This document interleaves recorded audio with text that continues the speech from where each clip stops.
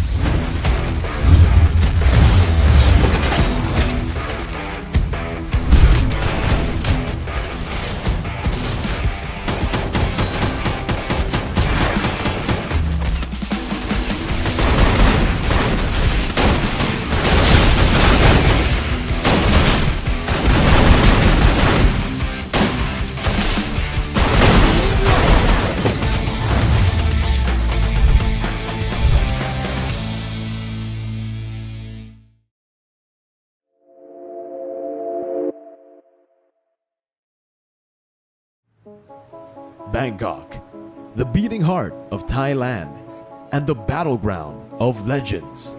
Now, as the FFWS Fall 2025 begins, the battle returns home.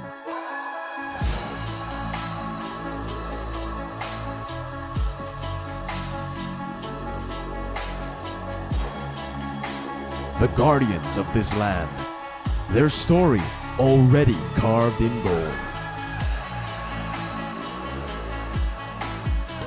But the walls of legacy always have room for new champions. And for teams who come from overseas, even while enjoying the culture. The grind doesn't stop. Because the real battle has yet to come. Some plan every step, but 3 rivals, 1 zone. Only the bold will rise. And some don't bother with plans. They strike, and the map follows. Each prepares in their own way, step by step, push by push, and strike by strike.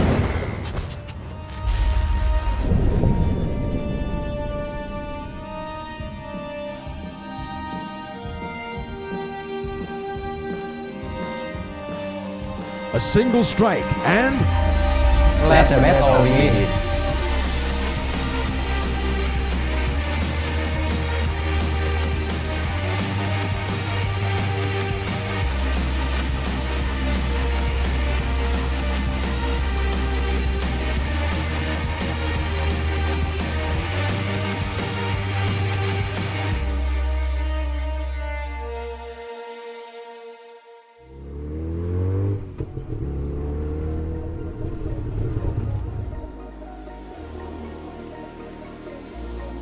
Who will strike first? We already know the answer.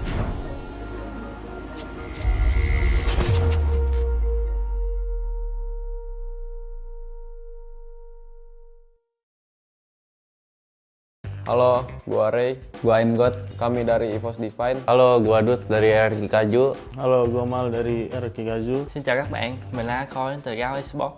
Chào các bạn, mình là Demon đến từ Gai EVOS. Chào mọi người, chúng mình là WG Esports. WG Tê Quý. สวัสดีครับผมโฟคอนออนไฟนะครับ สวัสดีครับผมฟอคอนพีนะครับ สวัสดีครับผมทวิตเต้นใหม่เซนวันครับ สวัสดีครับผมจำทวิตครับ วันนี้เราจะมาจัดเทียร์ลิสต์นักแข่งกันนะครับ Sekarang kita bakal bermain player tier list. Player Tier List. Hôm nay chúng mình ở đây để thực hiện thử thách tier list.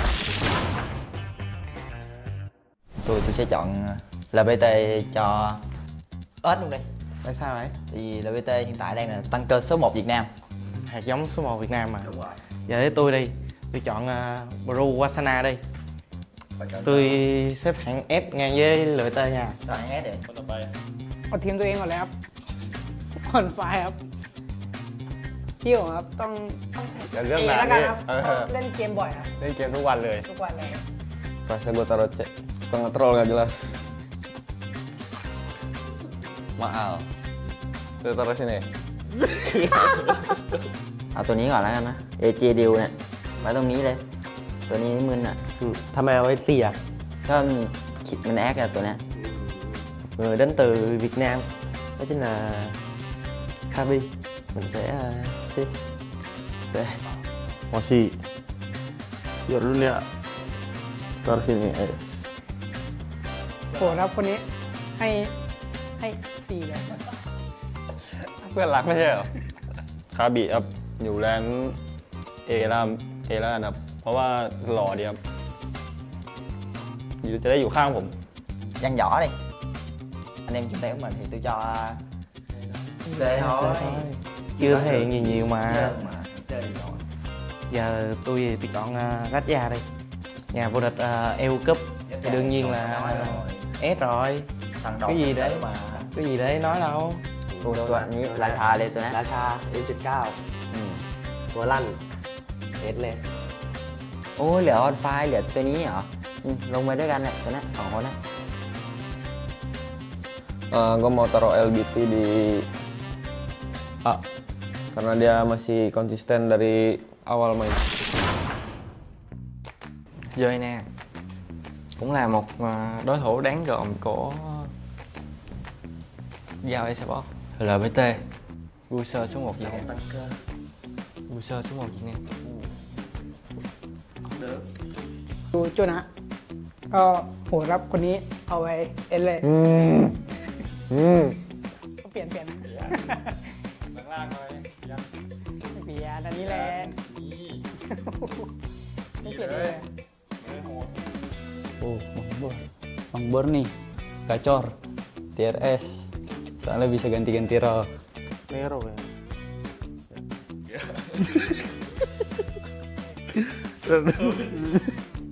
Ntar Bang Re, tier dewa. Gue mau taruh Abai. Abai di di sini juga nih Abai nih. King soalnya dia. Ui thì chắc được hết đi. S này hay nha. Đội trưởng này Đội trưởng này khác hẳn là chuyện khác luôn á. S đi. S đi. tôi thấy hợp lý. Mấy đội trưởng cho S thôi. Giờ chọn นี่ครับดูครับช่วงเนี้ยมาโหดเลยระเบิดเนี่ยเก็บ3เก็บ4เป็นว่าเล่น ผมให้ S เลย 1 A. Gue taruh Kabi di A dah. Kalau udah ganteng nih.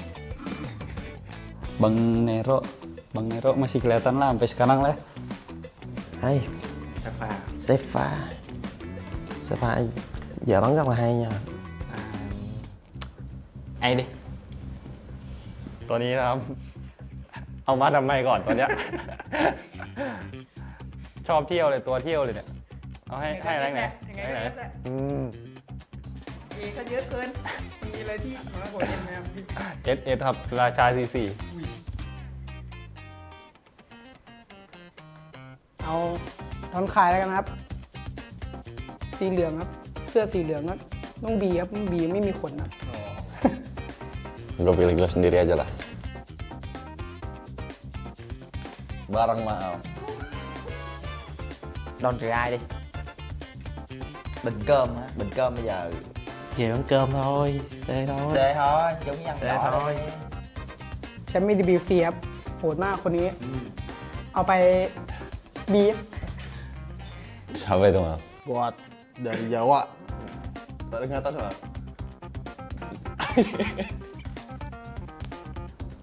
Ai kêu? อันนี้ครับอาบักครับ โหดครับ ไม่อะไรนะ การเต้นการอะไรโหดนะ เอาไป A แล้วครับ PI Sport. Perkumpulan Vietnam. Giữ nha. Giữ thôi nha, S chắc còn dư Chỏ chỏ rồi thôi, kêu ngôi lên S Dạ S ra. Giữ lắm, này có giữ lắm. Này được nha. Bố tự chiến đi. Tasya.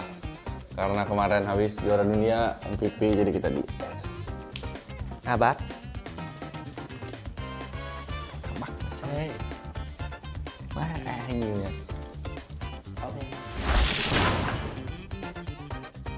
Đây là bảng xếp hạng các tuyển thủ trong giải đấu lần này. Ya dan inilah player tier list dari kita. และนี่คือการจัดเทียร์ลิสต์ของพวกเราครับ เสร็จแล้วครับ Xin chào và hẹn gặp lại.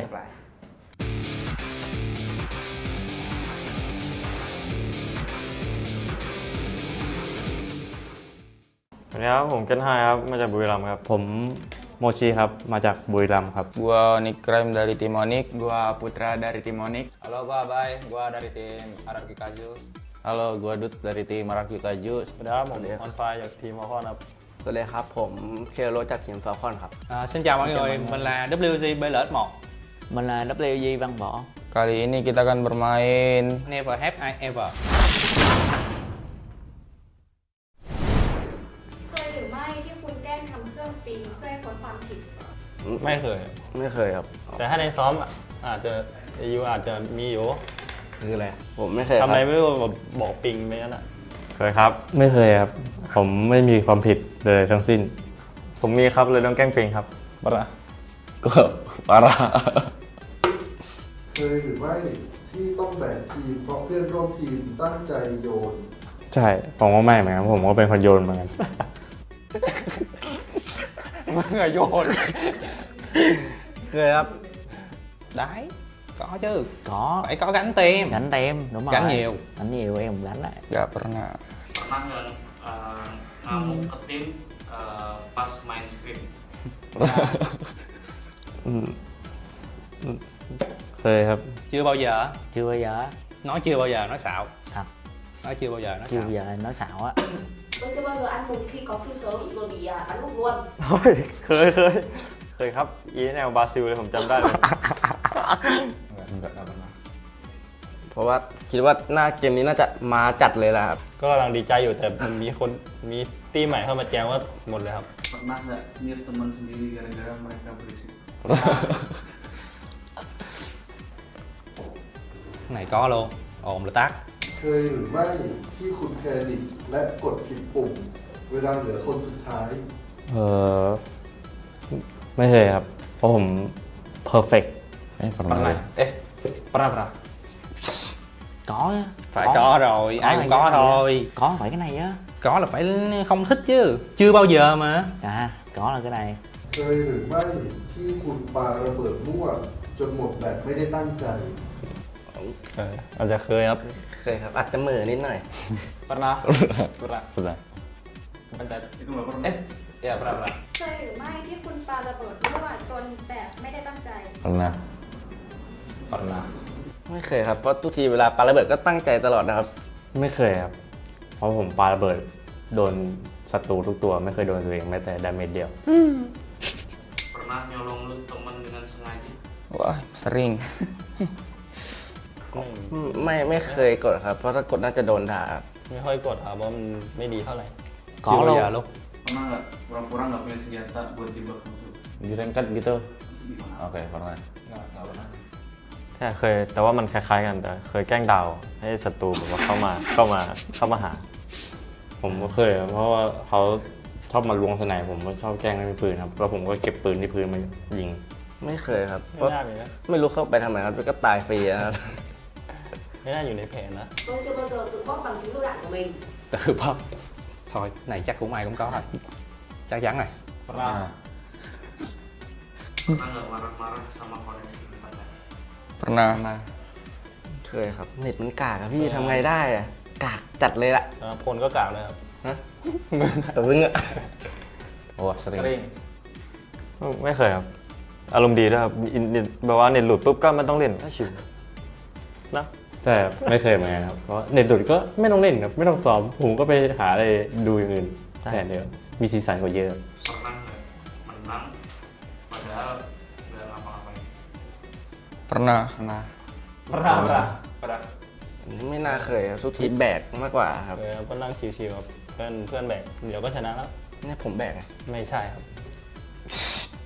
Tại Tân nhớ phải Tân được gắn này. Cái gì? วันนี้ก็คือพวกเราเล่น Never Have I Ever ครับ บ๊ายบายสวัสดีครับผมจะมาเป็น Trò chơi kết thúc. Bye bye mọi người. Bye bye.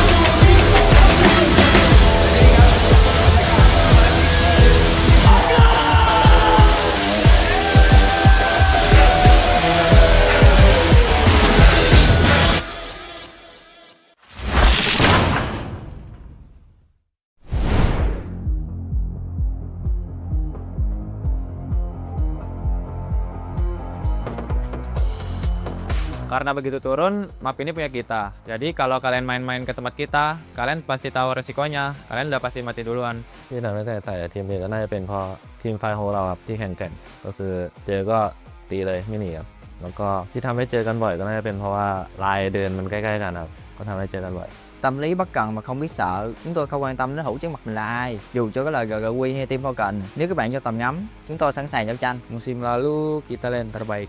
Jadi untuk musim ini nggak ada yang berubah sih. Pialanya ini tetap milik kita.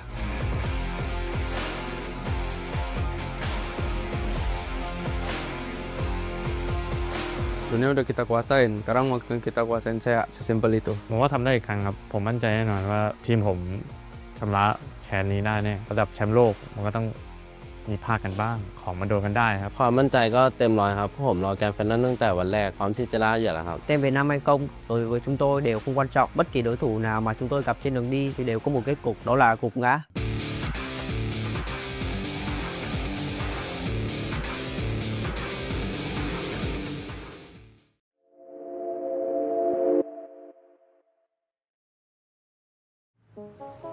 Bangkok, the beating heart of Thailand and the battleground of legends.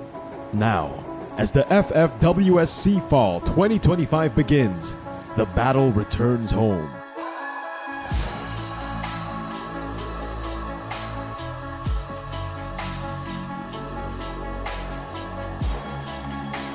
The guardians of this land, their story already carved in gold.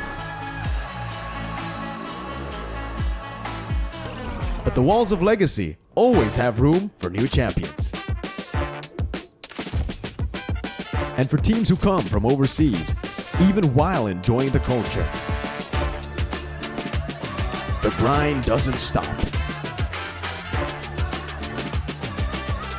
Because the real battle has yet to come. Some plan every step, but 3 rivals, 1 zone. Only the bold will rise.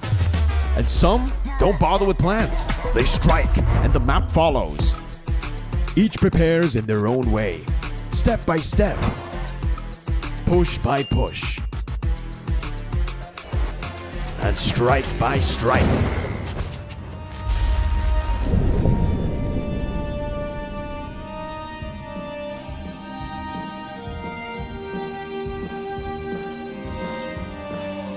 A single strike and Let the battle begin.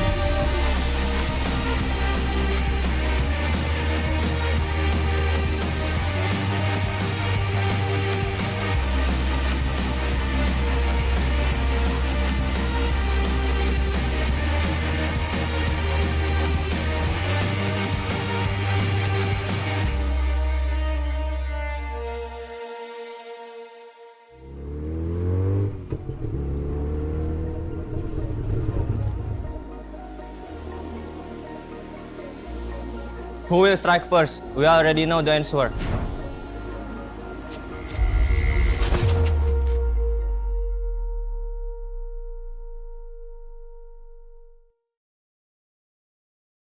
Halo, gua Ray. Gua Imgot. Kami dari EVOS Divine. Halo, gua Dut dari RQ Kaju. Halo, gua Mal dari RQ Kaju. Xin chào các bạn, mình là Khôi đến từ Gao Esports.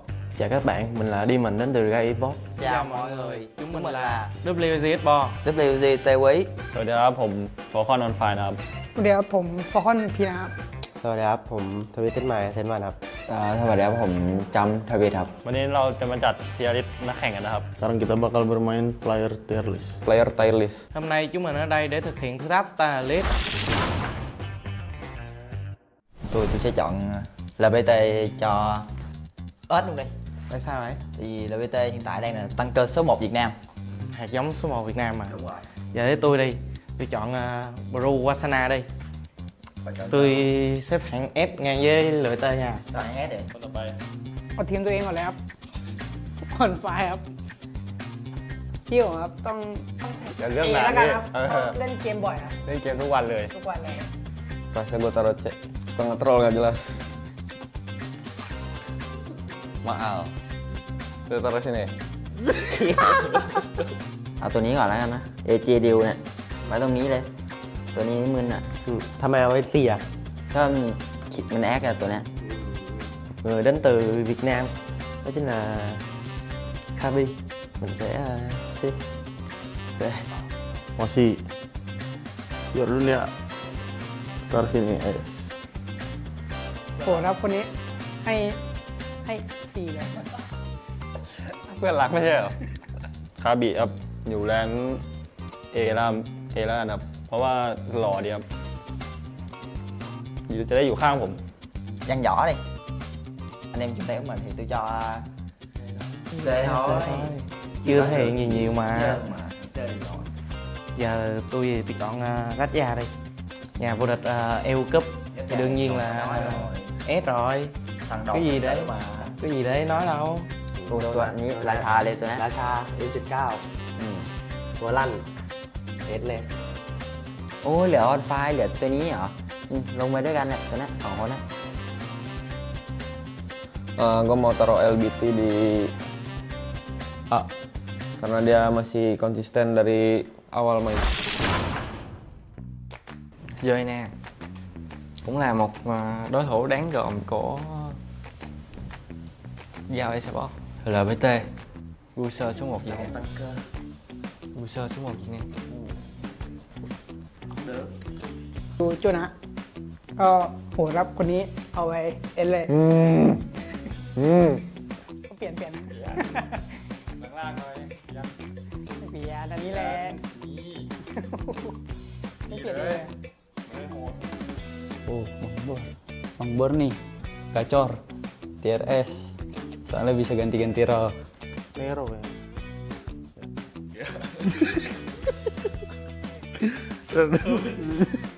Ngetar Bang Bre, biar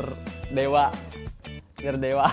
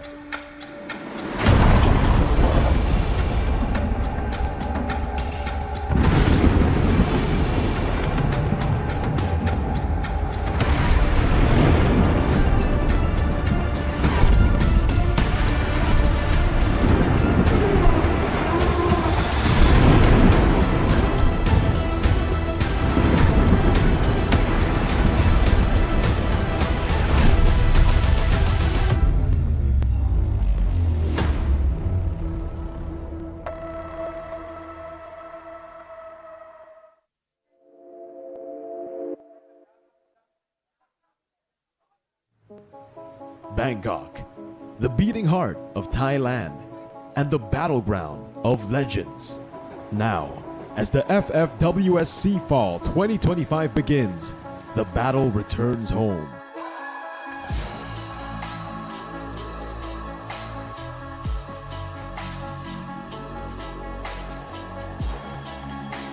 The guardians of this land, their story already carved in gold.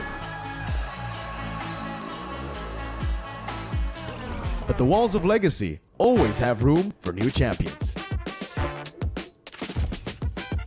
And for teams who come from overseas, even while enjoying the culture. The grind doesn't stop. Because the real battle has yet to come.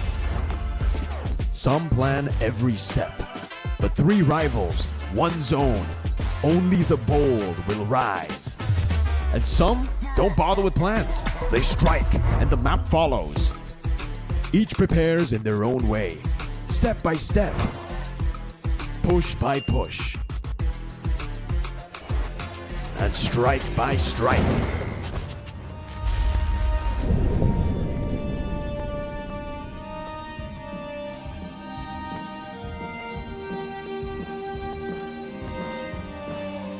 A single strike and Let the battle begin.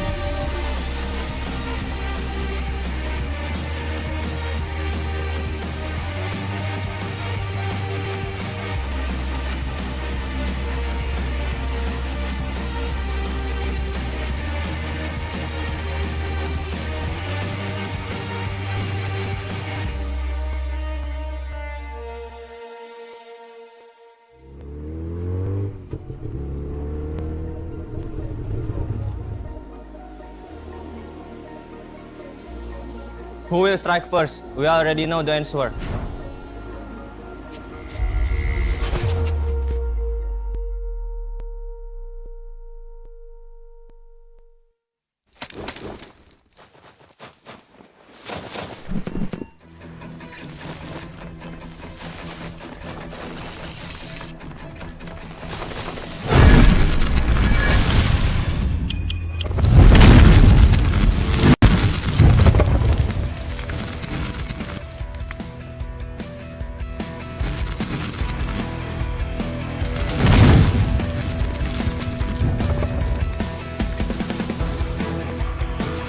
The Indonesian powerhouse ready to strike and chase that crown มหาอำนาจจากอินโดนีเซียพวกเขาพร้อมแล้วที่จะมองถึงถ้วยแชมป์ This is Akilkazu Abai 18 years Dus Maal 77 and Iqbal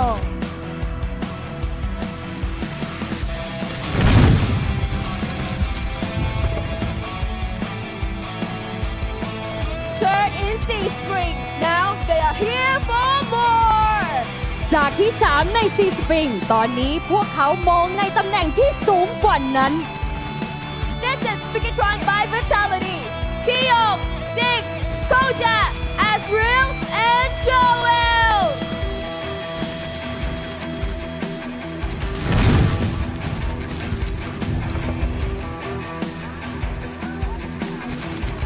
Let us welcome the champions of Free Fire World Series Big Name 4 2025 ขอต้อนรับแชมป์ผู้ไร้เทียมทานจาก FFWS เวียดนาม 2025 This is WAJ Tan Cúi, Export, Cyrus, Please One, and Bắc Võ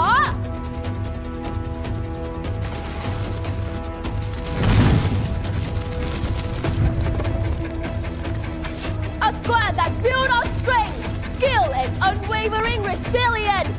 ทีมที่สร้างด้วยความแข็งแกร่งและไม่มีใครหยุดพวกเขาได้ This is Team Heavy, Alan, Mufasa, Gabi, Behui, and Don't Cry.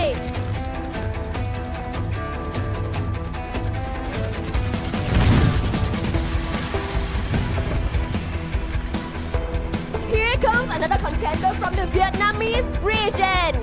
พวกเขาไม่เคยกลัวใครทั้งนั้น และพร้อมที่จะทะลวงทุกสนามรบ This is GOW, Dian, Akoi, Demon, Hans, and Rip.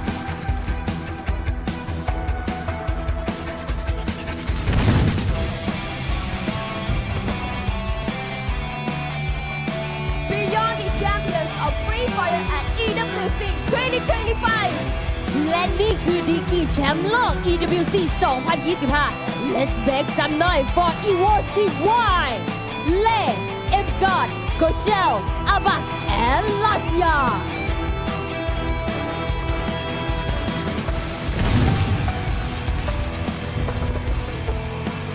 Introducing the champions of Free Fire World Series Vietnam Spring 2024. แชมป์ FFWS เวียดนามสปริง 2024 และนี่คือคลื่นลูกใหม่ที่กำลังมาแรงที่สุดในนาทีนี้ Let's give it up for PA Sport LBT Nolan Nero แหลวหง Jonah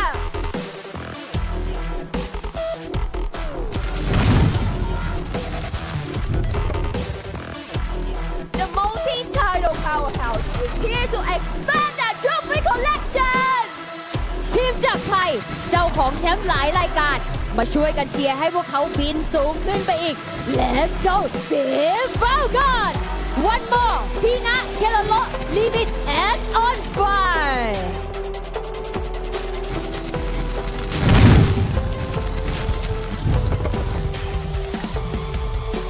Ranked 5th in Free Fire at EWC 2025 They aim for nothing else but victoryท็อป 5 ของโลกจาก EWC 2025 แต่เป้าหมายครั้งนี้คือที่ 1 เท่านั้น All out for all gamers global สายฟ้า ชิกน้อย บาลอส ดิว and Team SR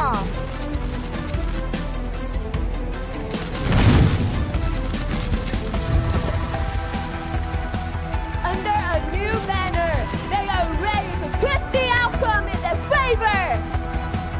พร้อมที่จะพลิกทุกความท้าทายให้กลายเป็นชัยชนะ Make some noise for Twisted by The Bass Kuga Don Senwan and Jump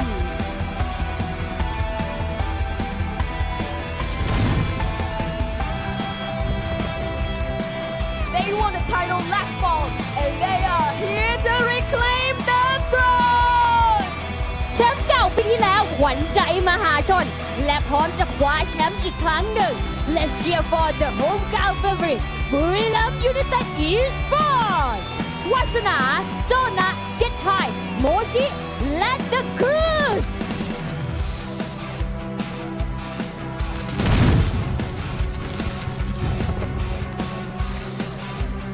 Last but not least, the defending champions of Battle Royale และปิดท้ายกันด้วยแชมป์แห่งซีสปริง 2025 และเป็นเจ้าแห่งแชมเปี้ยนลัช Onyx Let's welcome Onyx Adam Crime Cyro Gede Putra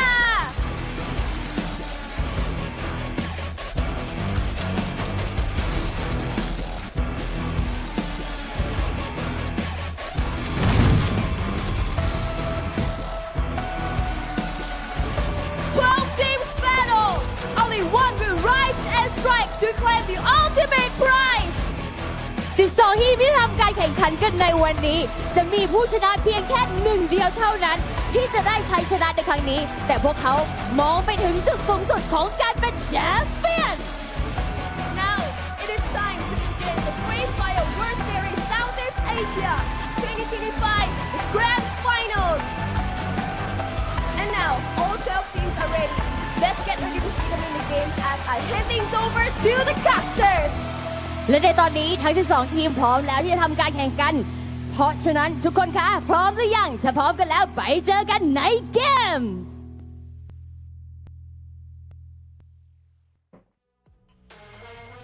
Ladies and gentlemen, welcome to the show. This is Free Fire World Series Southeast Asia 2025 Fall Battle Royale. Tonight, the arena shakes. Samyang Mirtown Event Hall rumbles as 12 teams. One stage, zero mercy. Are you feeling the heat? Because we're raising the roof. It's a booyah or bust. I am Neptune the Gentleman Garcia, joined by the one and only Mustachio AJ. Oh, it's good to be here, Neptune. And finally, we get to see the top 12 teams duke it out on a day that we could just go all the way into a game number 10. I mean, we've been powered up all the way until now by this brand, Red Bull. Thank you so much for supporting us, for supporting the world of Free Fire and FFWSC as a whole. And if you guys didn't know, Red Bull Zinc and Vitamin from Thailand is supplemented with Zinc, B3 and B6, featuring a maltase that helps players stay highly focused and to seize every opportunity to achieve stylish booyahs out there. And today, those booyahs are so much more important, Neptune. Yeah, definitely. I mean, if we go in on a champion rush, that definitely is very much important. And I would love to see teams who will really beat that. But before we go anywhere else, we are looking at our predictions right now. There are similarities, but there's one that differs. But let me go first in the similar teams. Argue your case, my friend. RQ and Bremen United. RQ, this has been happening, especially when they ended the knockout stage. And this is something that we want to see as well, and also complete the role of Indonesia all throughout the Free Fire esports scene. Yeah, absolutely, man. I mean, yes, we did see them kind of pop off on the final week where the final teams got to find success. We saw Indonesia strike big once again. So look at the boys make an entrance. I mean, the RRQ, all about the play. EVOS Divine, the champions of EWC 2025, just strutting on in. And the one that's smallest there is possibly the one with the biggest bite of them all. Yeah, I mean, he has farmed a lot of aura all throughout this year when he started playing. Now WAG, also a team that has high hopes in grabbing this champion as well. Though they were faltering in some cases, but we know how they can recover. But you know how it is, Team Falcons. After getting that championship from the Clash Squad, I think they will be able to complete the bill after today. Yeah, no doubt at all. And Buriram United Esports, baby. Namto Sudahoga. These are the champs that are looking in here to see if or not they still have what it takes after tons of changes in the meta. It seems like the squad is rocked. Yeah, let's see though. They have our beautiful host on the stage, and let's listen to what they have to say.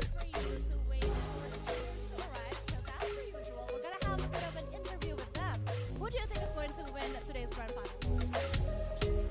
I don't know, but for me, have to say that, of course, I gotta support Thai team. Who's your favorite Thailand team?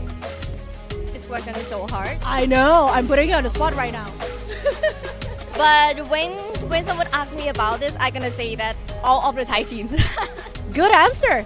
Very good answer. Oh, by the way, I'm saying Buriram. Oh, yeah, they're here. Should we have a bit of a chit chat with them? Who do you think we should interview? Moshi? Oh, sure. Hi, hello. How are you today, Moshi? เป็นไงบ้างวันนี้ Good. Good. Feeling great, feeling confident. What have you prepared for today's grand finals? วันนี้เราเตรียมตัวมายังไงบ้างสำหรับ grand final ค่ะ ก็อาบน้ำกินข้าวทำตัวให้สดชื่นครับเฟรชชี่ So we just take a shower and have a breakfast, just make themselves refreshed for today. Okay, his answer is very human, very basic. I was expecting some kind of a, I don't know, a special treatment because it's the grand final, but apparently just showers and breakfast. Okay, second question.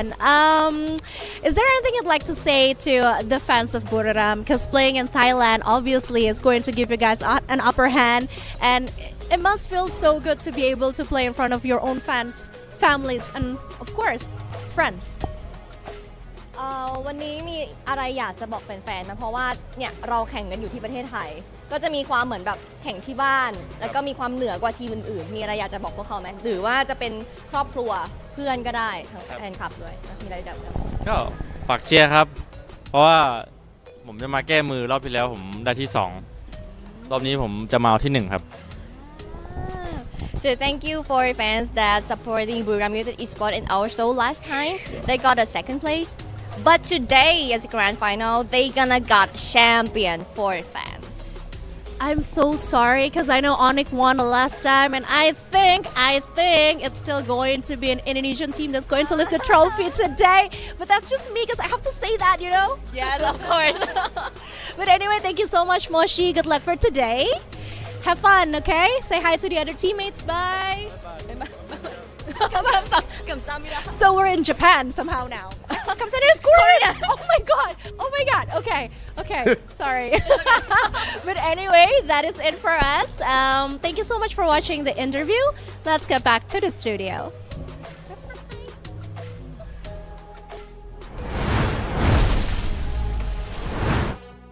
I don't know about you guys, but I definitely want more of those segments. The grand finals format, fingers crossed, has got many of those sprinkled within. We've got the champion rush activated this time round. In order to activate this, you got to get to 80 points first, and one of your following games, you need to be the first team to score the booyah. If that happens, you're the champion. If by the end of 10 games, no team is able to do that, then we will crown the team with the most number of points as the champion of the day.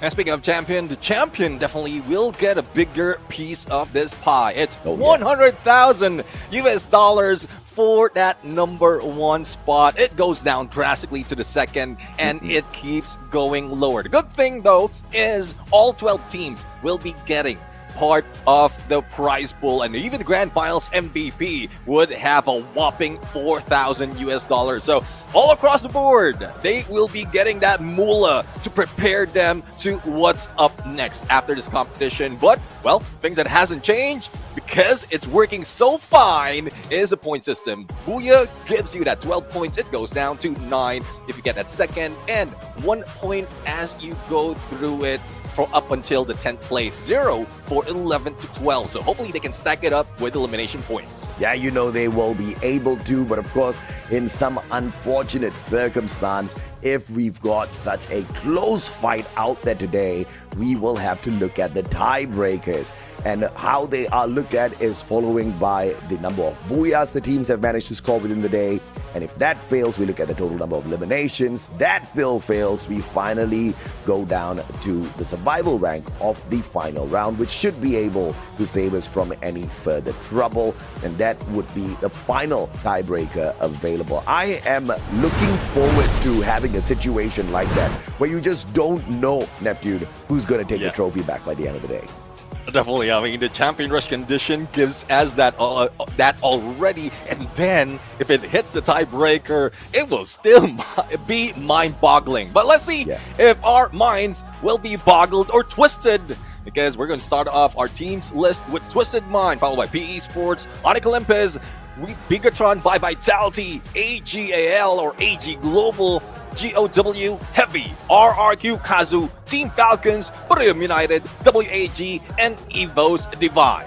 And which one of these do you think is going to be able to grab the trophy and run away with it?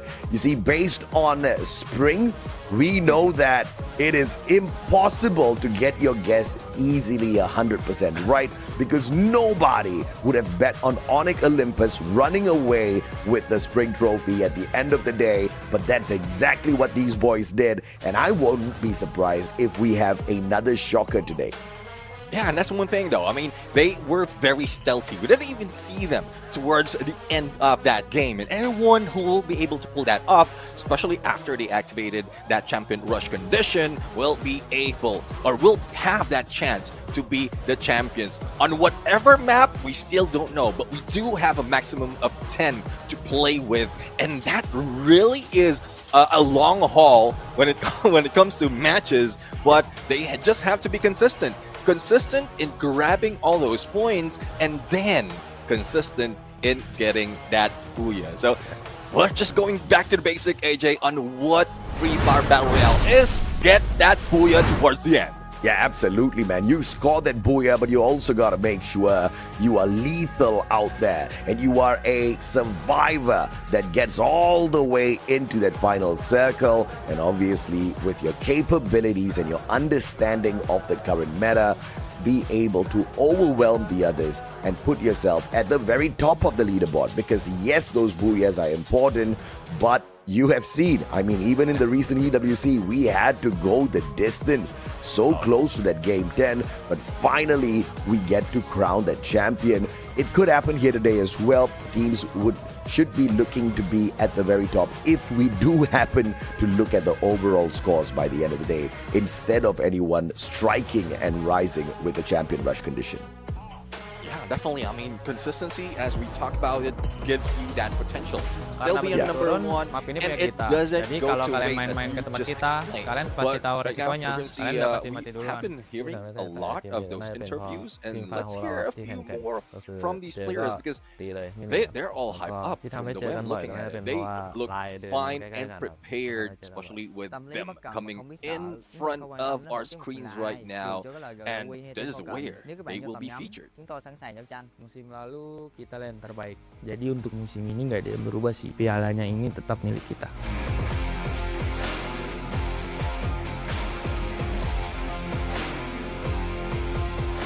Dunia udah kita kuasain. Sekarang waktu kita kuasain saya sesimpel itu. ผมว่าทำได้อีกครั้งครับ ผมมั่นใจแน่นอนว่าทีมผมชำระแค้นนี้ได้แน่ระดับแชมป์โลกมันก็ต้องมีพลาดกันบ้างของมันโดนกันได้ครับ ความมั่นใจก็เต็มร้อยครับเพราะผมรอแกรนด์ไฟนอลตั้งแต่วันแรกพร้อมที่จะล่าเหยื่อแล้วครับ Tem Việt Nam hay không, đối với chúng tôi đều không quan trọng. Bất kỳ đối thủ nào mà chúng tôi gặp trên đường đi thì đều có một kết cục, đó là gục ngã.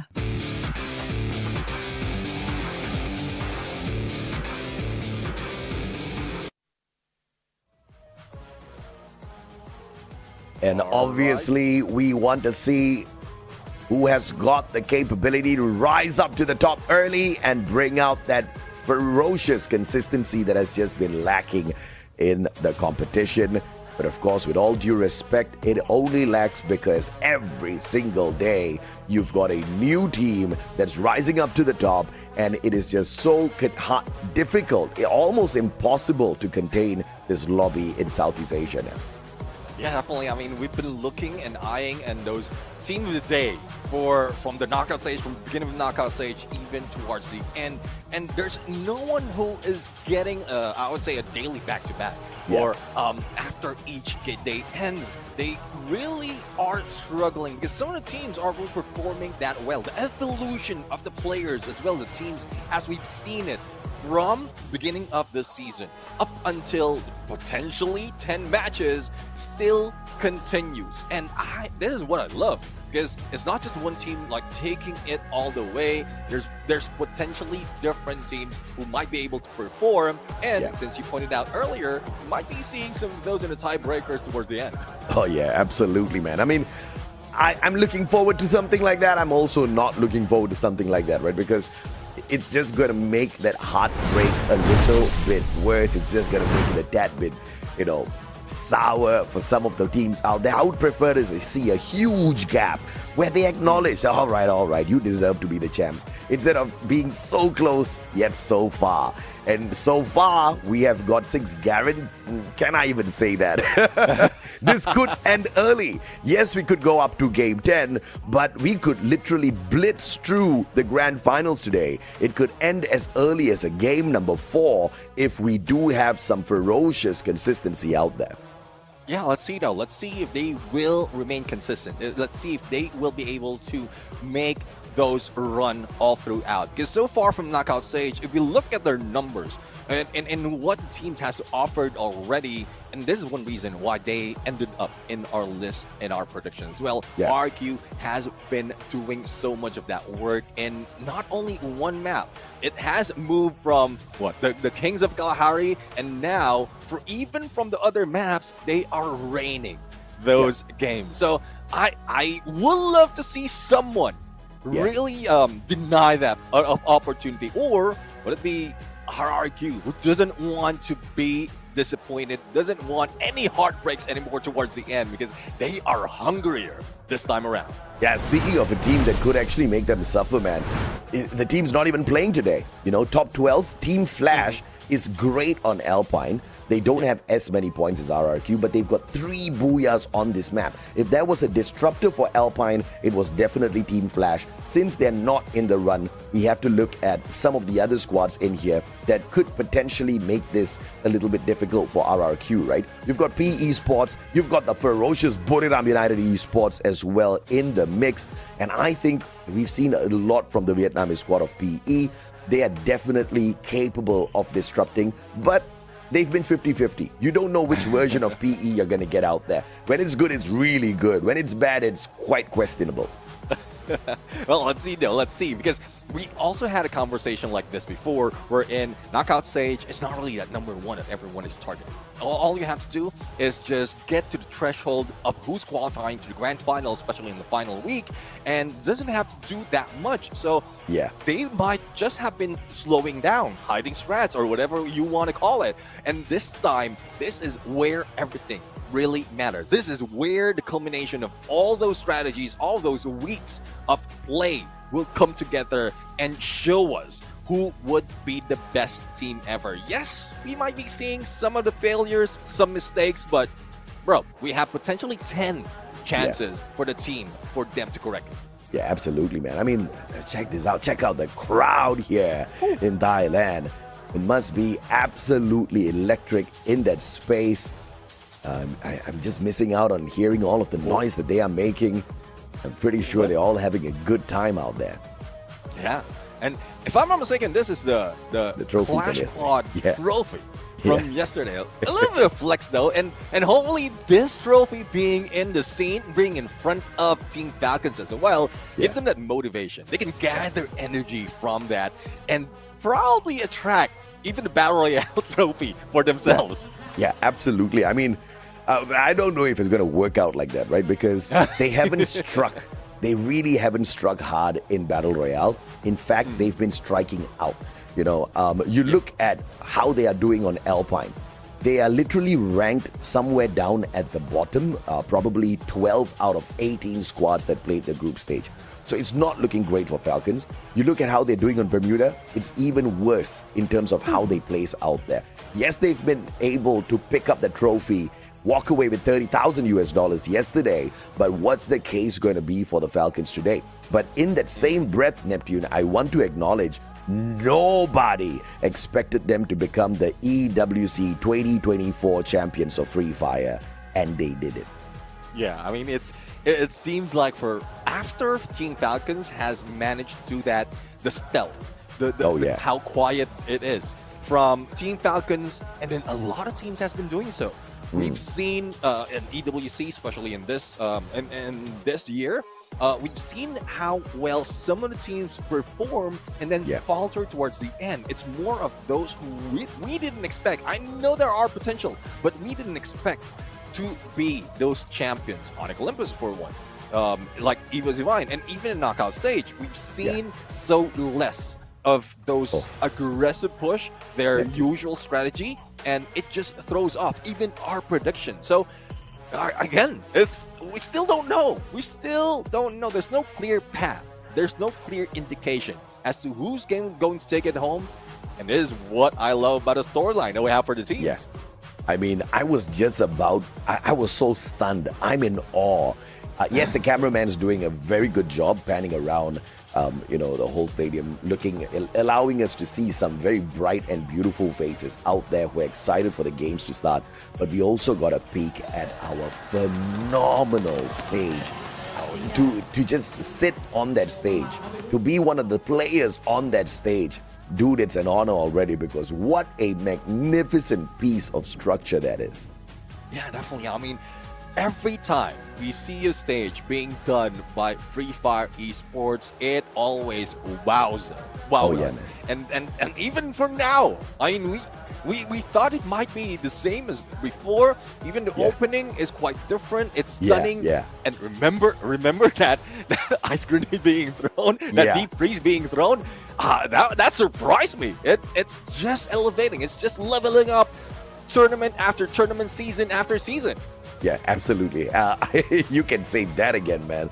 It's an understatement that Garena Free Fire has been stepping it up season after season. They have gotten serious ever since we started adopting this new format of FFWS, breaking it into regions and having the Southeast Asian clash before moving on to our global finals. If this is just what the SEA tournament looks like, I cannot imagine what global finals is going to be like. Neptune, it's coming up soon as well. It's the next checkpoint, man. Yes, we've talked about $100,000. Sure as hell, the teams want to rise up to that, grab that. Everybody wants to grab the best out of the prize pool today, but everybody is also aiming for the qualifier onto the global stage, and that's what you've got to be really upset for the teams that did not make it into the grand finals, because obviously at the grand finals, it's very easy to move on forth. You just need to be part of top 9. Yeah, definitely. I mean, if you will be able to do so, and it's even easier compared to knockout stage, the second phase of knockout stage. It was top 6. And that's how, like, I don't know, the ups and downs, a roller coaster ride overall on how this tournament has been set up.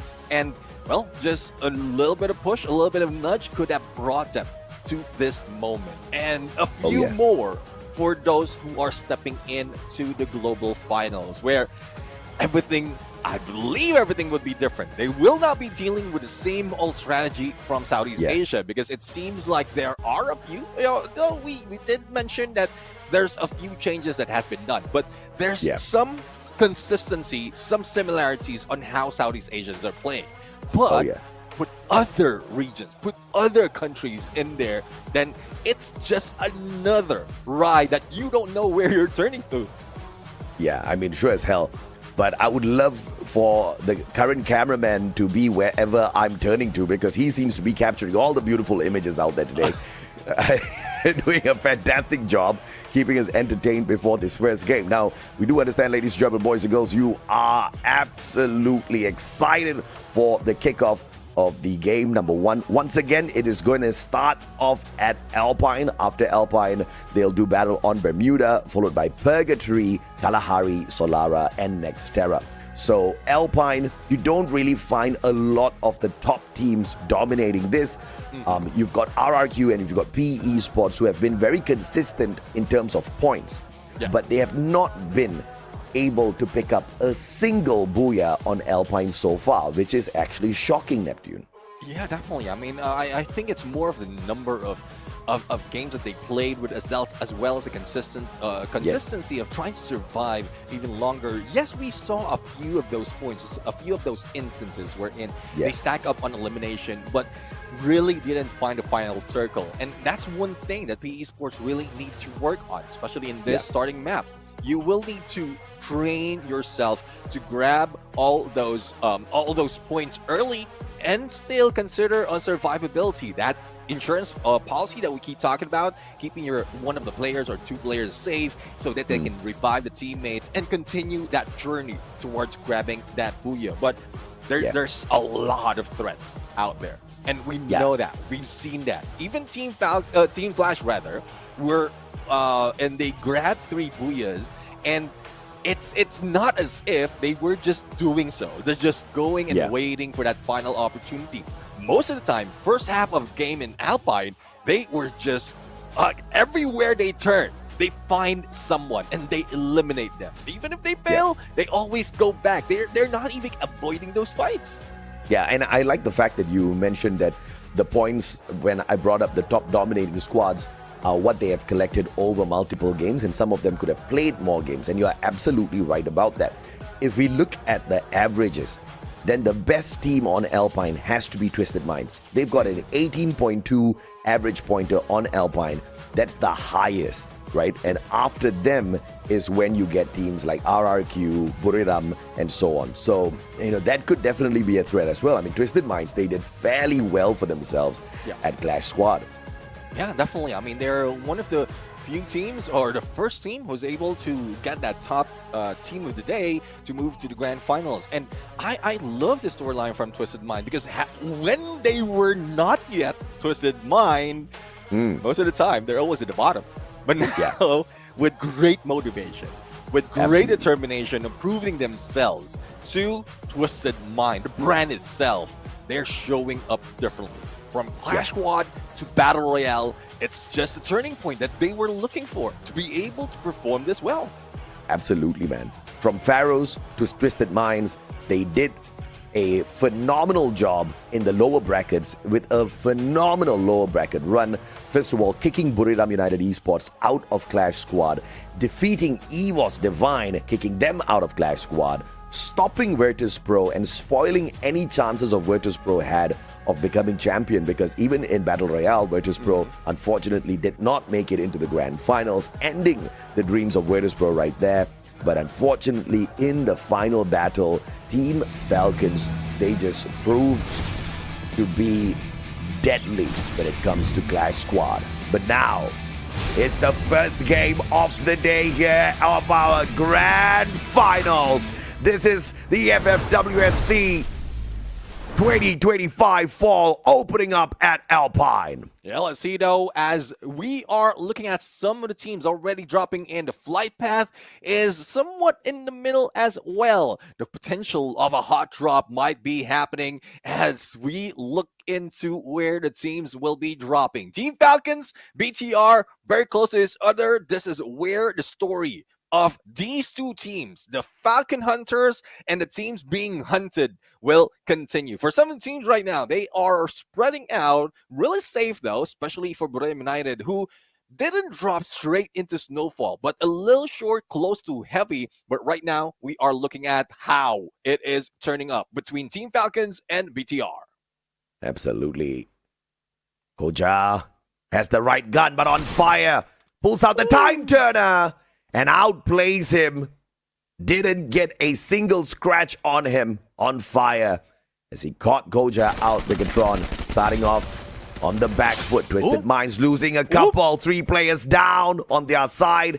one team eliminated so early from the lobby, Neptune. We might have just jinxed them. I mean, we keep mentioning how well they have done, and it was the reverse when we were talking about PE Sports, but PE Sports might have been mad. They are crazy mad right now, and they want to start it off with a lot of points. Now, let's see if this is the same story that Team Heavy and Evos will be giving us. Now, for AG Global as well as GOW, a lot of early engagement has been happening. I thought it would be safe, but that FGL doesn't make it safe for Rip. But Hans knows the deed, and he just instantly bought his teammates, and there's still a full squad after that.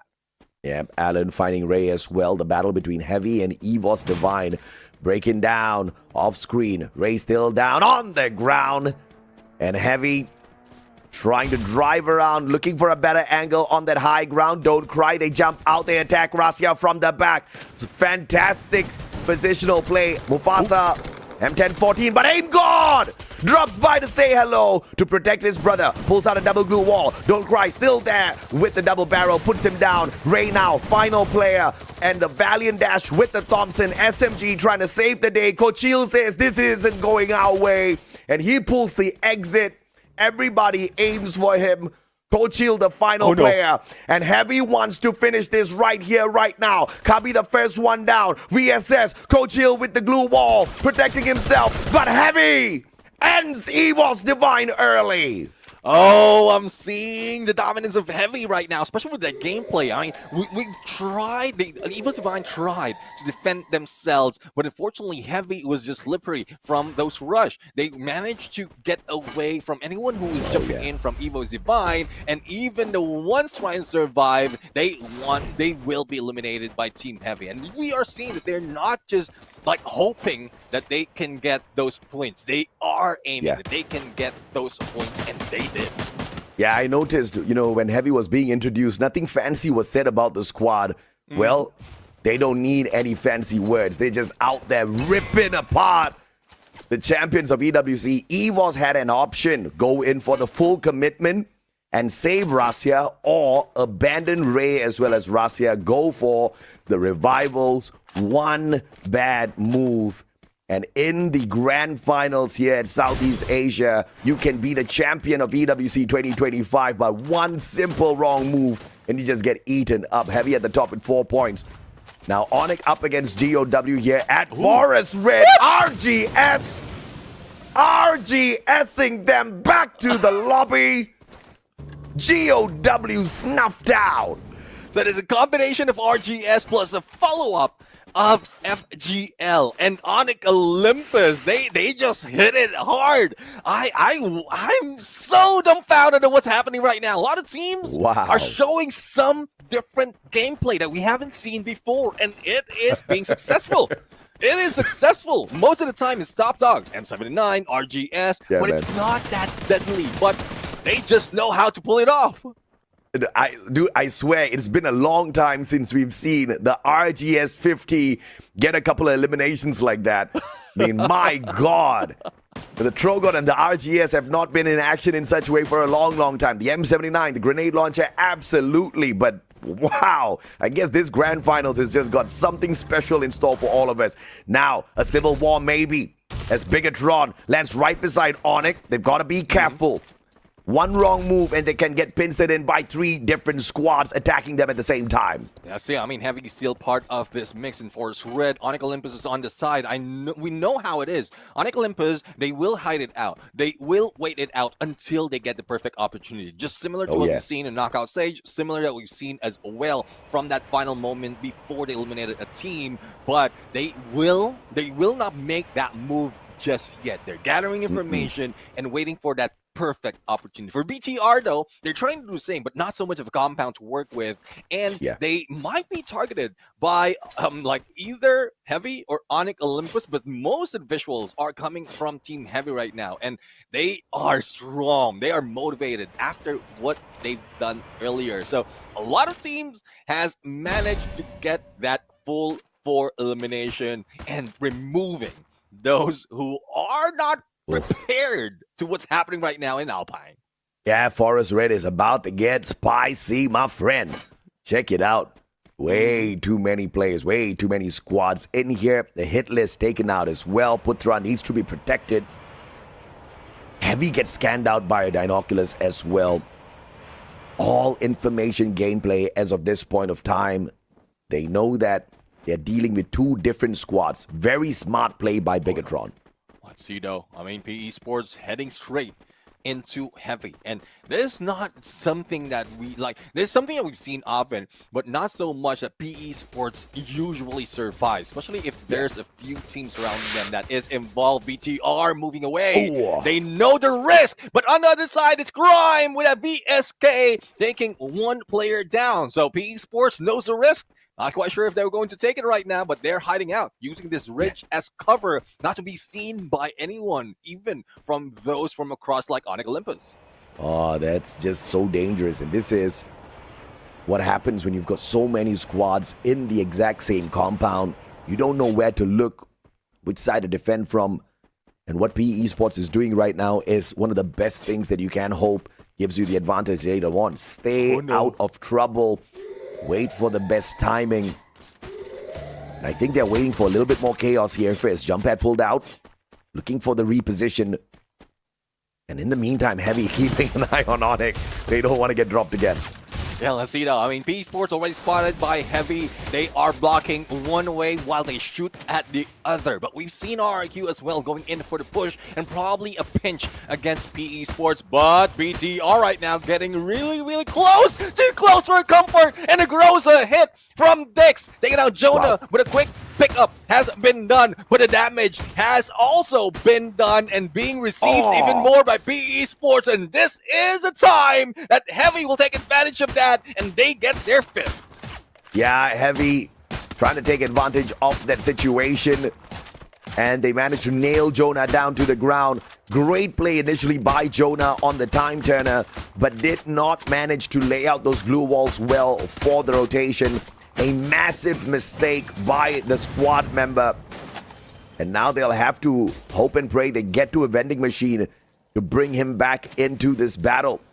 PE Sports looking for recovery, whilst Onyx on the other hand, maybe some phenomenal nades can sort out the whole squad of Heavy. Phenomenal glue wall, pulls out a double. One nade sneaked in, they pull out the time turner instead. A great save by Heavy. Yeah, a little bit of ice grenade action as well to chip more of the HP of Team Heavy. But unfortunately, the RGS doesn't have enough for Onyx Olympus. They could have pulled that off. But let's see if they have a few of the grenade launcher on those Strogons and put more pressure on Heavy. But one thing I'm worried about Onyx Olympus right now is they're making a lot of noise and a lot of teams still surrounds them. Now, Adam right here goes in for a defense as the rest of the teams are being taken down by Heavy. And there you have it, Heavy winning the fight, adding more to their team.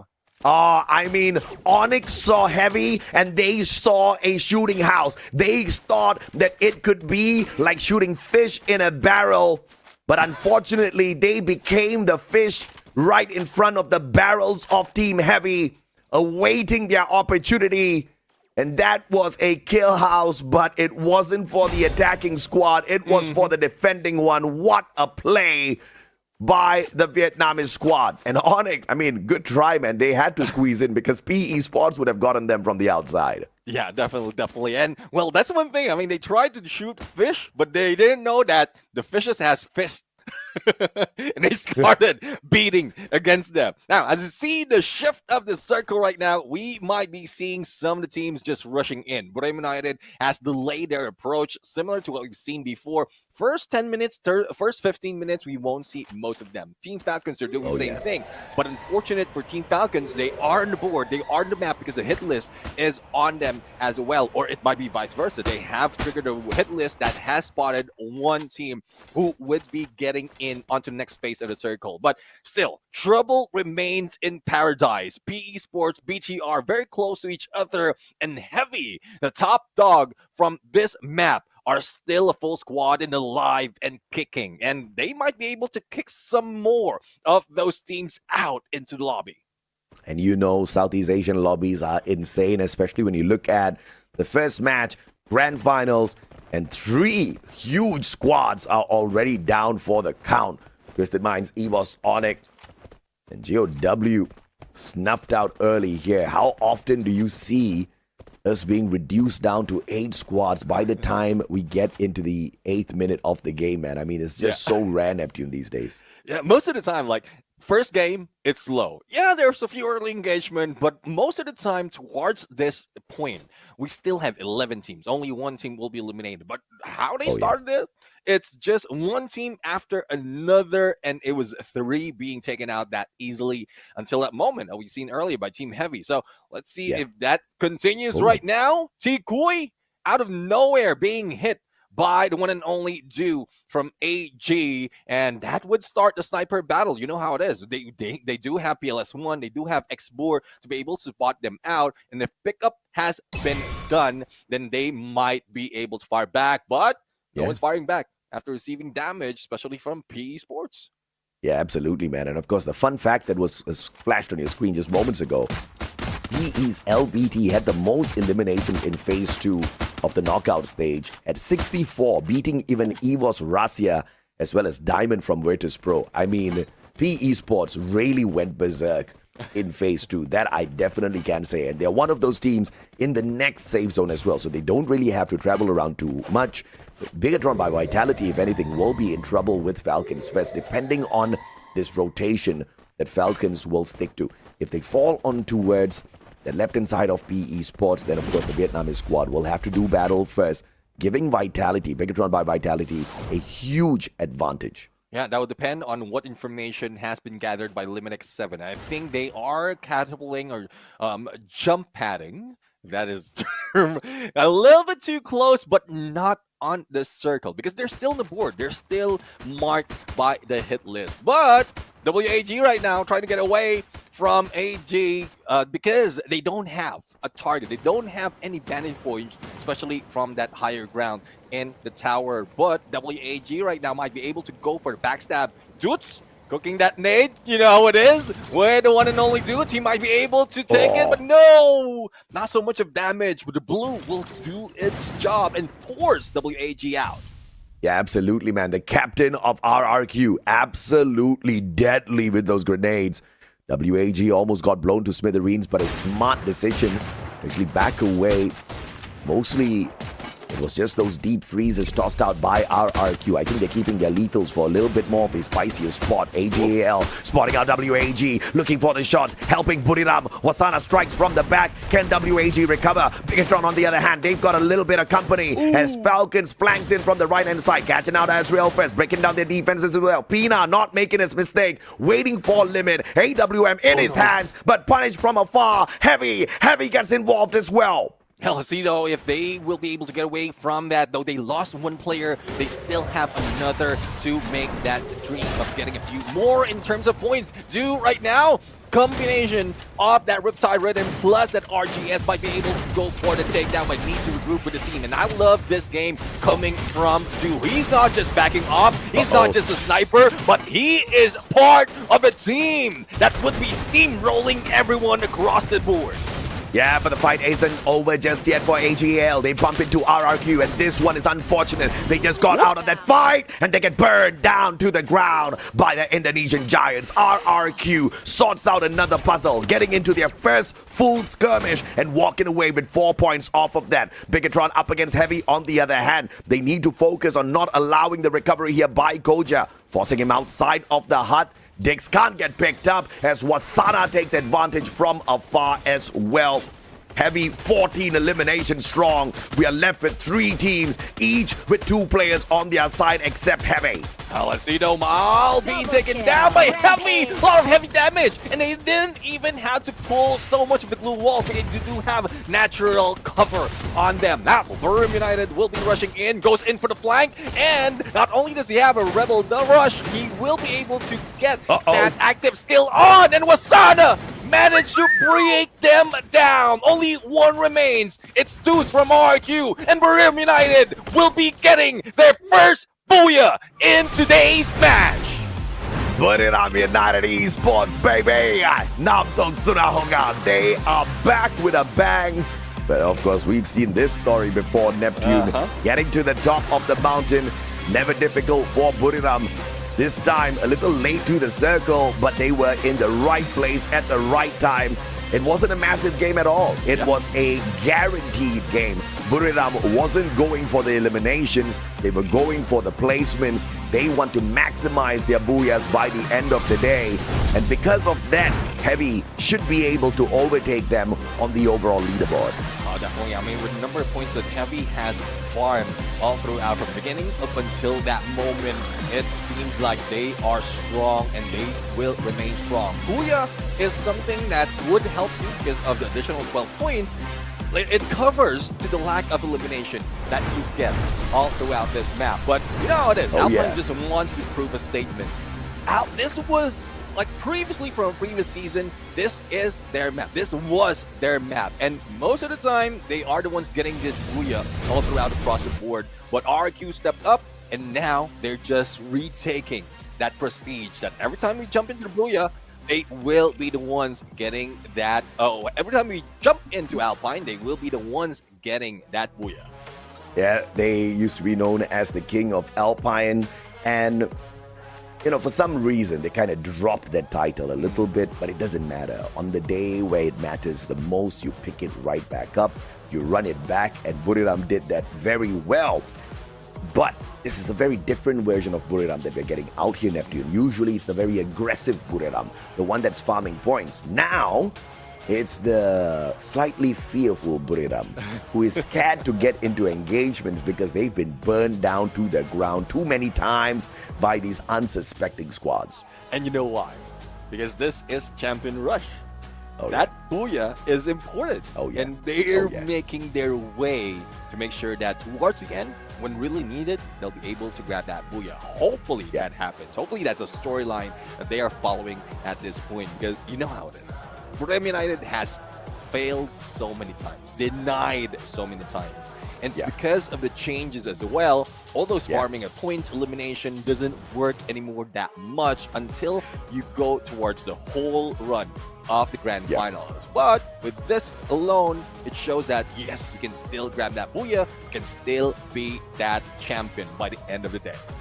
I mean, it's still a little too early, man. I did say we may end this one quick, but at the same time, we could go all the way into a game number 10. And yeah, you spend your time guaranteeing those booyahs for yourself. But if you can't get a booyah after you collect 80 points, that's where the problem is, you know? So, you know, some teams, they blossom very early, Neptune. But, you know, not all flowers are meant to last forever, right? If you blossom too early, you might wither too soon. And that is my problem with the Champion Rush condition. This is a good thing for many Buriram fans, but it's also a huge warning because you've got some of the other titans in here who are now heating up.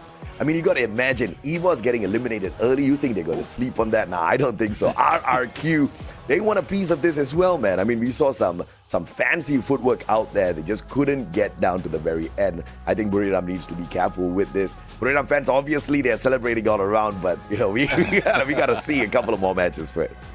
Yeah, I mean, the first round, yes, it's a good thing. Especially, you did mention about the fans. A lot of celebration, a lot of cheers coming in already. But that doesn't end the tournament. That doesn't end the deal. It just helps them move up a little bit closer to activating the Champion Rush condition.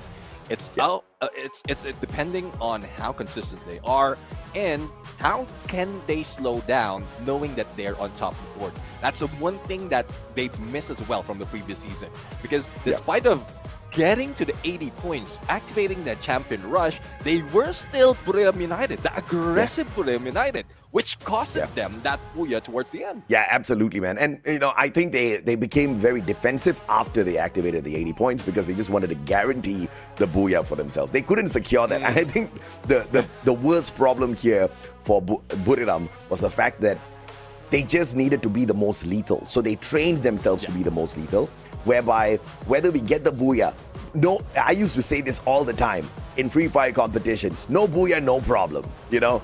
And somebody in Garena went, wait, Mustachio, stop saying that, bro. What do you mean no booyah, no problem? The whole premise is for you to get a booyah, all right? In Free Fire, you play a match, Crash Squad, Battle Royale, whatever fits the bill for you, whichever floats your boat, but you gotta get the booyah.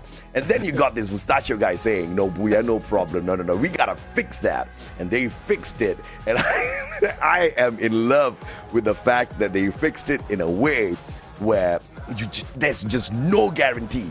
You don't know what happens, and because the lobby is so competitive, because the meta is so stable, so much of care has been put into the video game so far, where it's just so balanced out there. It's difficult. You don't know who's gonna get the championship at the end of the day. Worse still, you don't even know who's gonna get eliminated early. Exactly. I mean, that's one thing. A lot of teams has elevated because of what happened when the champion rush has been introduced. It's not just one way of getting that champion. It's not just one way of winning anymore. And I do agree. I mean, Garena did spend so much to get that trademark for the booyah. So I guess why not just go back and make sure that booyah is what is important. And it is showing. I mean, that's, as I keep mentioning, they're just going back to basic of the game. Get that #1 spot, and they will be able to get that championship as well. That's the name of the game. From rank to casual to tournaments, that's still how it is. There's a different flavor that we're feeling right now with the champion rush condition. A different flavor with what the team is showing up right now. And I want to see more of this. Early engagement, no slowing down, like all gas, no brakes, and we might be able to see an early end or a different team taking that championship crown. Yeah, you know what we mean, man. This is the players going all out for this game #1, but because of how heated it was, you just gotta understand the way the Battle Royale scene has set this up with the Alpine match. I will not be surprised if we see some changes in the active skills coming through for the next couple of games. I do expect to see a few more Steffies out there because you're surviving late enough into the game. Yeah, I mean, we've brought the Chrono. The Chrono is able to keep the team static. I mean, Heavy, just saving themselves big time. And I think the Steffi would be able to do that as well if the grenades just keep popping off. And as expected, Heavy managing to snap away the #1 spot. Yes, they do finish in the 3rd spot, but overall 17. My God, what a monster in this matchup this time around for the Vietnamese team. Yeah, definitely. I mean, 17 elimination, even a decent amount in terms of placement there. It seems like Team Heavy is on a roll, carrying it over from the knockout stage. And this is one thing, though, that I did call out from Heavy most of the time. When they get that much point, they slow down the following, or even being taken down. But they proved me wrong in so many instances. And I think they might be able to continue this on. Brahim United, yes, they grabbed that booyah, but in terms of elimination, it was slow. It was low, and we don't want to see that, especially in Top Dog, coming from Brahim United. But surprisingly, there's another team, which is RRQ, who's very close. So they might be the one team that would be able to catch up to what Heavy has done or what Brahim United has done as well. Yeah, absolutely, man. No doubt at all. Of course, game #2 at Bermuda. Again, RRQ is one of the top squads there.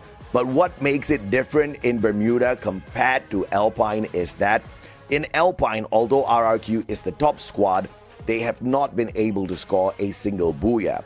The story is very different for Bermuda. They have got 3 booyahs, the most number of booyahs scored on Bermuda so far is by RRQ. The most number of points secured on Bermuda so far is RRQ. They better not mess this one up. Oh, yeah, definitely. I mean, in all sides, whether it's elimination, whether it's placement, RRQ just beat everyone, left them in the dust. Even Evo's Divine. I mean, imagine the gap that they have against Evo's Divine. It's not low. Like 191 against 146. I just couldn't add. I just couldn't math it right now, but you know how it is. It is huge. But let's see if this is where they will be flipping the script. Will RQ still remain at #1 squad in Bermuda, or will there be someone else? Because the green grass of home for Free Fire is here. Yeah, absolutely, baby. It's a fair flight path out here. We don't expect to see hot drops, but we would love to see some hot drops out there. Bigatron, eyeing down the Falcons. Maybe they just want to claim their good old name. The way they made a mark here in FFWSC is by attacking, by shutting down Falcons many a times when they couldn't actually achieve anything else. But now, as they're achieving other things, it looks like Bigatron wants a big fight. Oh, let's see if they can bring in the fight. Limit X7 already being taken down by Kyong.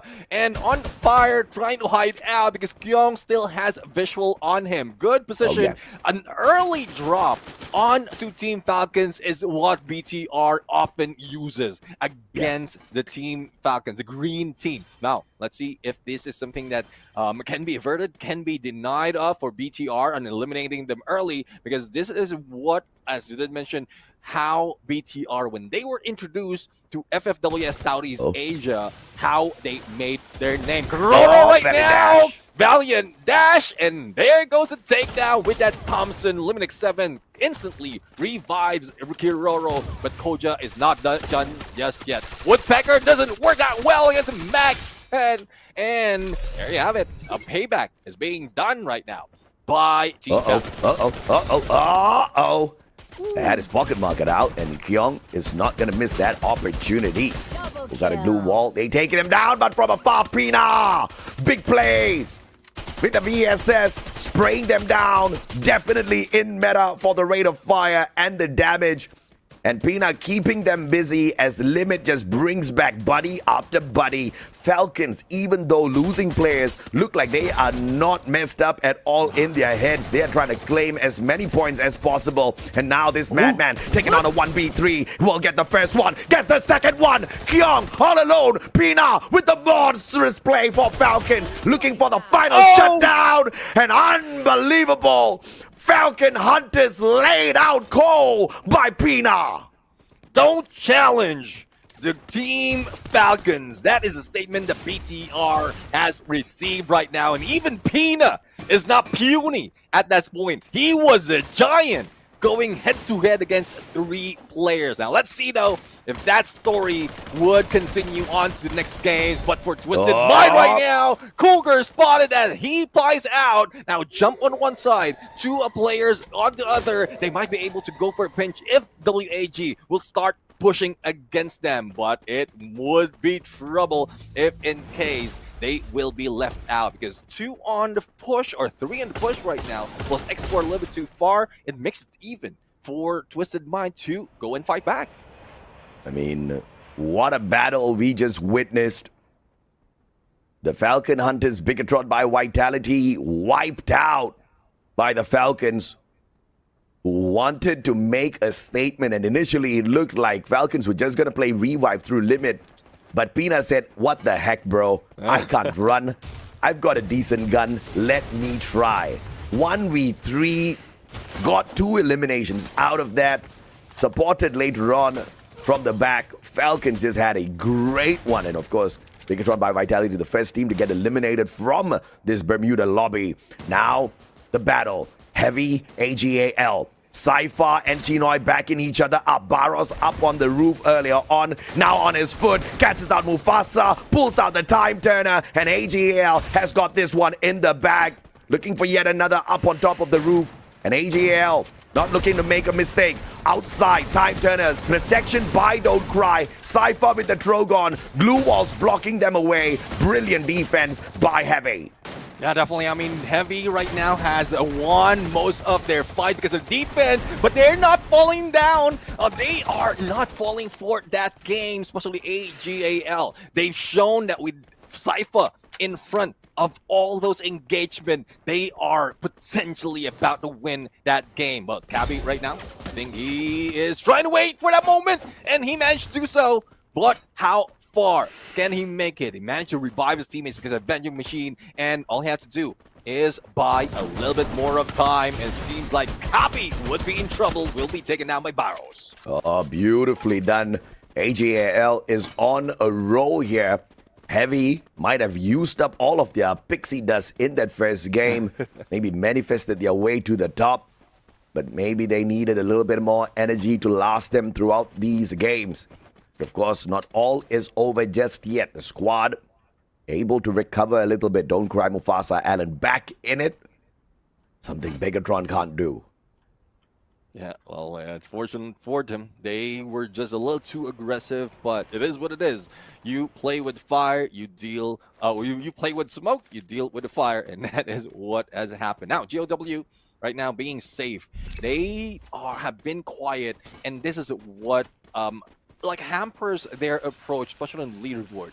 They are very quiet, but once they meet a team, they're not really putting up so much of so much of defense to be able to survive longer and beat them down. So let's see if this is a different story for GOW, for PE Sports. We've seen their dominance, especially in how they play well in getting themselves into the circle. They just need to find a spot where, in spite of everyone's around them, they will still be safe. PE Sports on the rotation. Looking to make the jump here.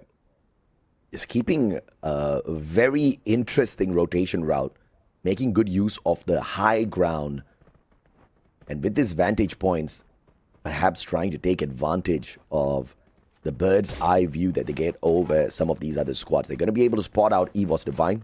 The disadvantage of being on this high ground is those headshots become a little bit more easier.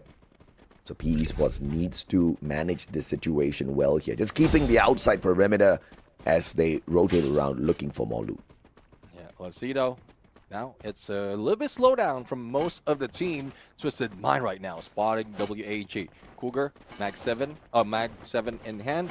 And he might be able to put in a jump against his opponents, but how they're moving around, they don't want to stay in one area. There are no footsteps are above them, but there's also a few crosshairs heading into them. Heavy as well on one side of this map, and this is where Twisted Mind need to be smart. They need to make sure that they will be able to get out, but WAG put up a stairs off a glue wall, trying to beat Twisted Mind before anyone can step into their perimeter, and it forces Cougar disrupt the formation of Twisted Mind, but Sensi says no, you can't beat up Cougar just yet because I'm here in Overwatch. Beautifully done.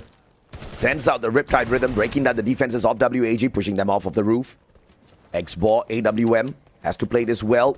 The shoulder boost getting them up on top of the glue wall, back up on the roof again as they lay out their glue walls. They now know that they don't have to worry about a Riptide Rhythm, at least for the next minute or so. Twisted Minds on the opposite side. Grenade will not tag anyone, Tikui. Not looking to waste all of them just yet, but just clearing up that area of the house so that they can find that rotation. This one's still about to break down. Heavy could and start to interfere here, and this will be deadly for Team WAG or Twisted Minds, whichever one that gets got out. Let's see though, Sire's already down on the ground, and a few more might be heading, and Cougar would be repaid of that challenge. Now, WAG still winning a few of those gunfights, and Twisted Mind, twisted and bent as WAG says no, being brought down. What a play by the Vietnamese squad. I mean, that's why I predicted that they are going to do fancy today. But, you know, sometimes WAG decides to not go all out, and then I get a little disappointed. Today's not one of those days. Neptune, they just burned Twisted Minds down to the ground. They almost straightened out those mines. Oh yeah, definitely. I mean, they might go sane by the end of that game. But let's see though. Let's see. There's a few more insanity that might be happening, and well, we are seeing Brim United and RQ a little bit too early into an engagement at this point, and we mostly expect them to be in the latter part of the game before it happens. But if that continues, if that sort of happened, we might be able to see another team move up and carry that booyah after Brim United, or might be a back-to-back. So let's see, though, on how that turned up. Team Falcons Position-wise, they are quite well after that early engagement. They are just hanging back, staying away, and heavy right now, putting so much of pressure against WAG, and this is what you were talking about. They were hot, and now it seems like they are getting cold. Oh, this brother needs to run. Tikui, he performed really well in the previous engagement. He's the star of WAG. When you've got Tikui on your side, there's nothing to worry about as long as he's alive. And they're trying to make sure of that. X-Ball beside him as well. And looks like neither one player is looking to be that distraction. Both trying to survive as best as possible. As WAG hightails it out of here, taking damage from the blue. And a quick fun fact, Tikui, one of the greatest predators when we were running through our group stage. With the fourth most number of eliminations, 122 eliminations in total through 85,000 damage. This guy knows how to play a damn good game of Free Fire, and WAG needs to somehow squeeze him back alongside a full squad into the next circle. Yeah, let's see though. I mean, PLS1 has been revived. There's more of Cyrus to be seen later on, but PLS1 seems like he's a little bit lost. He's trying to find his way. There you go. And he will be heading in up north, but binoculars would be used and will be spotting Team Falcon. So let's see though if that is coming from Evo Divine and hopefully help WAG to be able to get a few more of those loots before they head into the same position. So it looks like WAG has got a little bit of a blessing here because he was keeping Falcons a little distracted as WAG takes a drop right beside them, but Aim God finds Cyrus, puts him out of the equation. WAG going to be forced to play recovery again as Heavy now moves into the circle, pretty far away from the rest of them except Onyx, who has got a great vantage point up against them, shutting down their glue walls one after the other. PLS1 loses his life to Limit X7 as well. WAG continues to suffer as they play those revivals. Dew finding Mufasa from afar. AGAL getting into a little tussle with the high ground advantage alongside Onyx, trying to snuff out Heavy. Alcino, don't cry, will not be crying, but it seems like Alan would be in tears right now because there's no help going into him. Now, WAG would be left with only a few. X-Bor, though, was able to get a few of those loots, a few of those weapons, and is now also putting in a few numbers on their board. Now, AGAL, you know how it is that they've worked out their problem of dealing with the short range with the CQCs, but now they have potential to take down on the long range the Team Falcons, who's just on the other side of this hill. But before they do so, they will need to get away from harm, especially as Onyx Olympus. But this might be the saving grace that AG has been waiting for. RRQ, the distraction that could give them that opening. I mean, RRQ, a few tags there, but Onyx dropping by to say hello. They've got a grenade launcher as well. Dudes takes the headshot. G'day down on the ground. RRQ interfering in this fight. AGAL throwing it in there as well, stealing the elimination away. 6 eliminations on the side of AGAL as Onyx comes knocking down on their doors. But RRQ from the back, not worrying about who's in front, but AGAL getting spent as well. RRQ sees a big opportunity and they shut down 2 squads at the same time. What a play by RRQ. And they're continuing on the record that they have set in Bermuda. So far, they were safe, and now once engagement is like close, they know how to deal with it. Next target would be PE Sports, who would be on the other side of this hill. And position-wise, that is where RRQ would want to be. A little bit safe, a little bit of an edge, no potential of a backstab that might be happening, but PE Sports has already beat them to it. So it might be same story from what we've seen earlier, how they pushed against WAG as well as Onyx Olympus. But as we look into Brim United right now, Blue slowly taking them in. A little bit of boost to help them up. And that Steffi, as you called it, is saving a few of those teams inside. Evo Divine and GOW, not even damaged by the throw balls. Amen, brother. You gotta bring in that Steffi, especially for these final circles. If not, you get spent by Lassia. Jonah, God made inside. GOW takes advantage from the back. Jonah gets that one elimination, but now Buriram will have to shut down GOW. They see the opportunity. They take advantage. Wasana on the inside. They pop the Steffi. Jonah with the backup. And the rest of the Buriram squad shutting down GOW, but losing 2 in the process as well, so far outside the circle. Now let's see though, Team Falcons seems like the ones taking over the circle would be the king of the hill as well because of their position, but they need to be careful. But United still has Moshi, who might be able to spot them with that sniper, as well as Jonah with the grenade launcher who is available, but it seems like he will be cut short. no. Jonah hit that tree. Moshi is able to move in onto PE Sport, but he is still in trouble, hiding away. That is the best that he can do, and PE Sports is not moving an inch as well because they're doing the same thing. They don't want to be hit by RQ on the left and Team Falcons on the right, and they just are forcing each other to fight, and that is when PE Sports might take advantage. Yeah, PE Sports, they see a victim and an easy take here. Narrow charge buster in a level like this. Does manage to get the shot off. RRQ up against Falcons. Valiant dash in and out. Limit. X7 put down. Pina caught out as well. RRQ not falling to their tricks. And they're just pumping those bullets through each and every single one of those members. But Kuroro is still alive and kicking, trying to undo this. The pickup is instantaneous. But PE Sports jumps in for the fight, bringing in the monster truck, running down those glue walls. And that removes RRQ from the equation. What a decision made here by the Vietnamese squad. PE secures Booyah number 2.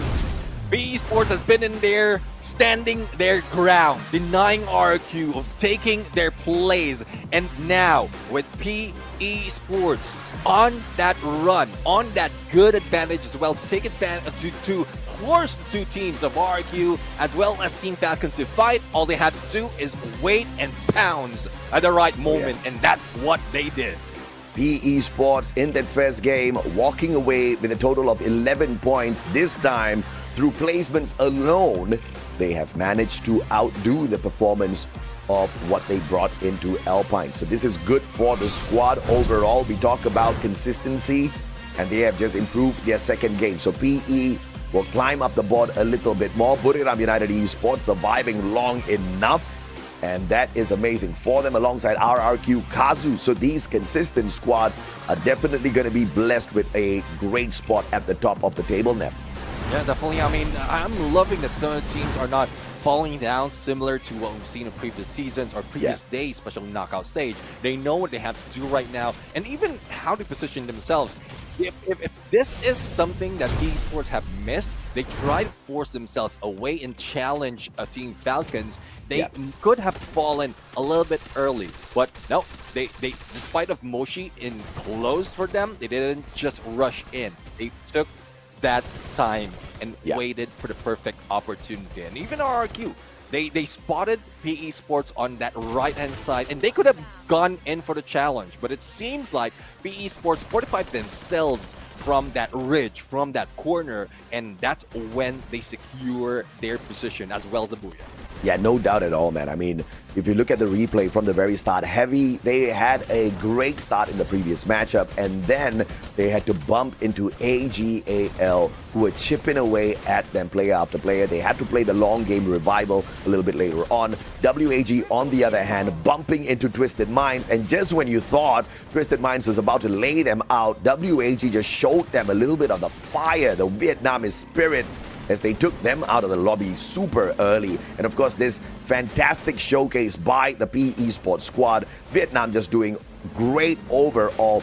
Fantastic decision making. If they did not take that monster truck, if they did not run through RRQ and then later just drop them all with those shotguns, RRQ might have had a decent chance against them. So PE just ripping it away, not waiting for any luck to come their way, but making it for themselves, Neptune.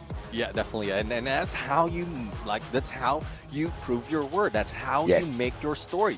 You don't depend on other factors, especially luck, to help you. It's more of you making that situation happen. And well, I would love to see PE Sports get away from the curse, because you know how it is. Some teams, especially from those in Vietnam, is carrying that Booyah curse. So if they can get away from that, not only once, twice, or even more, they might be able to grab that championship by the end of the day, or especially get that activation first and then just slow down, chill a little bit. They can even meditate in one corner and then just grab that Booyah to be the champion of this game.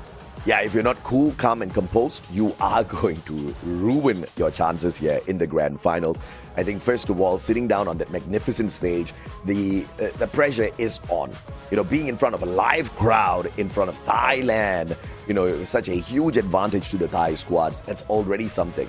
So it's really good to see Vietnam stepping it up on a place that's not supposed to be advantageous for themselves, but they're getting the job done. They're not letting the pressure get to them. And I think this is a great sign. But of course, consistency is all there is to it. RRQ hasn't been able to hit the booyah just yet, but great consistency throughout both games. So this is what you need. At the end of the day, you know, I did have that little soliloquy with myself on whether or not no booyah, no problem is a thing. But as long as you haven't hit that 80 points just yet, no booyah really, no problem. But once you are there, champion rush condition, baby, you gotta get the booyah. So that's where RRQ is right now. You know, getting those points consistently, trying to get to 80 points as quickly as possible. I don't get the number one spot, I'm still okay. As long as I can guarantee it for myself once I cross that 80-point threshold. And RRQ is very close to getting that. That's a good reason why that one team appeared on both of our predictions, Neptune. Yeah, definitely. I mean, they just know how to farm all those points, whether it's placement, whether it's elimination, and you know how it is. The timing that they're trying to do it is not too aggressive. It's not too hot, not too cold. That's just what I want to point out for RQ. And that's one reason as well why they have been dubbed the mastermind, because it was masterful on how they pulled those off. Like taking the lead in most cases, it's just that finisher, especially in tournament after tournament, they wasn't able to close the deal of grabbing that champion. And if this is the hunger that they can pull off, if this is the hunger that they can use to master all of that, then they might be crowned champion by the end of this day. Yeah, I mean, you could say hunger, you could say frustration, right? Because they have come close so many times, but just like you said, could not close it off at the very end. You know, even EVOS has managed to get it done already, and RRQ is lagging behind. This is not good for the brand. This is not good for the spirit of these players, but you can believe in them for sure. I think RRQ is one of the best teams out there when it comes to spirit of the game. And Dudes, man, this guy will blow your mind, literally, with those grenades. So, you know, I've got great trust that RRQ is one of those good reasons why you see a lot of Steffies in the circle now.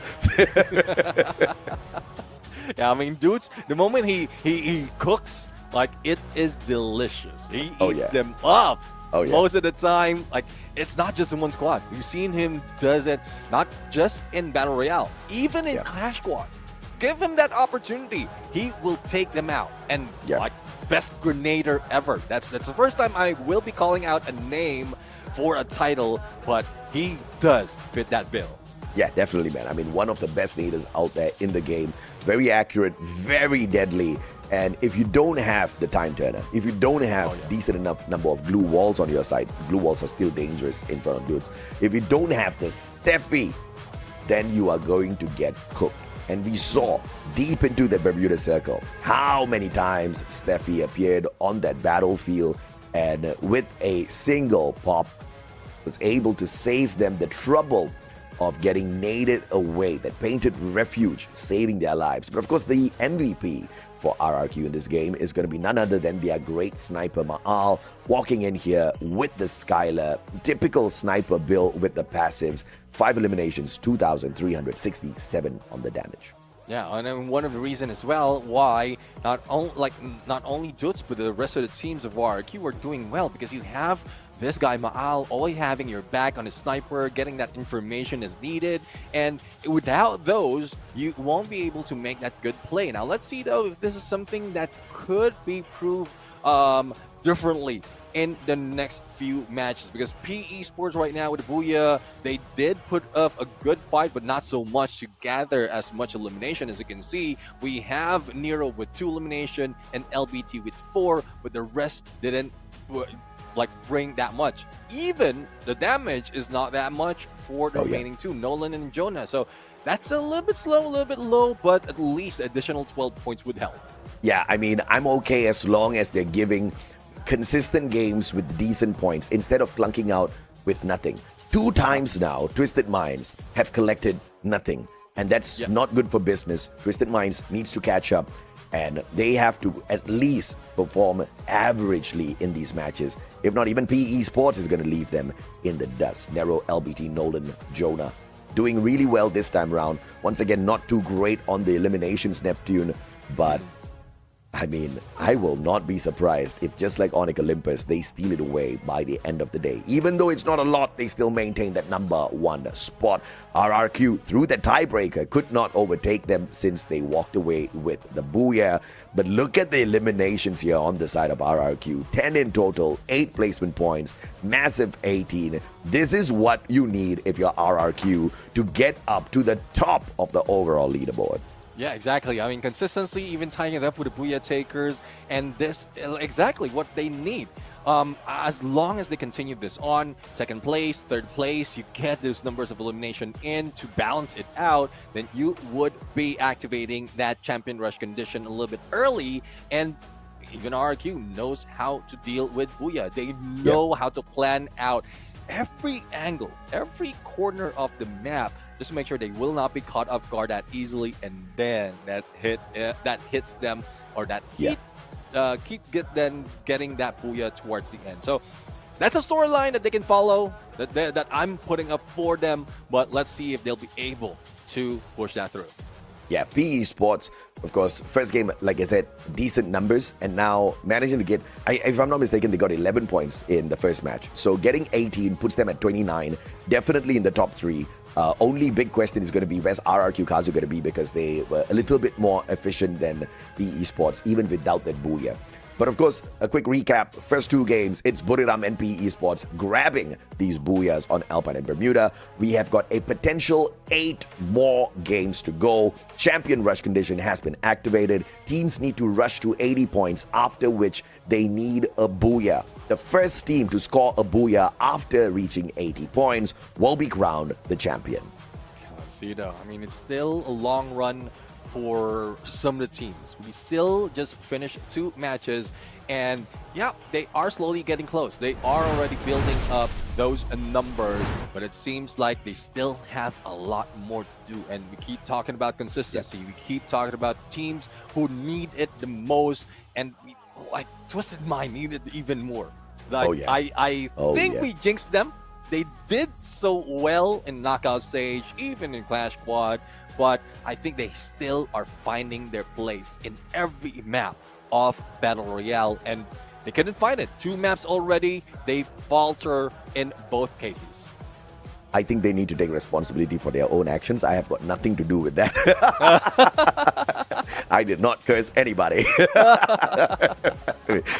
Of course, jokes aside, they sure as hell got cursed by me. I mean, they did have a phenomenal run in Clash Squad. The lower bracket run is no small thing, and Twisted Minds doing it really well there. But of course, it's a totally different game mode. In Battle Royale, where there is so much of chaos erupting all around you, are you able to path a great way into that final circle, or do you get crushed by time and the other squads that jump you? Apparently, Twisted Minds just wasn't ready for the heat. Or you could actually look at it from a totally different perspective. Maybe they're a little demotivated after losing the grand finals yesterday up against Falcons. Let's see though. Let's see. I mean, good storyline. Hopefully they can recover, because despite of them feeling hell at this point, they surely have a good chance to find heaven. And this is what I live for. Always in purgatory, wherein the teams are being put in trial. Somebody gotta get hurt real bad. What a flight path. So much of chaos here, about to erupt in the grand finals of FFWS Fall. Yeah, teams are gonna fall. Let's see now who's going to fall first, who's going to fall and pick themselves up. Now, as the teams are already looting up, we are not seeing that much on the kill feed just yet. They are really being cautious. They know the situation that they're in, and also preparing for what's at hand. Onyx Olympus, very close to BTR right now. We've seen Heavy as well, who have a few on the horizon, but this is where the game sense, the map awareness is. They know where everyone has dropped because it's very close, and those potential hot drops might be averted. But Twisted Mind, I guess this is where the hunger will begin for them if they can survive against the remaining players of AGAL. Yeah, absolutely, man. Twisted Minds. Clocking in 0 so far. AGL, no Soul Squad. And look at Chinoy attacking from the back. MP5, the time turners, just helping them out just a little bit. Sci-Fi in a 1v1. About time before Cougar stepped on out, but the Bass gets the headshot. Sci-Fi down. AGL scrambling away. Chinoy managing to get away far enough, but just with the treatment sniper, couldn't do much as he gets sprayed down. The Bass getting a double for himself with the AUG. And Twisted Minds averting danger early on, picking up their first 3 points in the grand finals today. See, they can continue this on. Sensi right now on the ground. PE Sports is the one putting so much pressure on them. They are doing quite well from the beginning of this game, but with Nolan and LBT a little bit too slippery, Jump is not given the opportunity to be able to go for that shot. Debaz! It was a little bit too much in terms of trajectory, and Nolan wasn't able to land it on him, but Cougar! As he goes in on his side for the flank, he was spotted being taken down. Yeah, fantastic play here. Now Nolan just making one small mistake and leaving LBT in a tight little spot, but he gets the headshot off the Bass. Double kill. Drops Bass. Now all up to Jump to end this. P90 up against the MP5. Jump recovering, valiant dash. The time turner saving his life. LBT backing away, great reposition, now has the advantage with the headshot here. Needs a good flick. Jump on the other hand, playing his time well, looking to see if he can get the pickup onto Cougar. LBT not taking advantage of that fall mechanism, and the flank towards the left puts him out of the equation. LBT, what a champ, working that with the P90. Yeah, P90 indeed. Let's see if this is one thing that they can do with the Bison, special Phenonic Olympus. Adam right now goes in for the rush, but G'day's already in the ground. And Grime MKS will be taken down. Position from Evos is just pristine. Only Adam remains, and the rush onto the 10th is on. And even that Riptide Rhythm couldn't save anyone. He was divine for elimination. Has recovered Coach Shield, but the deed has been done. They can go for that vending machine or probably a revived platform. But before even heading to that, we have another engagement in front of us. Team Heavy and Team Falcons, but Eliminate 7 a little bit too quick on that Woodpecker, and a takedown has been done already. Unbelievable. Twisted Minds getting eliminated so early. PE Sports is on fire. You would have thought that they would be able to get at least one survivor out there into a little bit of a safer haven. Unfortunately, the decision made just did not lead them in that way. Heavy not out of the deep end just yet as they bump into Falcons, losing 2 players. Still high up the leaderboard here. Falcons can do massive damage to Heavy if they take Mufasa out and the revivals just don't go the way of the Vietnamese squad. See though if that's something that they can make work, especially in this next phase of the circle. Takedown has been done on limit. Now Heavy putting so much of effort and bringing a few of the players from Team Falcons, but the smoke is saving them, and Mufasa might be able to get away a 1v1 situation. And Mufasa, well, unable to fight back, but there goes Kiroro, ending that journey for Mufasa for the moment. And even Don't Cry couldn't get away, couldn't fly in safe to recover and regroup with his teammates. A great valiant dash here out of Cypher, breaking down the defense, shutting down Azrael. Has an advantage up against Dix here, but does not lay down his glue wall in time, gets sprayed down in return. Now the rest of the AGL boys are here. Steffi pulled out. Dix can't get away just yet. The time turner was there, but gets sprayed out of the vehicle. Headshot with the MAC-10. And that's exactly how these boys are going to get things done this time around. In Ski Lodge, though, there is a vending machine. Megatron by Vitality has got a lifeline here through Kyong. Let's see if Kyong will be able to make it work that quick. And 2 on the hunt. Chinoy and 2. And hiding up AC80 might be able to do it. Nade onto him, but he did survive. And Kyung right now will receive a 2-prong. Recovery has been done already. And all I have to do is probably survive a little bit longer. But the pressure of 3 would be too much for Kyung. And BTR would be slowed down once again. Yeah, absolutely. And AJAL advantage. Vending machine got a place to throw their money here. RRQ, on the other hand, circling on in. They've already got the hit list. They know where PE Esports is. Question is, do they want to go for that high ground attack where PE Esports is potentially having a advantage in position? Let's see though. I mean, it seems similar to what we've seen earlier between PE Sports and RRQ, but it is a little bit too early. And I don't think RRQ would fall for the same. As much as they want, they will take advantage of whatever position that they can get. Oh, and yeah. Dudes right now, visual on PE Sports, Abe trying to be in as well, but this might be troublesome. If they stay here for long, WAG might be able to spot them, so they move away. A little bit of cover doesn't help, and that's what RRQ is planning right now. Absolutely, dudes. Up top. Not planning to get into a fight just yet, so that Hitless is just going to give them information. They've got the circle anyway, so no point getting aggressive and giving away their defensive position. It's a good decision made here by RRQ. WAG, on the other hand, got a vending machine just beside them, so they don't look like they're going to make any sort of rotation anytime soon. Team's now waiting for the next circle to close on in to show them exactly how they need to route their path towards the next defensive spot. Yeah, I mean, here comes a warning. The trigger of the blue closing in, WAG on one side, PE Sports on lower end, and this hill would be a good vantage point for the team. Little fun fact for everyone, guys. The first FFWS Southeast Asia was in spring 2024. Didn't get much of that.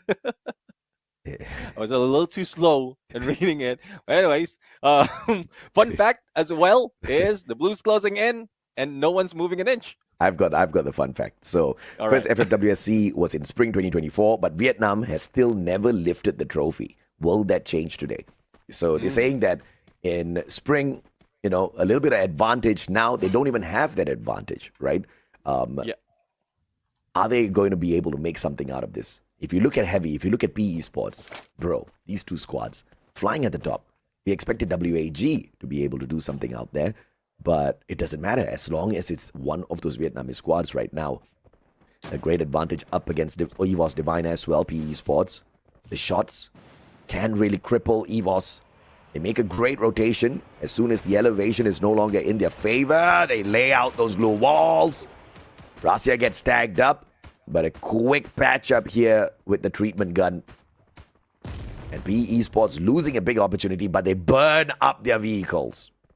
Yeah, Vehicle has been burned up. Let's see if this is something they can use as well as cover. As a blue would be closing in a bit. And again, like I mentioned, no one's moving an inch. I believe only a few is not safe to get into the safe zone. It is Heavy as well as BTR, but they're risking a little bit of chip damage as long as they can survive longer, not in any sights of any opponents who's taking the high ground, which is smart. Yeah. They will be stealthy. They will be quiet. Despite of how much points Heavy has, I think they are, it's a good timing as well, that they are slowing down because you don't want that aggressiveness, that aggression to go too much to your head and make you overconfident. And that's how they're playing it. They just want to be that number one up until the end. Absolutely. And of course, there are 8 slots awaiting the squads here from FFWSC. But also because EVOS Divine has managed to become the champions of the EWC 2025, they've got a slot as well. So the top 9 teams, potentially, because I don't expect to see EVOS not in the top 8.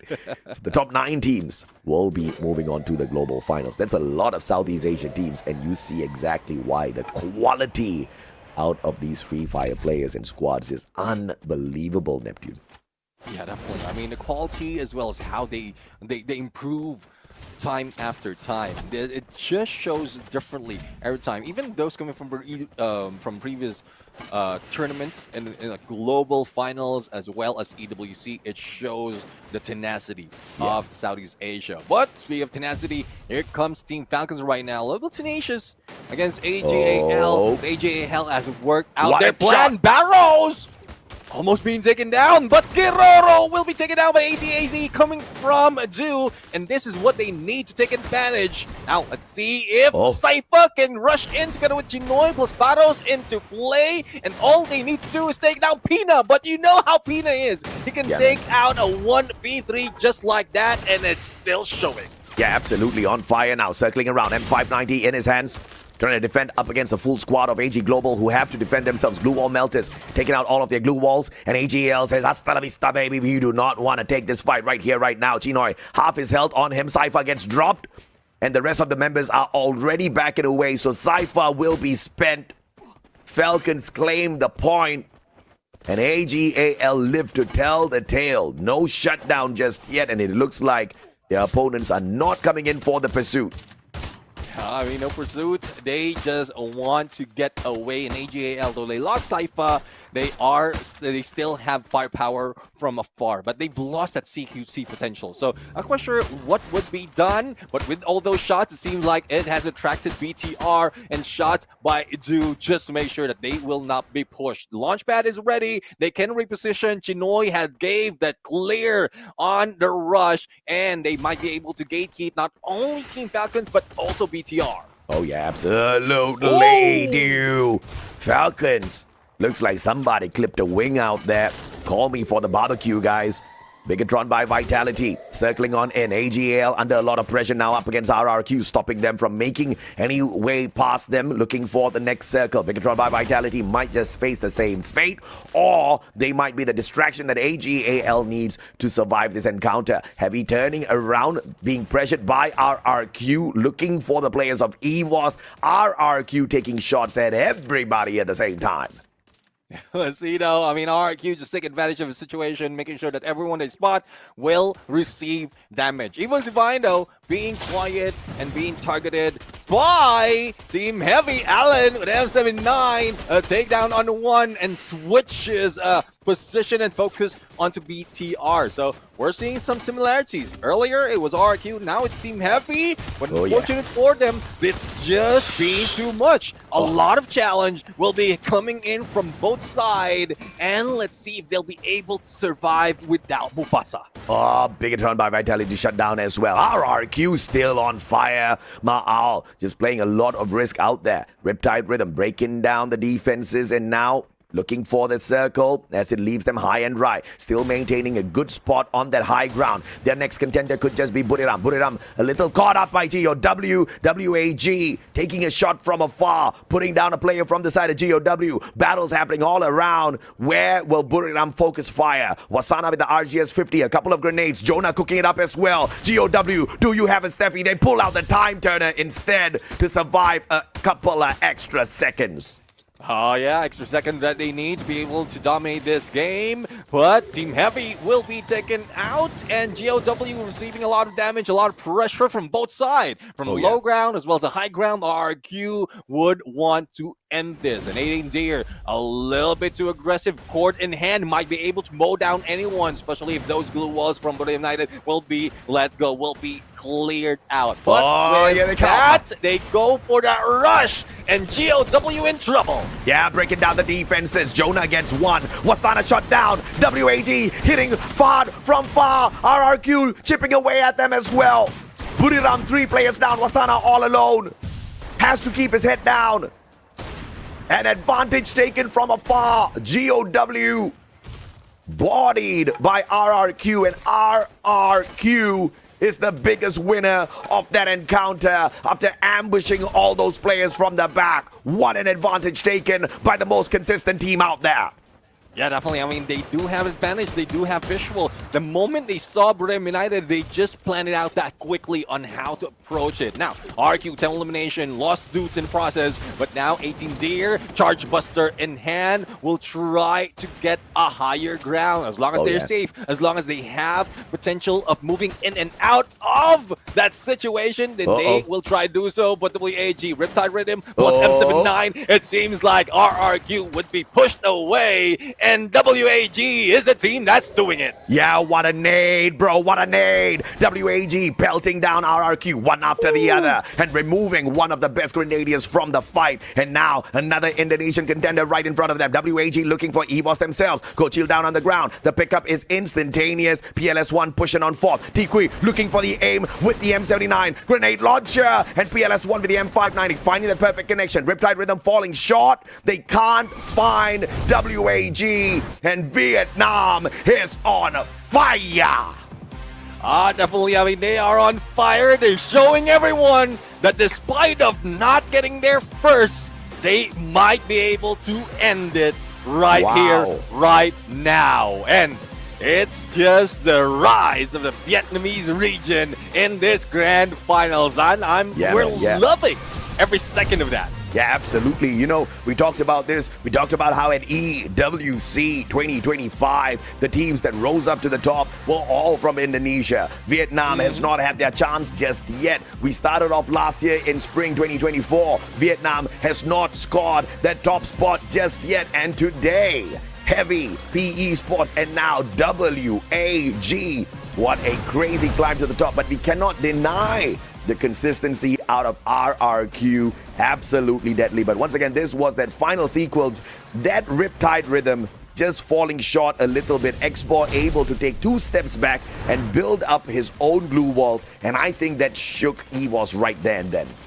Yeah, definitely. I mean, EVOS could have had an advantage if they can rotate towards the right or their right and get away from all those engagement. Probably surprise WAG as they go a ring around the rosy, but unfortunately they couldn't. Gracia even on the ground, and that is what distracted them in trying to move with all those rotations being done. But it is what it is at this point. You make decisions, and at some point, some mistakes will slip through right through. The only question, though, is were they able to bring that much point to put themselves higher? Because it seems like, especially for EVOS Divine, they are shorting out on numbers. Yeah, we have to acknowledge the fact that earlier on, EVOS Divine, after 2 games, only had 7 points, right? And if you look at WAG, after 2 games, they only had 12 points. So there's quite a bit of climbing that's needed here for both WAG and EVOS. So it does not compare to the success that we just saw RRQ walk away with. Because RRQ Kazu was already at the very top. RRQ might have not been able to get the booyah. They are still saying, Mustachio, we got your back, bro. You tell Garena. Still, no booyah, no problem. For now. For now. That's one thing that they have been doing, stacking up the points. They're just playing it well. I mean, every time in most cases, they just know how to find their position. And we did mention earlier, they faltered when they were trying to take that spot against PE Sports, but not this time. Not this time. They know that there's another way. There's always a plan B, plan C for this team, and they're activating it right now. And we might see more of that onto the next matches. We might see more of that into the next game because our 4th map is in Kalahari. And you know who reigns in Kalahari? It's RRQ. And, you know, it was great decision-making by the squad as well, right? Just waiting for the opportune moment.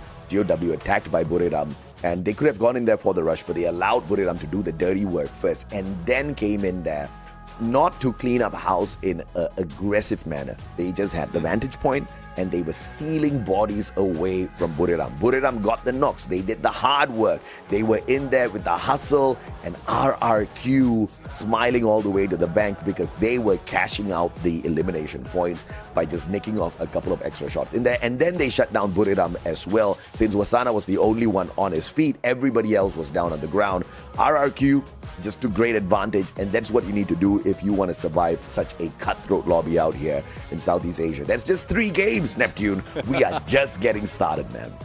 Yeah, definitely. I mean, it might still be a long run, but some of the teams are already getting close in activating that champion rush condition. And again, there's a few more that could have changed, a few more that could have been done to make sure that some of the teams get there faster. But you know how it is. It's not easy. There's a lot of changes that could have been done by the team, but you just couldn't pull away. You just couldn't pull away in what needs to be planned out. What needs to be happen in some instance. Some teams look safe in engagement until someone else knocks at their door. GW was one of those. Yes. They seem safe on the tower, but who knocked on their door?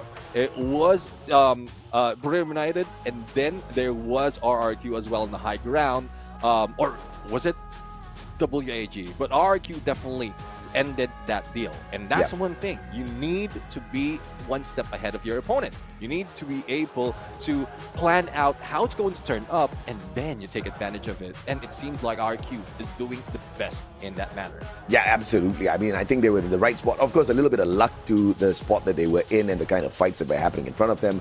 But it was all about that split-second decision-making by the captain. And, you know, Abe's like, this is what we're going to do. We're going to hold back first, and we're going to try to nick off the points. And, you know, from planning to execution, I think the squad got that done really well. Twisted Minds, again, crashing out very early. Only 4 points in their hands this time round. The only points that they have picked up in all 3 games. I think they're suffering a super low season right now, right after the disappointing showing in the Clash Squad Grand Finals. I don't blame them if they are a little bit demotivated after that scoreline. But you got to pick yourself up, right? And you got to hope and pray that the champion rush condition is on your side, that the teams wait long enough for you to recover points, because Twisted Minds currently down dead at the bottom with only 4 points. And, you know, teams like GOW, Bigatron by Vitality, doing so much better than them, even if they are still struggling. So this is something that Twisted Minds need to look for. And RRQ Kazu, with that victory, should be one massive game away from activating Champion Rush in the following game. If they can get, let's say, a 30-pointer or a 30-plus pointer game in this next matchup, and you said they've got a little bit of advantage here, just a little bit, you know? And if they can use that advantage, if they can go berserk, if they can farm those eliminations, get the Booyah as well, RRQ Kazu could potentially activate this champion rush condition as early as the end of game number 4. Yeah, I mean, definitely, if they continue this on, and you know that it's achievable. The 30 points is achievable at this point. But, well, let's see, though, on how this is going to turn up. I believe we have a little bit of interview that will be happening as well. And, a little bit of video as well for everyone to enjoy.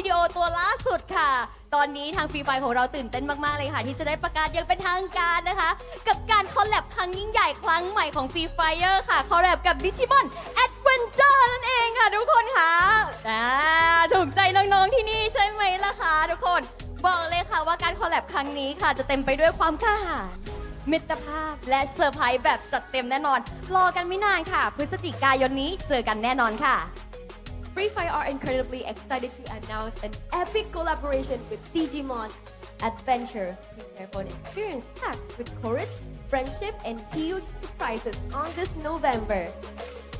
และในตอนนี้ค่ะทุกคนคะไม่ต้องรอช้าแล้วเพราะว่า Handsome Boy from Indonesia อยู่ตรงนี้แล้วนะคะเราอยู่กับตัวแทนจาก RQ Dus นั่นเอง Welcome Dus เย้มีคำถามอยากจะถามหนุ่มรอตรงนี้สักหน่อยได้ข่าวว่าเป็นขวัญใจใครหลายๆคนค่ะว่าคู่แข่งเนี่ยได้สร้างความลำบากให้เขาบ้างไหมคะกับเกมที่เพิ่งเล่นจบไป Alright, let's move on to our interview. Hello, Caroline. And hello. Your opponents put up a tough fight. What was the biggest challenge they presented and how did your team adapt to overcome it?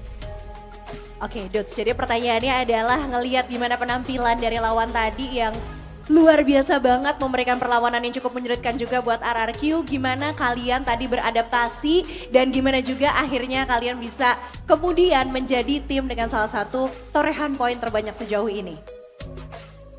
Gak ada sih, kita cuma do the best aja sih, lakuin yang terbaik. Ya pengen jadi yang paling terbaik lah. Jadi nggak ada strategi apapun, mindsetnya hanya ingin melakukan yang terbaik aja. Ya nggak ada, kalau ada musuh depan kita ya kita hajar aja terus. Okay, so what he's saying is that they don't really have any special plan, any special strategy. The mindset is just to do their best and face whatever team, whichever team is on their way. The adaptation is so good right here. I know, right? Really cool. That is the part that I really like about RQ. About you, Yuki? ดูไม่ค่อยกลัวอะไรเลยอ่ะไม่ได้มีแผนอะไรเป็นพิเศษอ่ะรู้แต่ว่าทีมไหนเข้ามาก็พร้อมเจอหมดนี่ไว้ธรรมดาจริงๆนะคะสำหรับทีมนี้ไม่แปลกใจเลยว่าปีนี้เขามาแรงเอามากๆค่ะทุกคนคะอ่ะอยากรู้ค่ะคือว่าเราอ่ะเคยฟังกันมาแล้วทีมไทยเราสื่อสารอินเกมกันยังไงอยากรู้ค่ะว่าปกติแล้วสไตล์การสื่อสารภายในทีมของทางอินโดนีเซียเนี่ยเขาสื่อสารกันยังไงคะเล่าให้ฟังหน่อยได้ไหมAlright, the second question. The teamwork today was incredible. Can you talk about the team's communication? And is there a special shout out you want to give a teammate for a key play? Oke, jadi mereka ngelihat kalau teamwork dari RRQ Kazu tuh hari ini luar biasa bagus banget. Apa sih kuncinya dan bisa nggak mungkin disampaikan siapa yang berperan penting dalam menyampaikan pesan-pesan itu? Siapa yang bisa dikatakan sebagai shot caller dan ada nggak teman yang mau kamu kasih shout out juga di momen ini karena komunikasinya sangat baik di game tadi? Ya nggak ada sih, kayaknya semuanya juga lakuin yang terbaik lah. Jadi semuanya yang terbaik lah pokoknya. Semua lakuin yang terbaik. Shot callernya siapa? Kamu? Semuanya. Semuanya. Bukan kamu nih? Bukan. So he's saying that everyone communicates really well. He can't really pinpoint someone who does better because right now they're all trying to give their best and it actually shows. Even Duts is usually the shot caller of the game, but today everyone just do everything in sync. Just one of those days where RRQ is having such a great time playing together and I think the chemistry just shows. Okay, so who did he give the shout out to? He didn't really give any specific shout out because he thinks that each and every single one of the team members played really well. So it's a whole team effort. Good captain. โอ้โหเป็นกัปตันแต่เขาแบบไม่เทคเครดิตเลยนะเขาบอกว่าทั้งทีมคือเล่นดีกันหมดเลยก็แบบจะเลือก MVP 1 คนมันเลือกยากอะเนาะงั้นเอาอย่างนี้ดีกว่าเดาว่าแฟนๆนะคะทั้งที่นี่แล้วก็ที่รับชมอยู่ที่อินโดนีเซียออนไลน์ทั่วไปเลยในตอนนี้ที่กำลังรับชมอยู่เนี่ยน่าจะอยากได้ยินข้อความจากทาง RQ และฝากอะไรถึงแฟนๆหน่อยดีกว่าค่ะAlright, so do you have any message you want to send to everyone, the viewers, your fans or your supporters? Ya buat Kingdom support kita terus lah sampai turnamen ini selesai. Semoga kita bisa ambil lah piala di sini. To all Kingdom out there, please continue on supporting us. Hopefully we can lift and bring this trophy home for RRQ Kazu and for all Kingdoms out there. They're in a very good way, so good luck. Thank you. แน่นอนแหละเธอต้องใช้โชคเมื่อเจอกับทีมไทย โอเคแต่ว่าเมื่อกี้เราเพิ่งเปิดวิดีโอไปใช่ไหมคะทุกคนแล้วมันมีการคอลแลบครั้งยิ่งใหญ่กับ Digimon Adventure เลยอยากรู้ค่ะว่าในฐานะนักแข่งเนี่ยรู้สึกยังไงบ้างกับการคอลแลบครั้งนี้ Alright, from the previous video we just watched, what do you feel about our newest collaboration of Free Fire and Digimon? Gimana pendapat kamu ngelihat kolaborasi terbarunya Free Fire sama Digimon dan tadi kita udah saksikan juga sama-sama seperti apa VT trailer ya? Keren sih, semoga collab-collabnya makin keren aja. It's a really cool collaboration and he look forward into seeing much more collaborations between Free Fire and many other things in the future. Glad to hear. Alright then, this is the end of our interview. Thank you so much and congratulations to Dudes and RQ are having such a great performance today. Thank you, Yuki, and thank you to our translator, Caroline. So this is the end of our interview. Let's take a little bit of break before we jump into our next game. เสร็จสิ้นเทียนรีวิวไปแล้วเรียบร้อยนะคะทุกคนเดี๋ยวเราพักเบรกกันสักครู่หนึ่งค่ะแล้วกลับมามันกันต่อในเกมต่อไป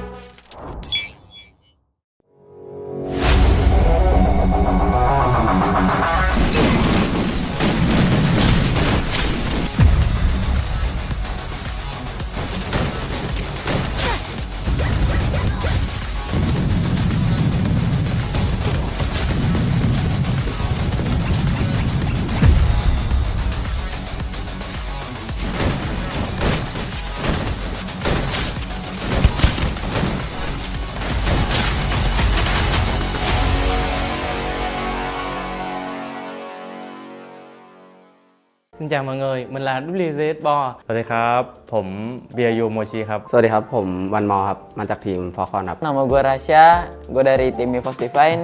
Kalau gue Dudes dari tim RRQ dan hari ini gue bakal main Repeat Fine Creation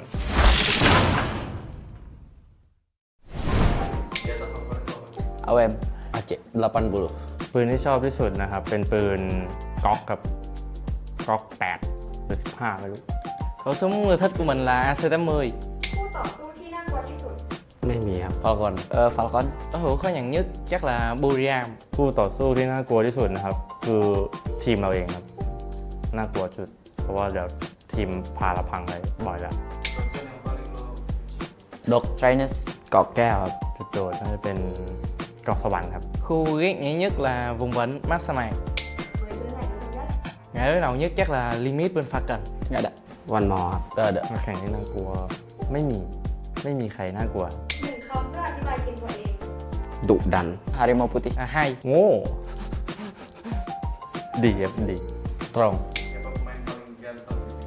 Maal เคโรโลครับ นั่งอยู่ตรงนี้ครับ Văn Võ. Em God. วาสนาครับ Maal พีนาครับ วาสนา Em God. ลิมิตครับ Maal Ray. วาสนาครับ ออนไฟครับ Racing Sekolah. ไปชกมวย Hài ước chắc là Văn Võ. Pro player game lain ผมจะเป็นนักธุรกิจพันล้าน เป็นคนที่รวยที่สุดอันดับหนึ่งของโลก แผนที่ที่ชอบที่สุด เนคทาร่าครับ Kalahari. Purgatory ทะเลทรายครับ เพราะว่ามีสลิงเคลื่อนที่ไหวครับ ai là người tức giận nhất team của chị thua Chắc là em luôn. Thích Bo. Măng. Em God. เคโรโลครับ Abai วาสนาครับ ฟ ต้องเป็นทีมนี้ครับ WG โนนหนึ่งจัด บุรีรัมย์ Tôi hiểu nhất chắc là Pha Cần. ทีมฟอร์คอนครับ semua tim วันนี้ก็จบไปแล้วนะครับกับเกม Repeat Fire Question นะครับ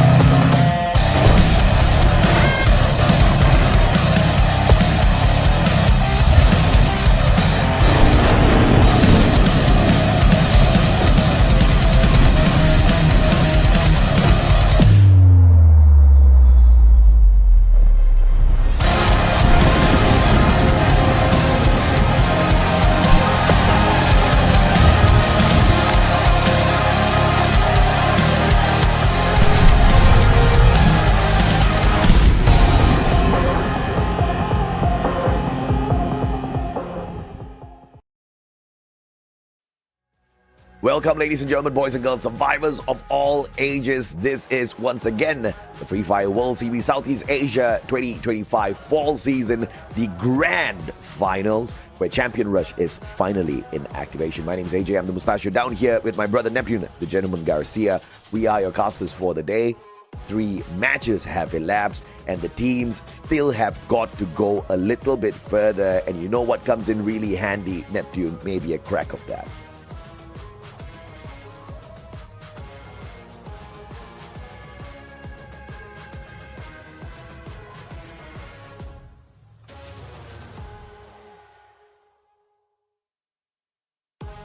Yeah.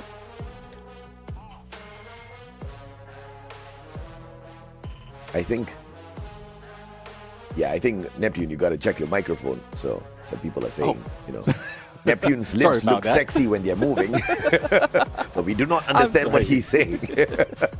Yeah, as I was saying, I mean, they need to trust that energy. They need to make sure that they maintain that all throughout, because some of the teams are really showing up right now, and that's RRQ. The reason why Zeus has been interviewed as well, and we want to see more of that. What they're aiming right now is to activate that Champion Rush condition and not get the Booyah just yet. And we know how it is with a Champion Rush. You need to activate that 80, and they're very close. Yeah, absolutely, man. They just need 30 points more. Well, specifically 29 points. And 29 points is very doable, right? Especially if you are RRQ.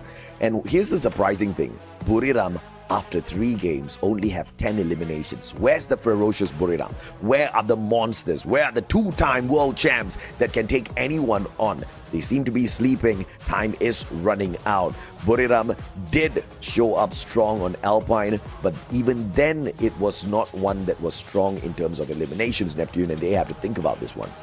Yeah, definitely. I mean, they're still far away, but like judging from the gap between all the teams right now, especially in the top 5, Buriram United can still overtake them, given that RQP Sports, even heavy, will not get any points. And that's what they need to work on. 16 points below RQ. And if they can end the reign of the top 3, then they might be able to get it on this next match. But Kalahari, you know how deadly RQ is. I have pointed that out already.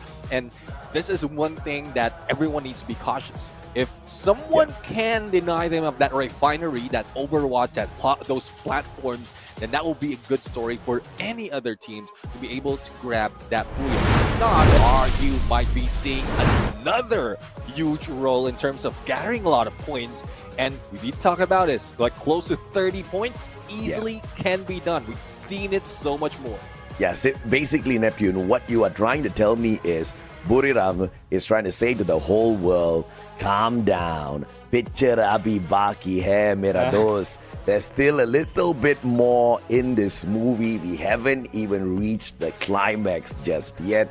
And yeah, maybe that is the case. We want to see what Buriram can bring to the table. But time is running out, and Vietnam is hungry. PE Sports, 1 booyah so far in the day. Not a lot of eliminations, just like Buriram, but slightly better. But where they do excel is they have got 24 placement points. They have been very consistent getting into the circle. They need to keep this up, Neptune. Yeah, definitely. And they need to keep this up. They need to continue this role. WAG already grabbed that Booyah, but you did point it out earlier that they didn't get so much in the first two. So if they can continue in grabbing great placement point, adding a few more of elimination on that, then we might be seeing a few, or if not 3 teams taking over the top 5 coming from Vietnam.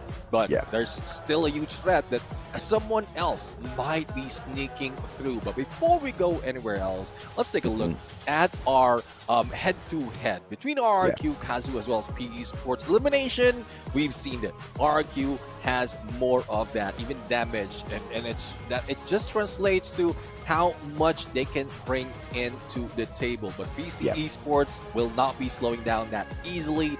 I sure hope not, because this is a story that they have been following for the longest time. They pop off in the early parts and then die down towards the end, and we want to see the rise of Vietnam. Yeah, absolutely. And PE Sports is not too far away from RRQ. Only 11 points sit between them, and 10 out of those 11 points are the difference in terms of eliminations. So PE Sports needs to kind of twerk it up a little bit in terms of what they can do out there with the eliminations, but maintain a decent balance to not go all out where they start making mistakes, because consistency is still key here. Just because RRQ makes it past the 80 points does not mean that they cannot make it into the 80 points as well. So consistency still remains to be key for PE Sports. Heavy not too far away from them, if I've talked so well about PE, with Heavy just 1 point behind PE Sports. Obviously, this Vietnamese team can do something great out there as well. You mentioned that Buriram can still catch up because there's not too many points. WAG 6 points behind Buriram. Vietnam again, I mean, this is great. This is something that we were hoping for them, but to see them actually do it out there is beautiful, Neb.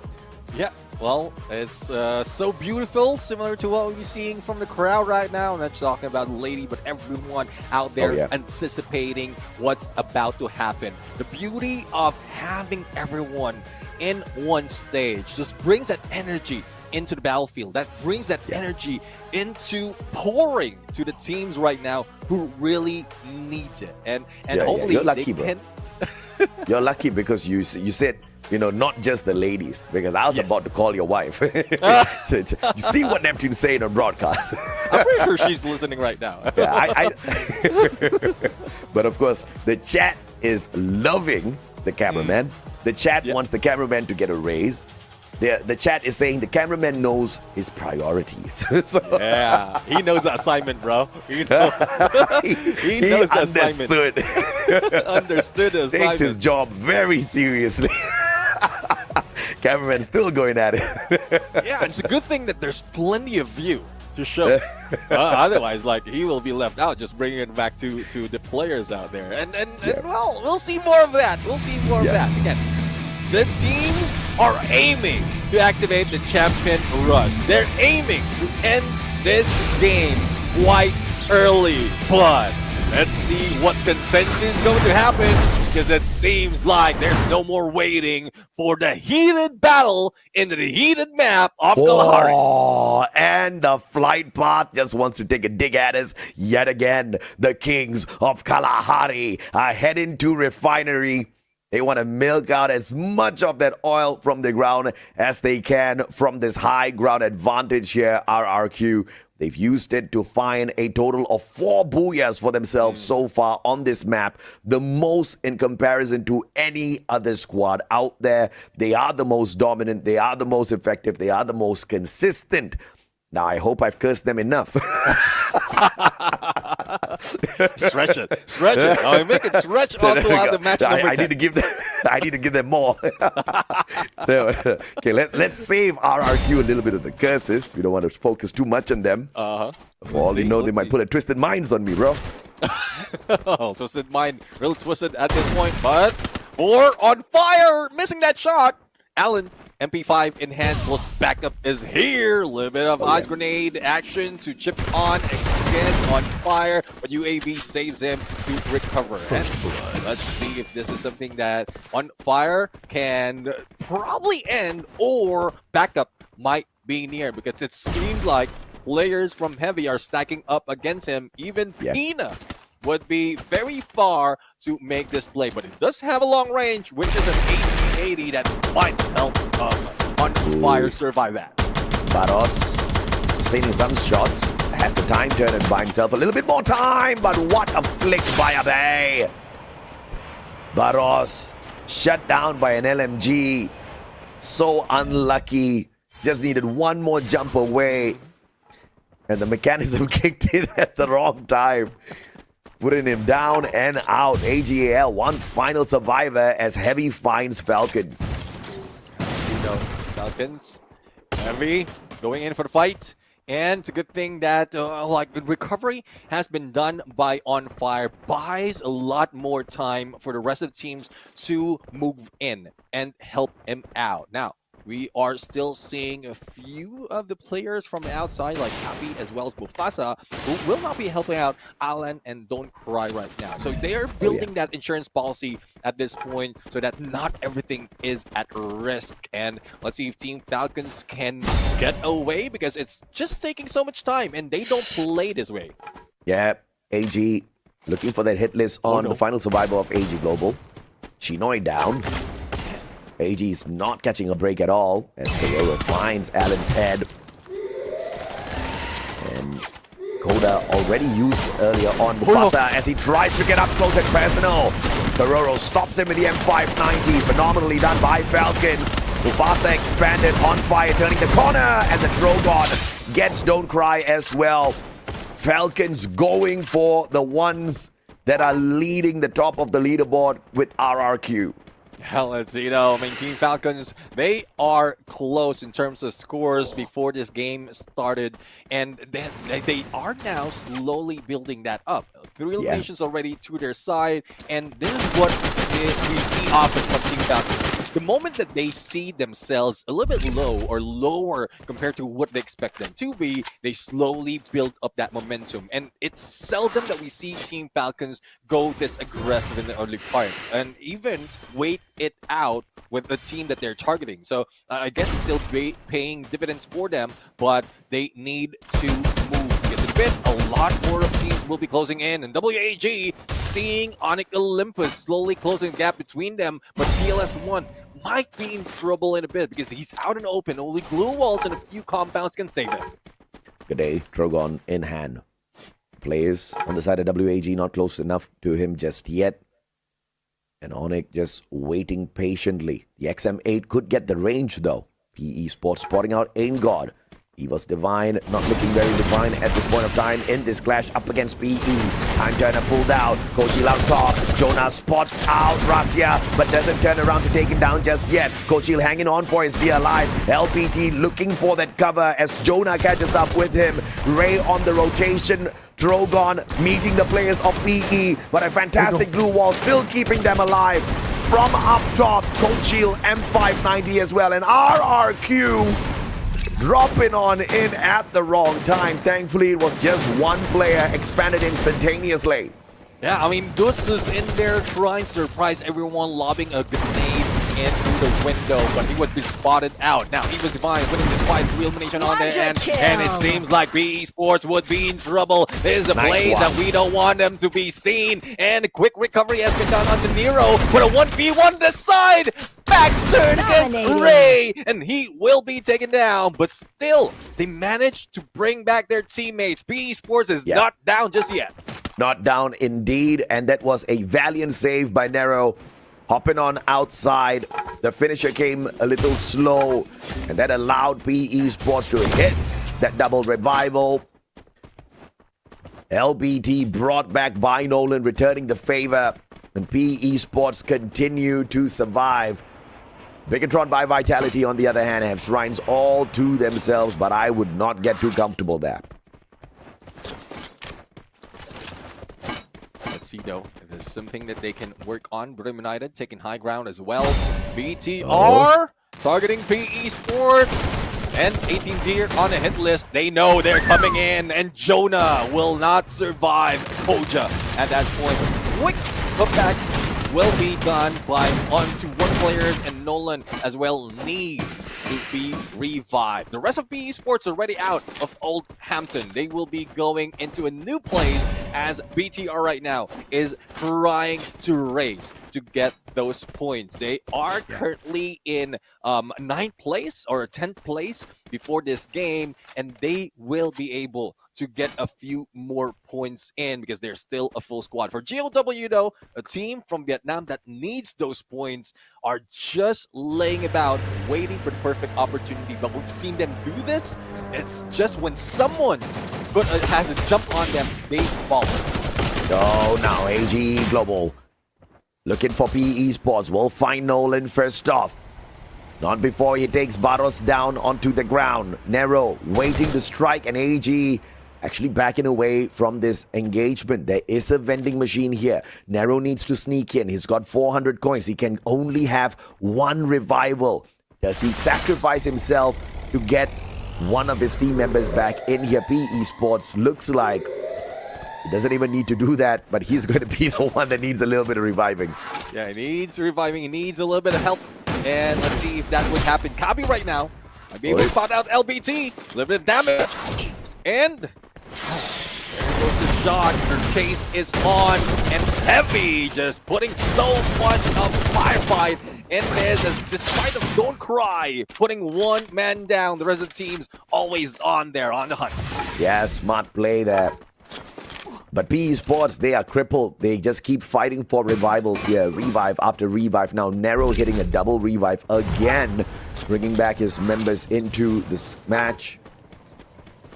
If they don't slip away on the outskirts of the circle and get lucky with the loot, this could just be an early end for PE as Buriram looks for Onyx. They find the first target, all thanks to Wasana and that God. Putra on the left, he's going to stay silent. Crime made some noise and he's going to pay for it. Crime right now. Double well, Law would put him down. And the Law right now is Brim United, Jonah and the rest of the teams just dealing with crime. Just dealt with crime, now will be dealing with Putra. And couldn't even get close to that vending machine. He will need to survive a little bit longer, but he's not giving any breathing space by Brim United, and everyone's just gunning him. Even the Time Turner doesn't save him, and there goes another down from Onyx Olympus. Only one remains. There's a time delay when you use it against two people, unfortunately. Doesn't turn time around, just pauses it for a moment before you get eliminated. Kyung trying to fly over WAG. They instantly shoot him out of the sky. AGL up against WAG this time round. Riptide Rhythm breaking down the defenses up front, but they pull out the Steppy. Smart play by the Vietnamese squad. They respond with 2 grenades, massive ones.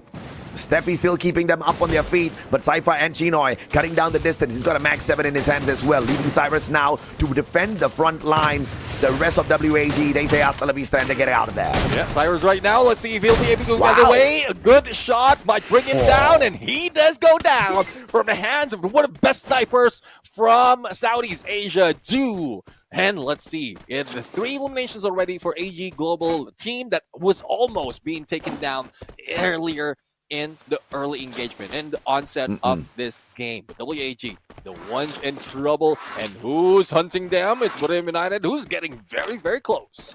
Oh yeah, absolutely. Buriram just on the left hand side of WAG. One mistake in this rotation could mean the end for WAG as they look for those revivals. EVOS on the other hand, in great vantage point to engage with Heavy.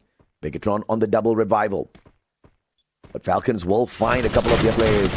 Getting them out of the equation. Twisted Minds. Getting twisted inside out by RRQ. This is their house. Twisted Minds seem to have it twisted in their heads, thinking that they belong on Refinery. RRQ about to tell them they don't.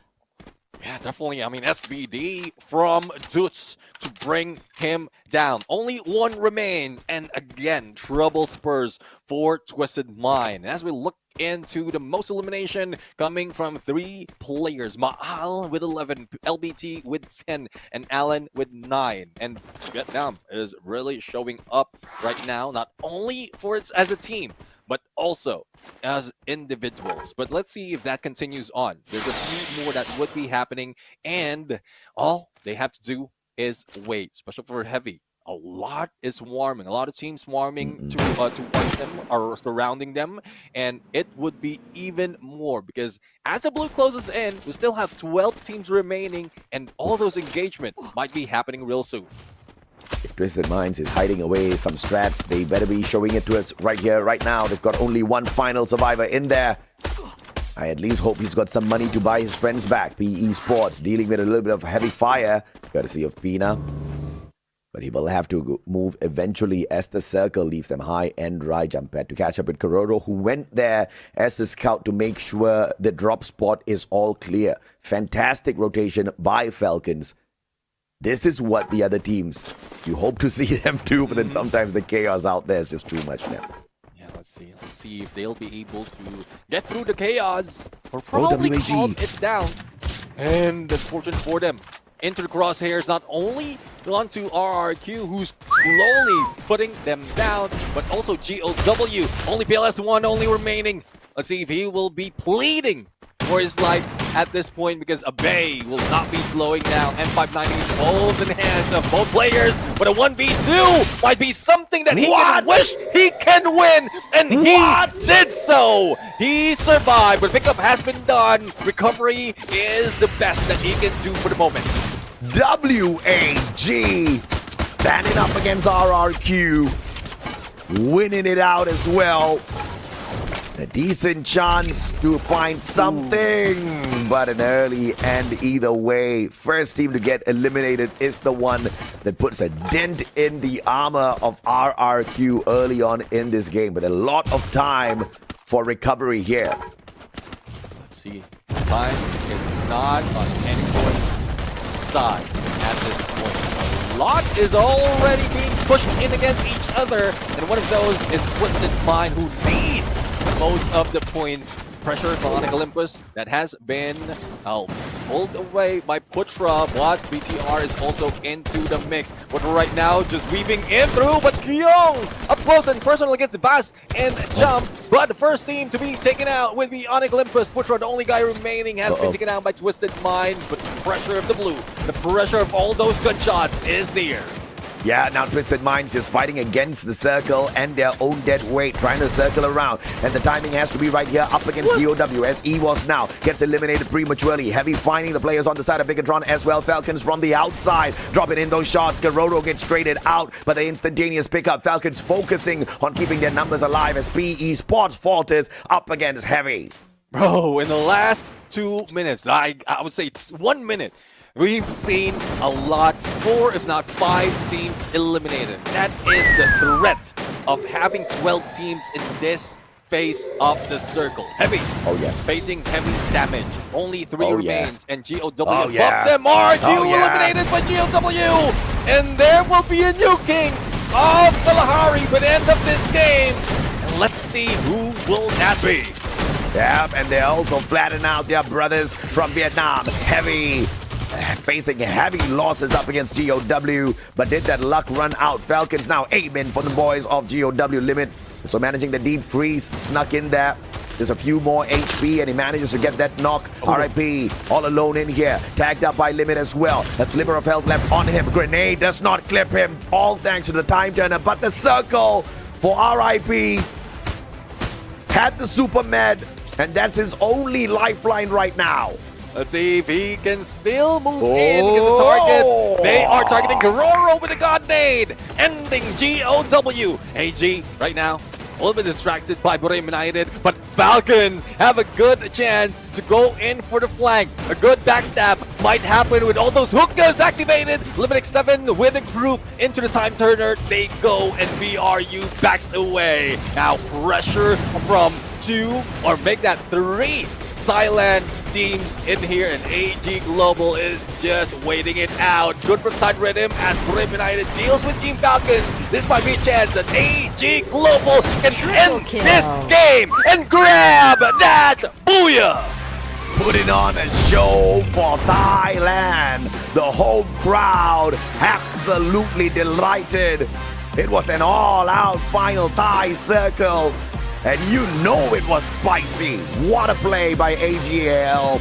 Taking advantage at the right time, in the right place Buriram got far though. This is that opportunity since the previous Kings of Kalahari got toppled here on the grand finals. Now, we don't know if or not we're going to get another Kalahari if we do go the distance today. Maybe then RRQ can plan a little bit of a comeback, but this time around, Thailand wanted to insist that this map does not belong to Indonesia anymore.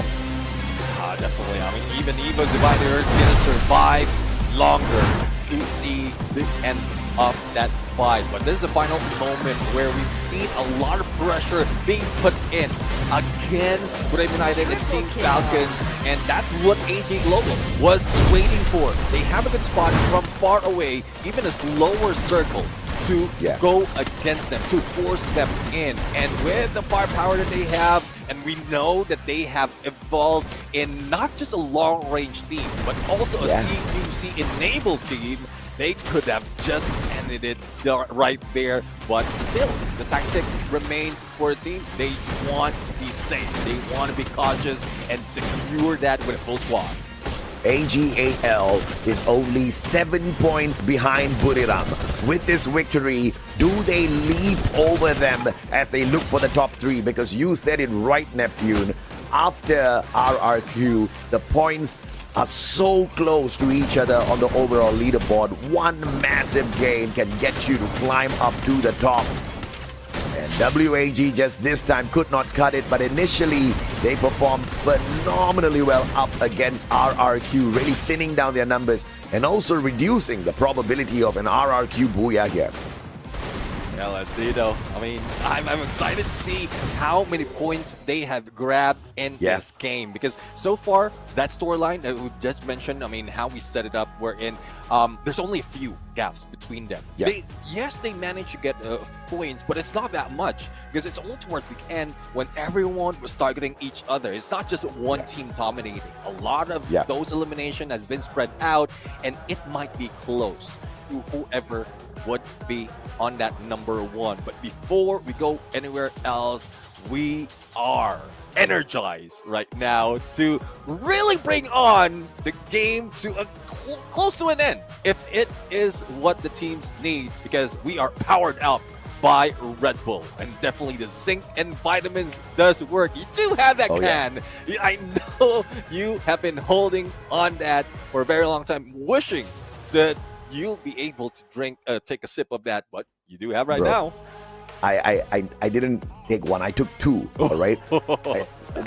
Today is powered up by Red Bull. The past 2 seasons, this one as well as spring, was powered up by Red Bull. And for those of you guys who still don't know just yet, Red Bull Zinc and Vitamin from Thailand is supplemented with Zinc, B3 as well as B6, featuring a mild taste.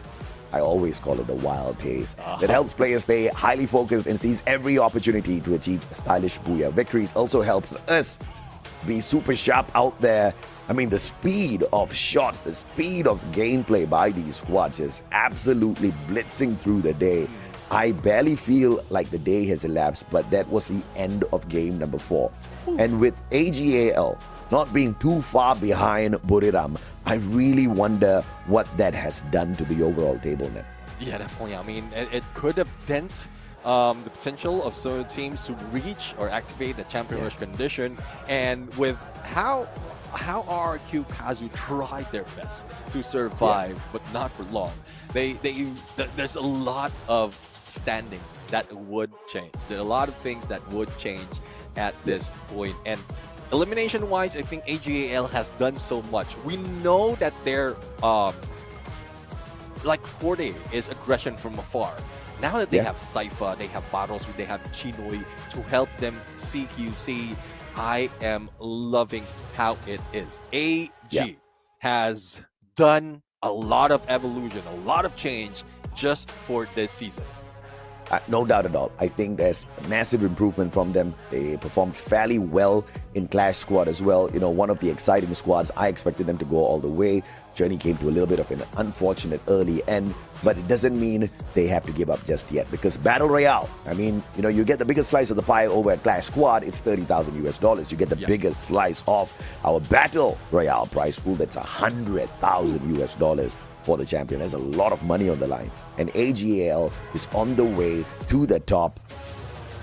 And due the MVP, 3,674 on the damage, rocking the house with the Skylar, one of the snipers who's also the backup support player in charge of reviving the squad. So he walks in there with the Suzy as well. And this is what you expect out of Dew, right? And the Falcon Fervor, he's always getting that extra layer of damage in, marking up opponents. You do not escape from Dew very easily out there when he takes up that sniper. Oh yeah, definitely. I mean, that's one thing that I love about Dew, and that's one thing that is, I guess, keeping the team alive before the change, before the adjustment has been done by Saifa, by Barros, as well as Chinoy. But it's a good thing that the combination, the chemistry is already building. Chinoy doesn't have elimination at this point, but we know what he has done. He put in a lot of pressure on the teams, giving that away for Dew to be able to land those shots. And as we can see right now, in terms of the skills, I'm pretty sure Rafael would be placed differently at this point, but Barros might have probably Coda on him, but Oscar to break down glue walls similar to what Dew has, and the combination of Saifa and Dew was just pristine. All of them are just stopping any barricades from being built up to give way for the rest of the team to eliminate anyone who's on them or against them on the CQCs. Yeah, and I love the fact that you've got the Olivia Tiva running on the backup player of the squad as well. And obviously, that gives him a lot of opportunities to go in there for the save. And what adds on to the probability of the pickup is that time turner. Falcons with 21 points in that second spot as they do not get to overtake AGL in that number 1 place. This is just Thailand screaming out loud and proud that Kalahari now belongs to them. But RRQ still keeping up the pressure, man. Managing to pick up a total of 20 points. We were talking about how they needed 29. That means there's 9 more points to collect in order for them to activate the champion rush condition. They will be the first team to do so unless next game they get nothing. Yeah, let's see though. Let's see. I mean, that's one thing that a lot of teams are hoping for. RQ being denied of getting any points, a catch-up would continue. And with a move that AGAL has done, the same goes with Team Falcons, they have pushed down most of the Vietnamese. Heavy's the only one remaining in the top 3 right now on second place, and then it has been replaced by AGAL after that booyah. Team Falcons, similar story, but still far from RRQ. But we've seen the potential of them grabbing all those points. Like a stealthy Falcon is a deadly Team Falcon. So that's one thing that we need to be cautious of. Despite of not getting the booyah, they can bring in the elimination as well as the placement. Yeah, absolutely, man. Now, we are waiting for this next game that's about to start on Solara. So don't forget, ladies and gentlemen, boys and girls, hit that like, hit that share. You know we love you.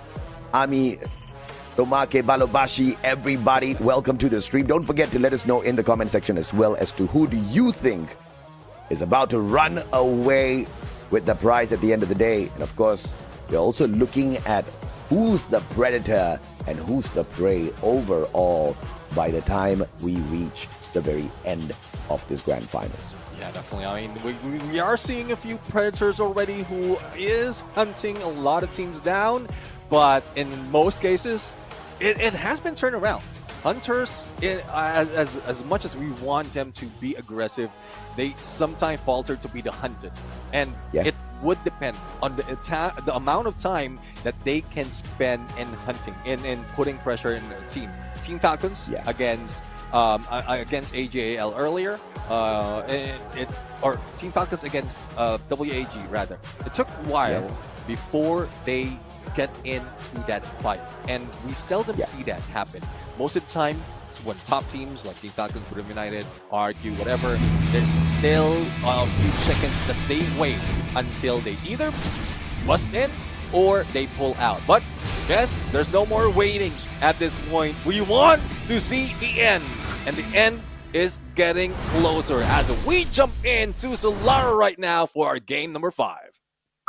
And AGAL, we got our eyes on them. The first ones to get the booyah and is currently the best ranked team overall on the leaderboard who owns a booyah to their name. How impressive is that, AGAL? The the last one out of the 4 to get it and to be on top of the rest of them. That really says a lot about the hustle that they've been throwing in here so far.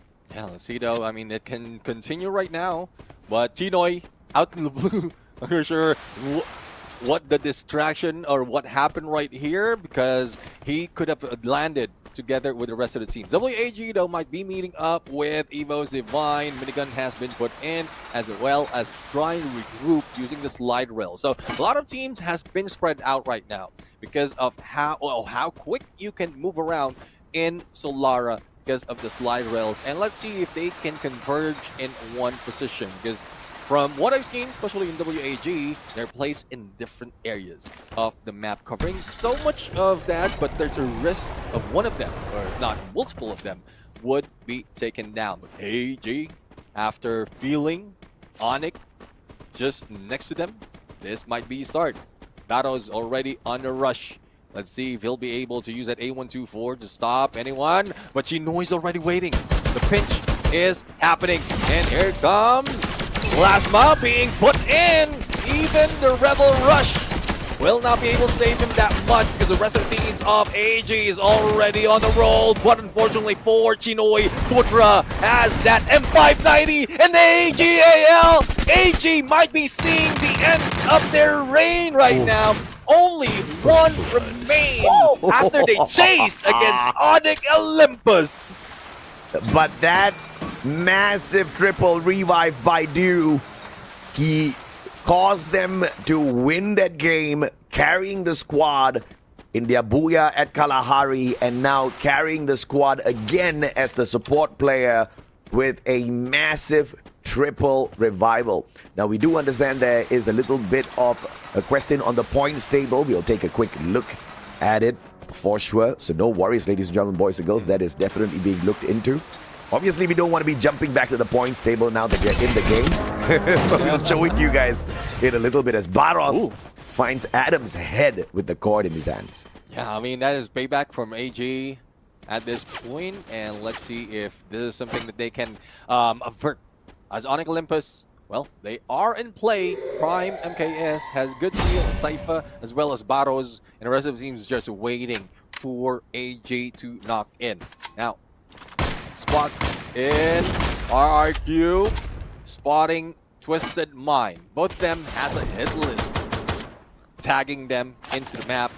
But the spread of RRQ right now is very difficult to push in, especially for the side of Twisted Mind. Unless they have a launch pad or probably something to get them closer, I don't think Twisted Mind would go for engagement. Oh, on the other hand, they will be using that launch pad to get away, to go for a flank. But for how long? One player would be in there from the bridge and might be spotting the rest of Twisted Mind, giving information for 18 Deer to slowly close the gap. Absolutely. The chat just doesn't want to give up, pointing out that the fixed points need to be fixed again. We haven't shown you guys. It's being fixed. In fact, it's fixed already. Zenzi, AWM, that's the headshot. Grenades trying to look for one, and the time turner inside, but it does not protect you from the skill, unfortunately. Abe now moving on in for the finisher. Grenades laid all around to make sure RRQ does not confirm the elimination. Instead, they try to strike down the rest of the team members, and Twisted Minds once again being twisted inside out by RRQ. Let's see. I mean, Twisted Mind has been unfortunate all throughout the day. We are not seeing the tenacity that we've seen from knockout stage, and the Baz will be taken out. Wheels will be jacked. Even the windshield will be cracked. And let's see though if they'll be able to survive and come back again. But for AGAL or AG against Onyx, the battle continues, and it seems like Onyx is winning all those fights. Damage King in this matchup, Putra. Shot, and Dew again has to go on the revival spree. At this point, Dew is asking, how many times will you guys make me do this? Uh-oh. I see a couple of players on the side of Onyx. Right beside him, G'day. Gonna get out of there, and AGAL, unfortunately, do not get to lean onto Dew this time round. And it looks like the curse has shifted from Vietnam to now Thailand. Well, not all of Thailand, just AG at this point. Now let's see. Hey, dude, Buriram got the booyah and then, you know, yeah. things happened. I do agree. Well, let's see now. I mean, the curse is contagious at this point. And let's see who's going to grab it later on. A little bit of substitution as well inside of BTR, where Joel will be joining the party and leaving Dix into the bench. Now, BTR might be seeing how it worked with Joel right now, but it's no long-range battle for BTR. More of up close and personal. I guess the motivation coming from Joel would save them from WAG. A lot more pressure coming from PE Sports as well on one side, and BTR, good on them that they have a little bit of cover as well as a little bit more of loot to work with. Yeah, absolutely, man. Just going in there, just managing to play really safe as they eliminated the WAG players. Using the cover from the compound and making sure PE Sports does not get a great line of sight up against them. The weapons arsenal providing that best defense naturally, so no glue walls wasted on top of that. Very efficient engagement here by the squad. Yeah, definitely. I mean, if you can save up a few more of those resources, save it up until the end, and that would help you even more. But from Solara, one thing about this is similar to, well, somewhat similar to Nextera, wherein there's a lot of compounds to play with, even a lot of chances for you to get away compared to Nextera, wherein you have to walk throughout the field. But you have the slide rails at this point. It's easy for you to move in and out of battle.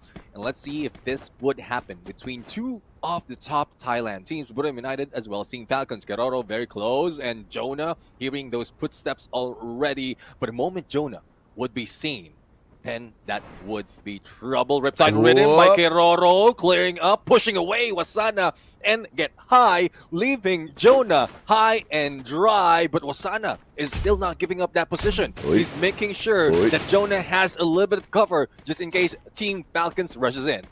And I mean, the man had the coda, but still missed a double grenade because Captain Jonah, smarter than that, just crouching, making him waste his Aurora vision. So very smart play by the captain. And that led to the wastage of 2 lethal nades in his hands. And now they get to play a little bit of a fight back as Moshi gets involved in a little bit of a tussle here. Wasana dropping by to say hello. Connected with the electrotherapy and the Valiant Dash. Pina responds, drops his defense. Neither side has managed to tag each other. It's the fight between the Trogon and the Trogon. Get high, gets caught out first by Limits BSK. Wasana still trying to find his opponent.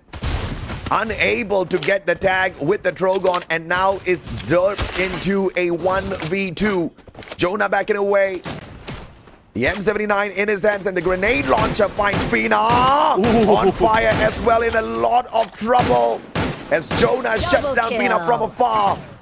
Moshi and Jonah running this together, but time is running out for the 2-time world champs. A quick revive being done by Buriram United. Pina is not back into the game just yet. At least they will have a chance to survive even further, but Twisted Mind want to twist things around. Jonah would be gunned down by 4 players from Twisted Mind, giving more time for Team Falcons to back away, get away from this area, and probably revive one of their teammates. And they have done just that. Now, they pull out from Funfair, and they would be spreading around. They don't want to deal with any third party or fourth party at this point, and they just want to play it safe. And PE Sports will fall.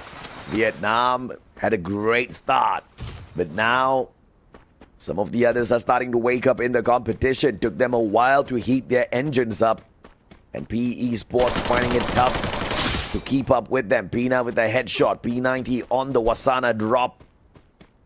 And Falcons as well on the way up to the top at this point of time. Besting Buriram overall with the points. Near AGAL.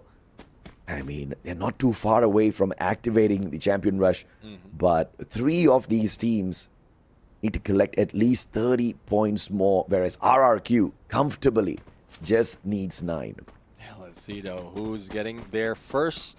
But after an engagement of Buriram United and Team Falcons, the chase outside is happening. Moshi though He's getting back on track into the TV tower, but doesn't want to be that noisy because it is occupied by WAG. He's just giving that time for one of their teammates to get back from revive. Virtually, Get High will be eliminated, and Jonah would be the only ones that Moshi needs to focus on. So not quite sure though on what weapon he will be trading, just to make sure the captain will have something on his arms. One player down, WAG needs to make sure they don't lose more here. X-Ball needs to activate. Bigatron by Vitality, giving the rest of his players a bit of too much of trouble. Shooting the foot, Tikui. Managing to find colors behind the tires, but Kyong, Valiant Dash inside, looking for one, and Koja drops Tikui. WAG, heavy losses, Riptide Rhythm goes wide. Cyrus all alone, barricades up. Still inside the circle, trying to take advantage of the zone, and the time turner dropped by Bigatron, but unfortunately clipped from the back. Great ankle breaker being done by Cyrus, but unfortunately for them, they couldn't survive. Brim United is now targeting BTR, or I would say it's just Moshi targeting BTR, and they have a chance to revive the rest of the team. It is valiant effort from the sniper of Brim United to make sure that area is clear, loot is available, and they're ready to roll once the next phase opens up. Yeah, absolutely. This is a tense situation for sure. How will they get away from this sticky situation? Twisted Minds sandwiched between Falcons, potentially both EVOS and GOW. They got a bus as natural defense on the left-hand side. Don't have to waste a lot of blue walls here, but don't cry. Tagged up, but Onyx. Oh, I was about to think that he's gotten away with it, but G'day puts an end to that with a Kingfisher. Well, G'day with 2 eliminations already, adding up to everyone would be 9, make that 10.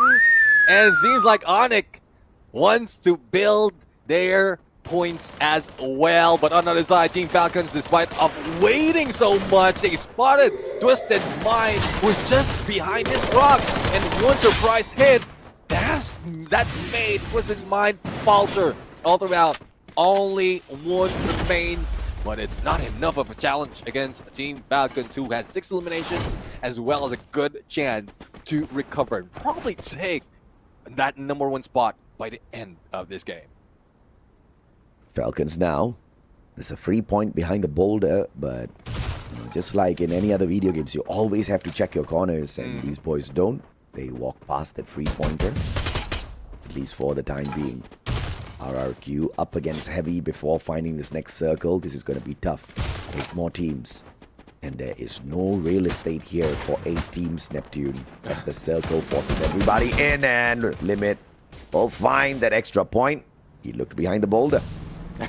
Well, look behind the boulder, found one, spots one. Now, let's see though if GOW can survive this onslaught that is bound their way. A lot of teams already on them.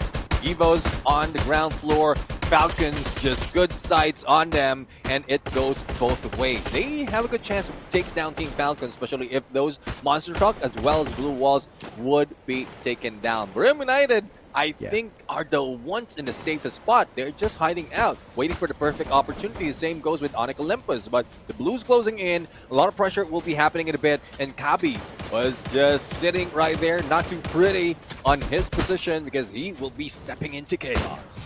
Yeah, put it from the back. Has to go through EVOS before they can find GOW.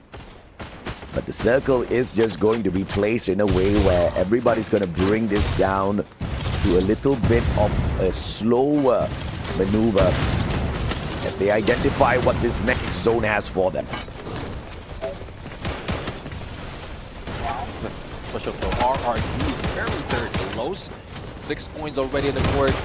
Very close to be able to get at or activate the champion rush condition. Now, they are trying to survive even longer, but Team Falcons putting a lot of pressure on them as well. If Roro loves that nade, take them down, then that might be it. But the flag will be onto Onyx. and they are still safe, but Prime MKS, MA2B, great shot made in deer, and the rush is on, but RRQ is not giving up just yet. They are still on fire to go in for the battle, but it attracted the attention of the other teams like Team Falcons. Yeah, Falcons now taking a peek down at the bottom, but RRQ barricading their backs with those blue walls, and they eliminate the players on the side of Onyx, but now having to deal with GOW as well, and GOW distracted. It is EWOS from the back, Riptide Rhythm breaking down their defenses, and a double knock comes on through, and GOW says, hasta la vista, we do not want this top flight battle anymore. They choose to keep quiet instead, and Buriram might meet down there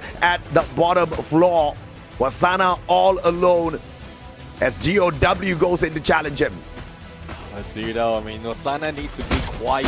Focus is being drawn outside of the compound, and RRQ are feeling it. The only question is, we are seeing one player, but had they done enough to activate that champion rush condition? Otherwise, it would be another run for them, and someone else might be overtaking them. No, Amai trying to survive even longer, but that's it for RRQ. Taken out, and well, have they been taken down? Now, GOW, good rotation from being pressured by a lot of teams, now in a good spot to move against Team Falcons. Absolutely, and Buriram falters as well as EWOS with that final nail on the coffin. EWOS needs massive points here, currently only 37 to their side. They want to climb up higher. Riptide Rhythm going wide, but they have got bigger things to worry about as Falcons come flanking in from the right-hand side. Ray moving down halfway to meet them. M1817 in hand. Bursts to the back. Finds limit. Drops the sniper. Turns around. Pina ends the run of Ray. And EWOS losing 2 key players to Falcons. Oh, the same goes for Team Falcons because GOW is steamrolling everyone. A full squad against only the stragglers from 2 teams. Evo's only 1 player remains and still putting in a good fight. Rasia, the Wonder Kid, still alive and kicking and managing to get away from GOW, but it won't be that long. Even Team Falcons have 1 chance to be able to finish them off, but I don't think Limit would be having that opportunity. Shots on him, and GOW for the booyah. What a play.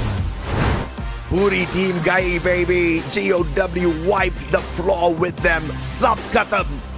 That's what they say.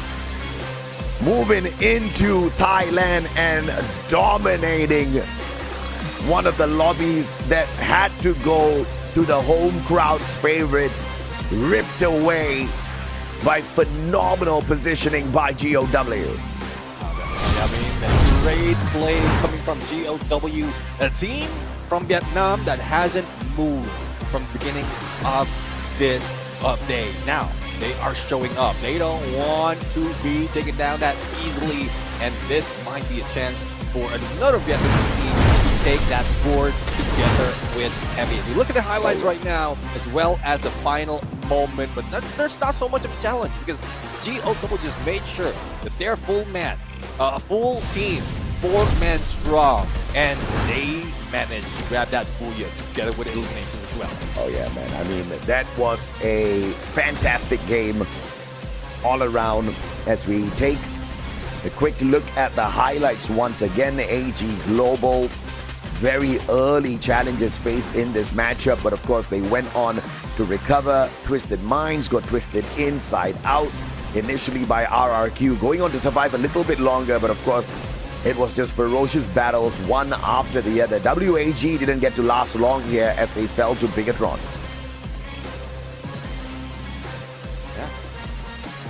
Tuxedo is something that well, I mean, there's so much pressure coming from all teams right now, and we know, like, compared to the other maps, compared to previous maps, this is quite different because towards the end, there's a potential that like full squads are still like strong with their numbers. But the moment that they got together, the elevation of where Team Falcons is taking it, they've just broken down all those battles, all of those positions, and well, even Team Falcon's position has been broken down. Now, Let's see though how that changed in terms of leaderboard, because GOW, yes, they had a lot of elimination, that Booyah to add as well, but did RRQ manage to get that enough points to activate the champion rush?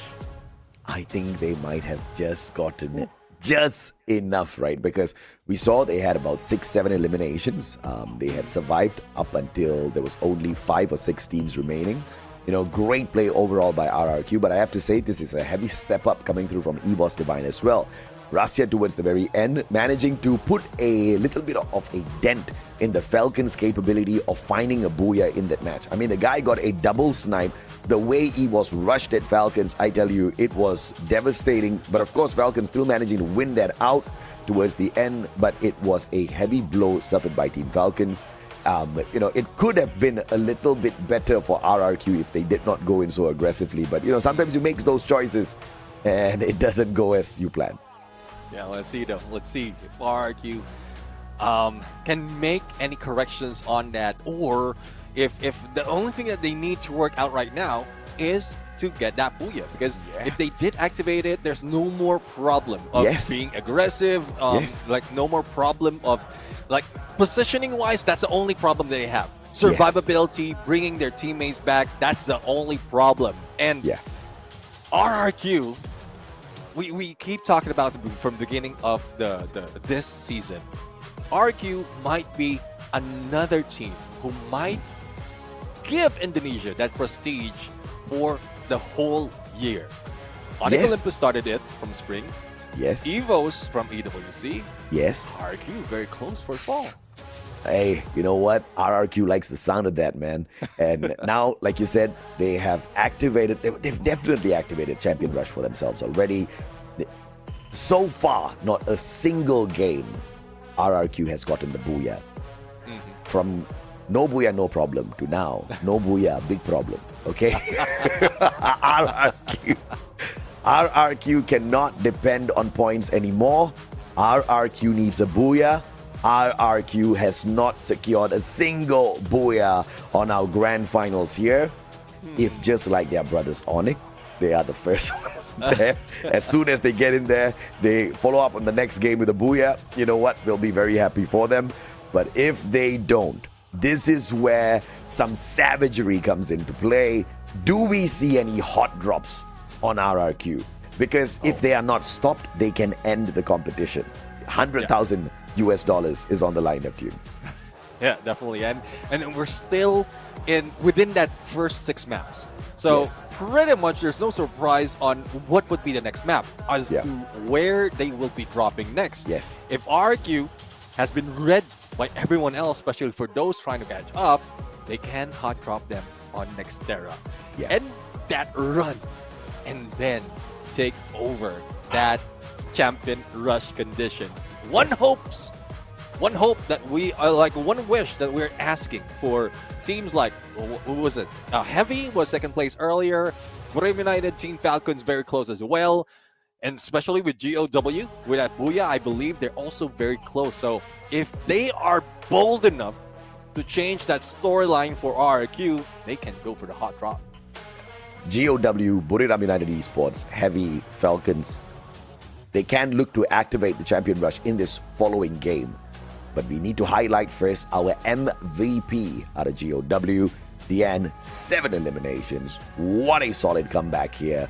And he is one of those that have taken the nading very seriously and has brought the Steffi in here to save the squad. You've got the Susie, they run the Joseph, they run the J Beebs there as well.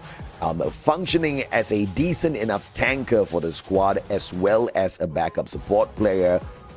And when you've got your support cranking in points like these for the team, you know you are having fun out there. Oh, definitely. I mean, fun, not only elimination, but also the damage. And, well, it seems like he had so much fun that he has stolen away some of those fun from their teammates. But it doesn't matter. They were 4-man strong. It's just whoever gets those eliminations, landing all those shots in, and that's what they are doing right now. And again, you did mention the Steffi is what saves them from potential danger, not only from RQ, but everyone else who will be finding that final circle. So let's see if there's something that we would see more from this Vietnamese team. 25 solid points out of this one game, followed by Team Falcons with 18, Onyx Olympus slowly rising, and RRQ 13. And if with the corrected numbers, I believe this had indicated, this had triggered them to activate that champion rush. Absolutely, man. And GOW putting themselves so close as well to the activation of Champion Rush. They'll need another 20 points. And RRQ, they almost look like kings with the crown beside their name. But it's not done just yet.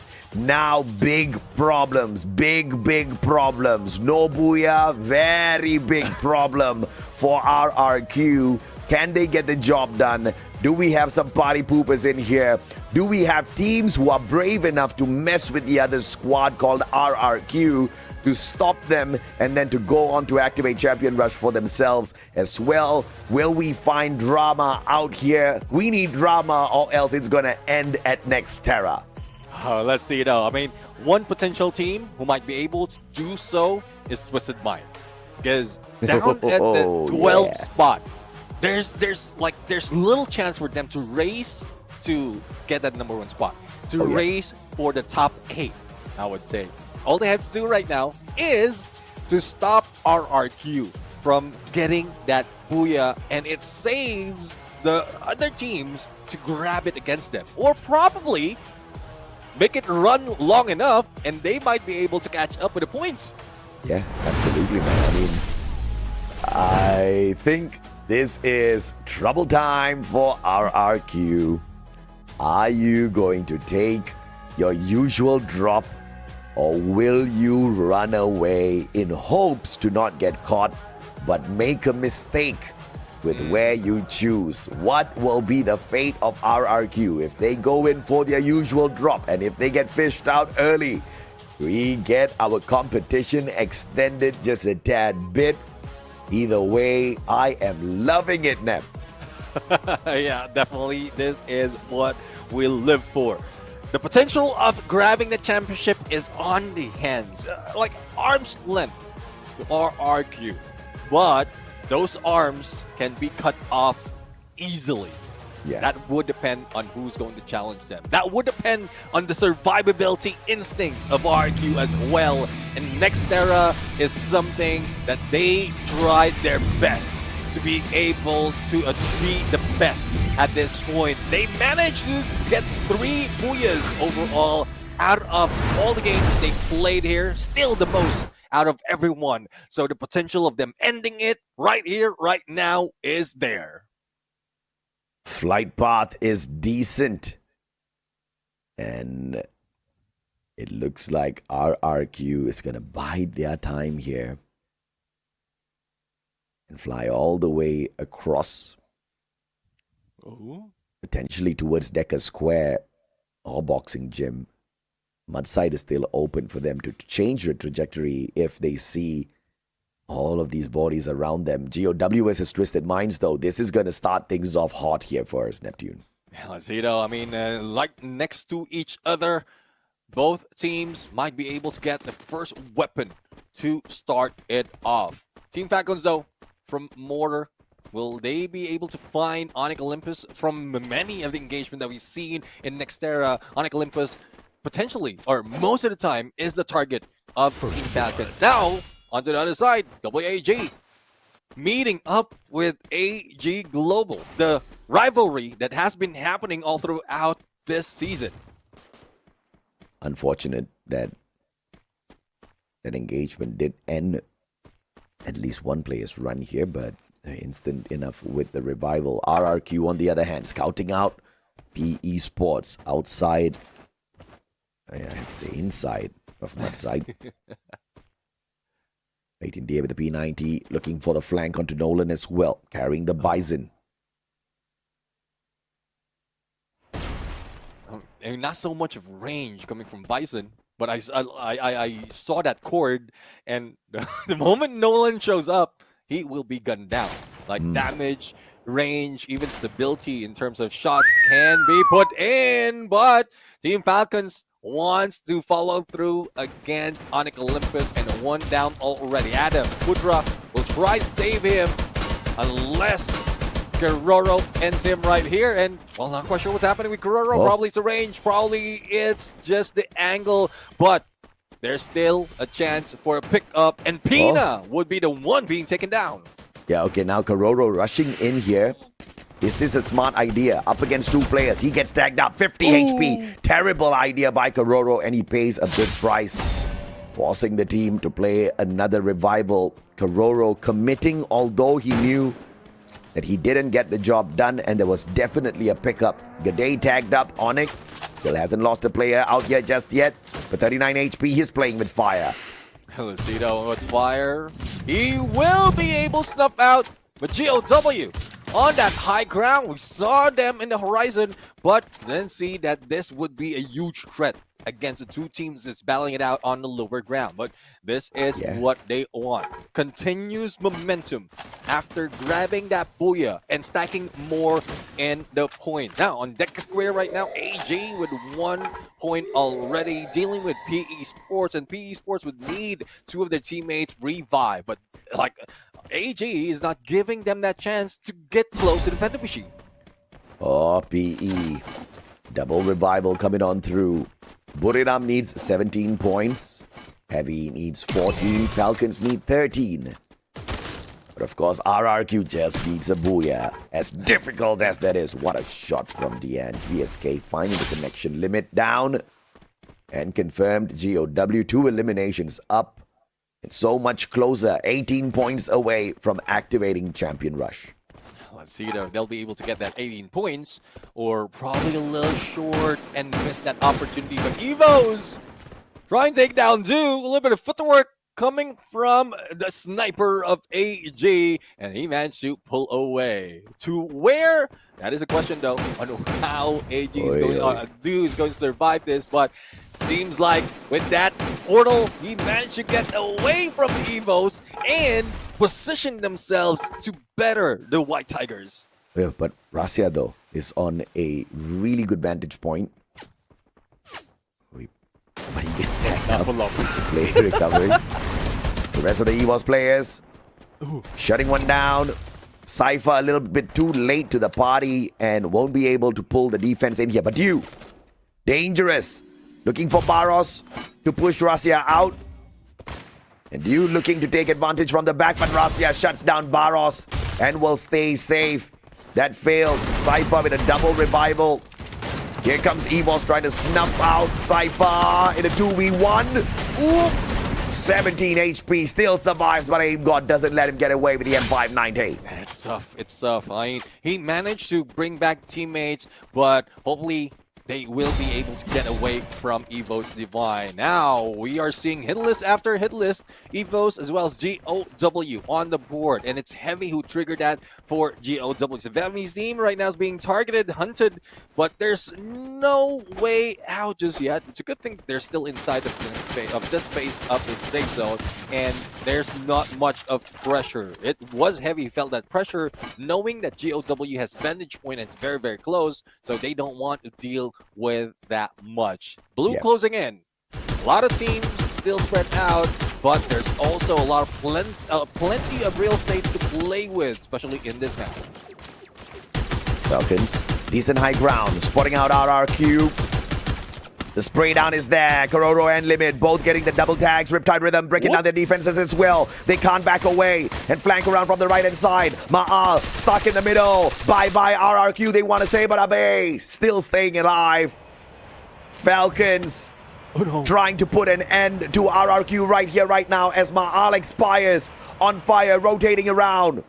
It looks like the Champion Rush will go ahead to continue. Abe nowhere close to a revival. Drogon in hand, looking for some sort of a miracle here. Let's see. I mean, he was trying to go in for a motorcycle, but that would bring him to a lot more of a problem. There goes Valiant Nash rushing in to the time turner and still managed to get away. A Bay takes down Limiting 7. He needs to recover, but no! RQ denied the Booyah. And who's the one denying them? The team that is next to achieving that champion rush condition. Falcons have gotten their priorities right, and they have snuffed out the only team that could bring the competition to an end. Everybody bow down to the Falcons, baby, because we get to enjoy a little bit more. Buriram, on the other hand, the team that needs 17 points out there through eliminations, through placements, either way, as Moshi knocks Putra down to the ground. Wasana, look at this. Greedy for the points. Tries to make the rotation first, but he's going to be the scout now as he calls the clear. The rest of the Buriram players joining him as well as they chase down the circle. Yeah, let's see though. I mean, the chase down doesn't hurt that much. It's only second going third phase of a circle, but as you can see, the movement is not like it's pretty much the same as how the blue is closing as well. The circle is closing as well. On the other side, PE Sports, WAG, Heavy, a three-way civil war is bound to happen, and they end up in the middle of the next phase. And this is troublesome right now for Vietnam. There might not be any survivors out of the three teams because a lot of teams will be gunning them in a bit. He was up almost, but all thanks to the electrotherapy, Ray still stands on his feet. Almost got knocked down there by the flurry of shots received. Now they're trying to rotate in towards WAG, but Falcons are on this high ground. Could also be, oh goodness me, Falcons is going to be very difficult to cross by. Limit spotting out EVOS, but a good landing time turner here by EVOS. And barricades themselves with the glue walls to make sure they don't become Falcon food. Definitely. I mean, you know how it is when the Falcons take flight.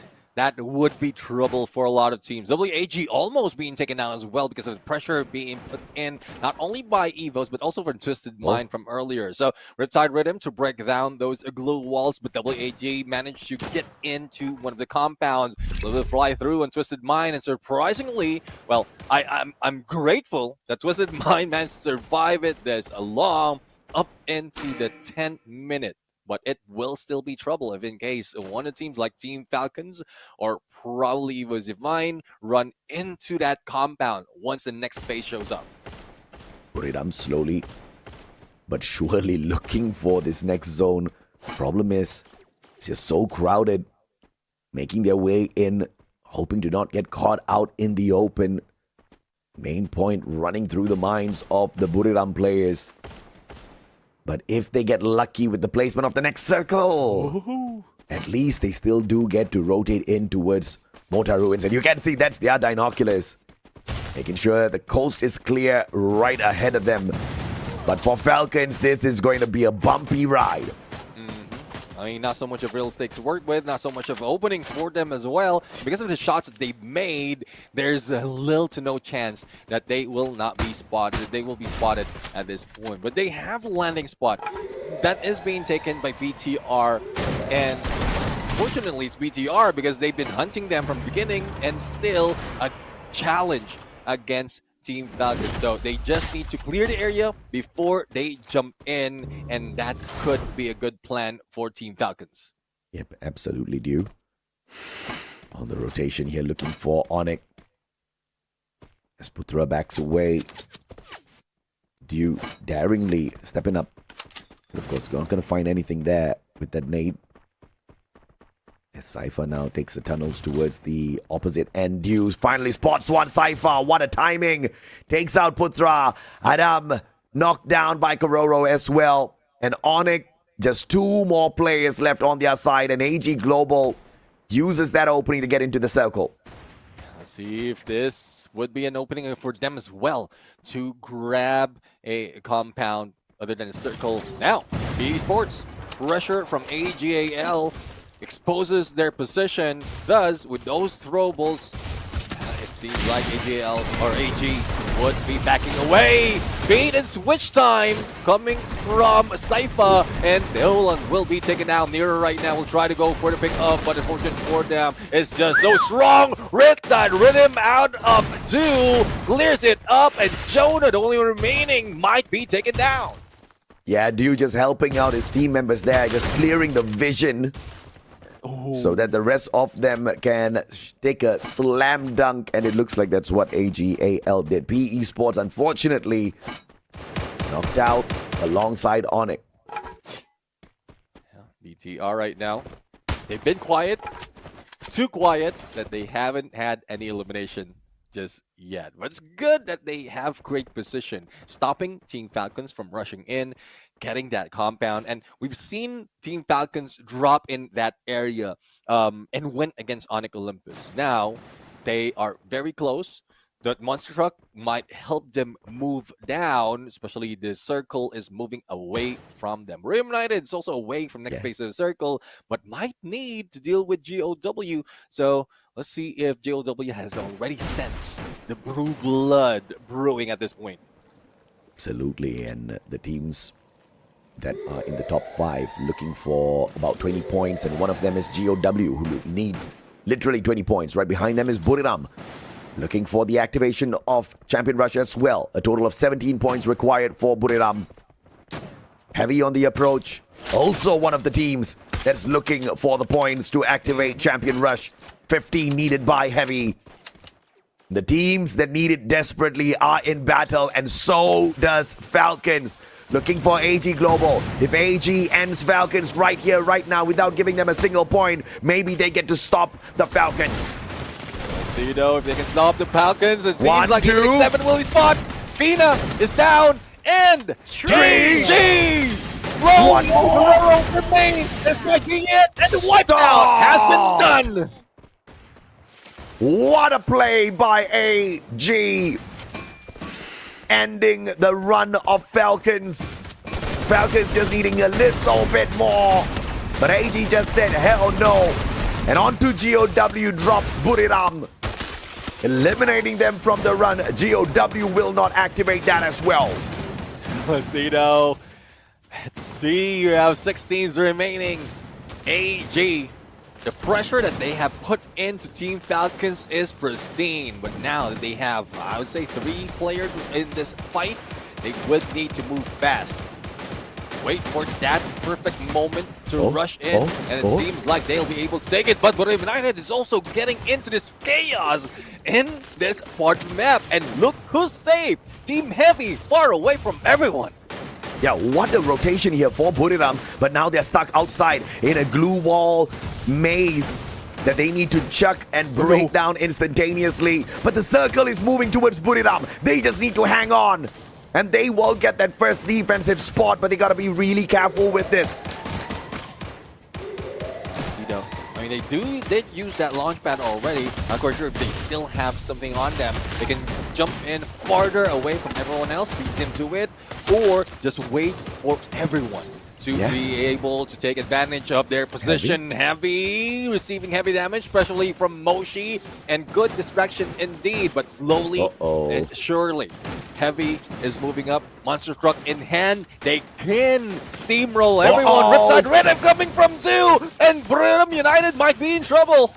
A smart play here, instantaneous defensive maneuver, and now AGL being a little distracted by Begatron, who do have that high ground up against them, but Begatron not going in there for the full-on commitment, and AG with the first ones on the rotation using the jump pad. Now they've got that high ground advantage. Buriram going up the stairs to meet them as well. The battle between Buriram and AG now finally breaking out as Twisted Minds puts an end to Begatron.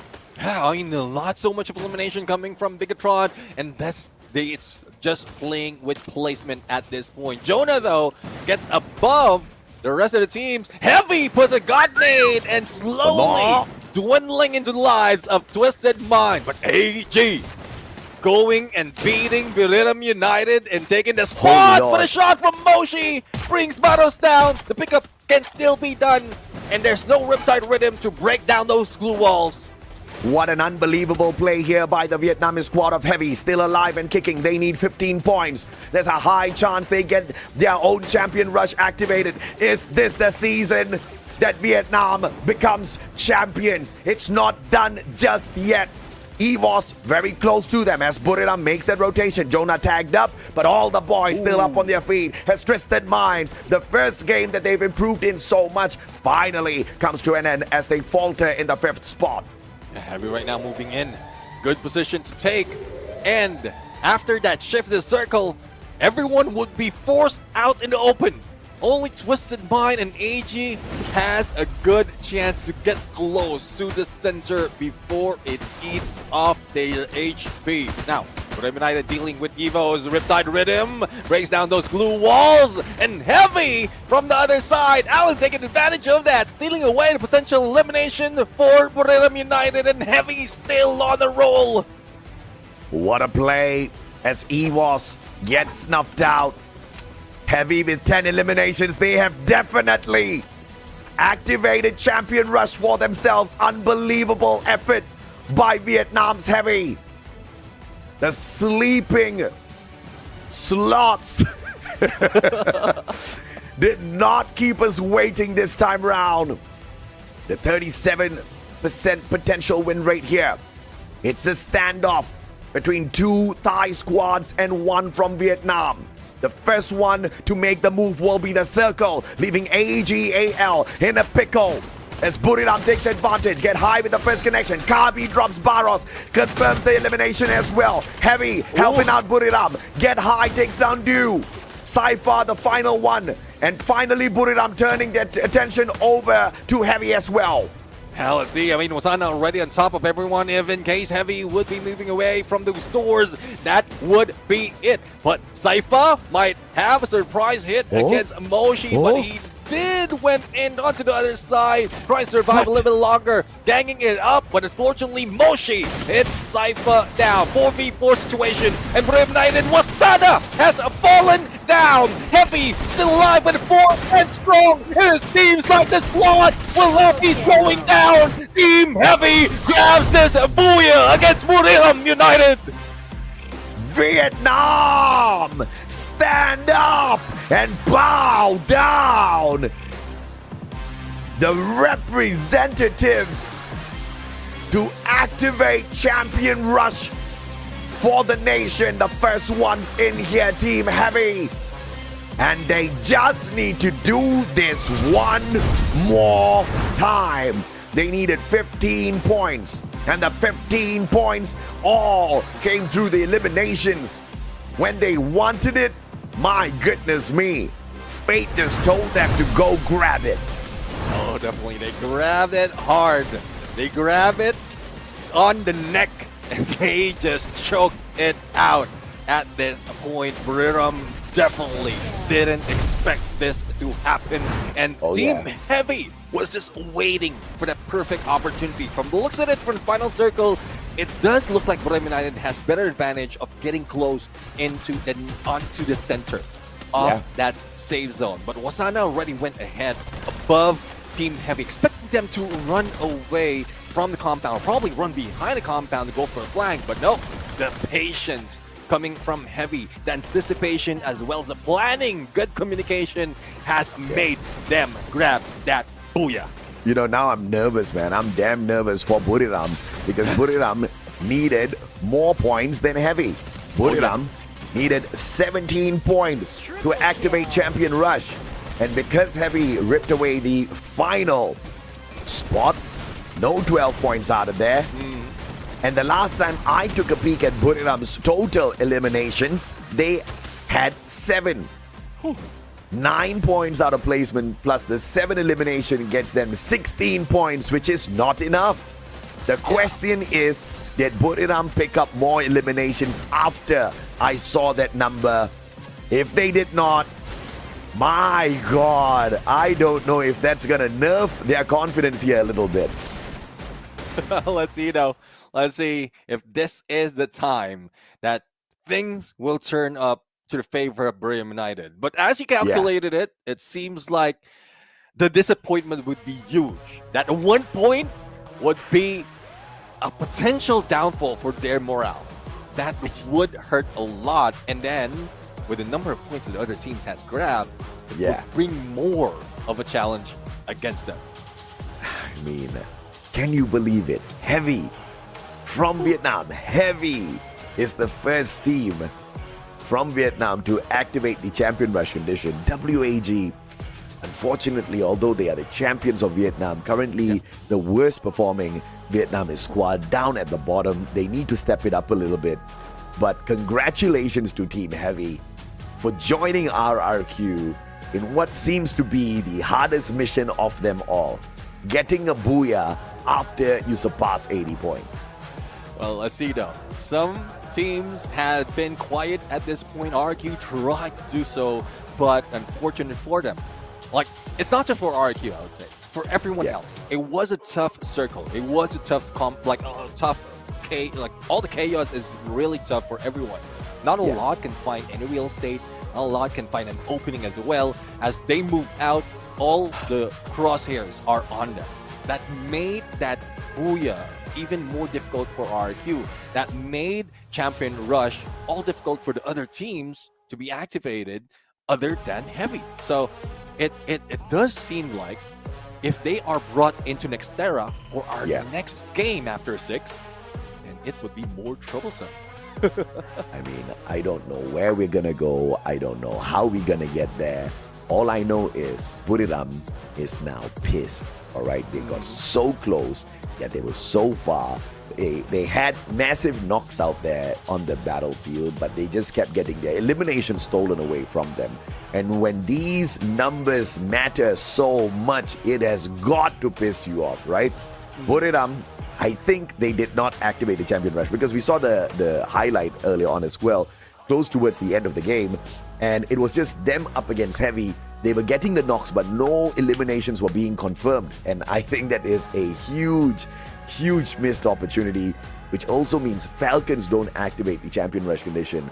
And with Buriram and Falcons not activating the champion rush condition, there needs to be something that's done after this on this next game. Falcons got it done earlier. They stopped RRQ. Now somehow Buriram and Falcons need to hot drop RRQ as well as Heavy and take them out early in the equation instead of themselves getting taken out. Because if they get taken out, then it's just unfortunate. But Buriram can afford that risk, Neptune, because 2 points is all they now need at max in order to activate the champion rush condition for themselves. Yeah, well, let's see though. Let's see if that storyline would be followed by all the team. But before we head there, let's take a look at our MVP, Kavi, 5 elimination, and at this point, and the entirety of the team has put in so much of effort. The same goes to Alan.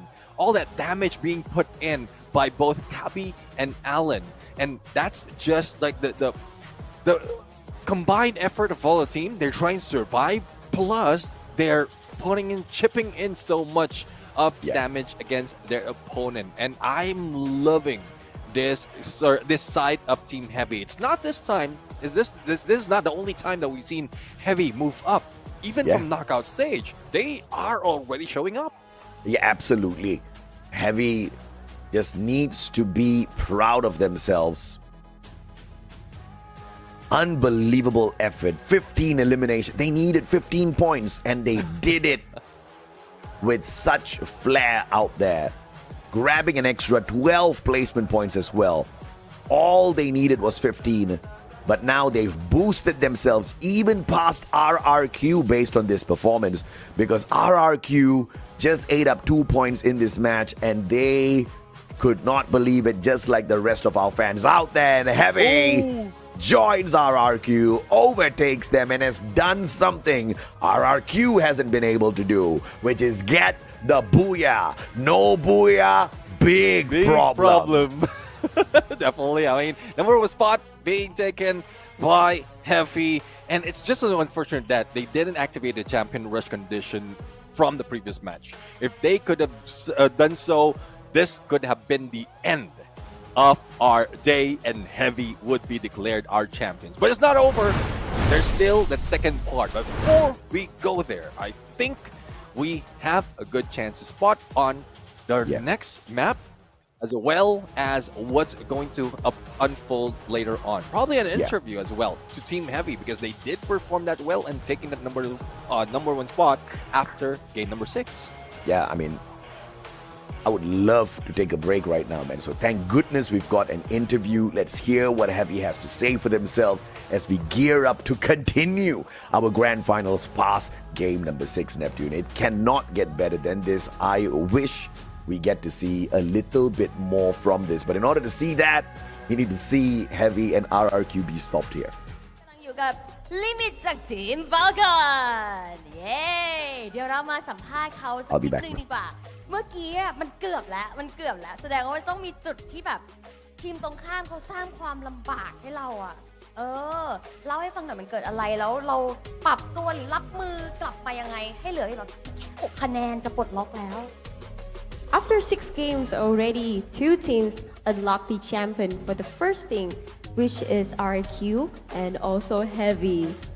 Very strong, right? And welcome all of you to our interview sections. And right next to us is Limit from Team Falcons.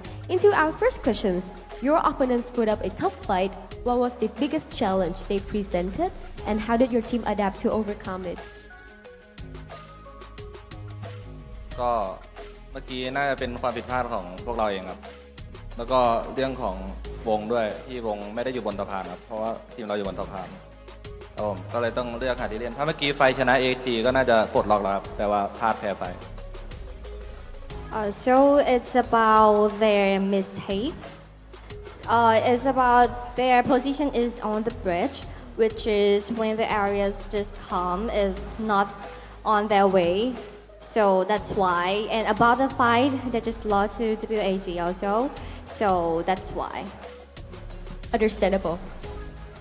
ค่ะต่อไปนะอยากถามว่าคือฟาลคอนเป็นทีมหนึ่งที่พี่รู้สึกว่าในเรื่องของการ call เกมเป็นหนึ่งในทีมที่เด่นมากๆแล้วพี่ถามเพื่อนเราไปก่อนหน้านี้เคโรโรไม่ได้คำตอบถามนิดนึงดีกว่าจุ้ยต้องให้คำตอบพี่แล้วปกติสไตล์การ call เกมของทีมฟาลคอนเนี่ยเป็นยังไงใคร call เกมเก่งสุดAlright, so for the teamwork today of Team Falcons was very incredible.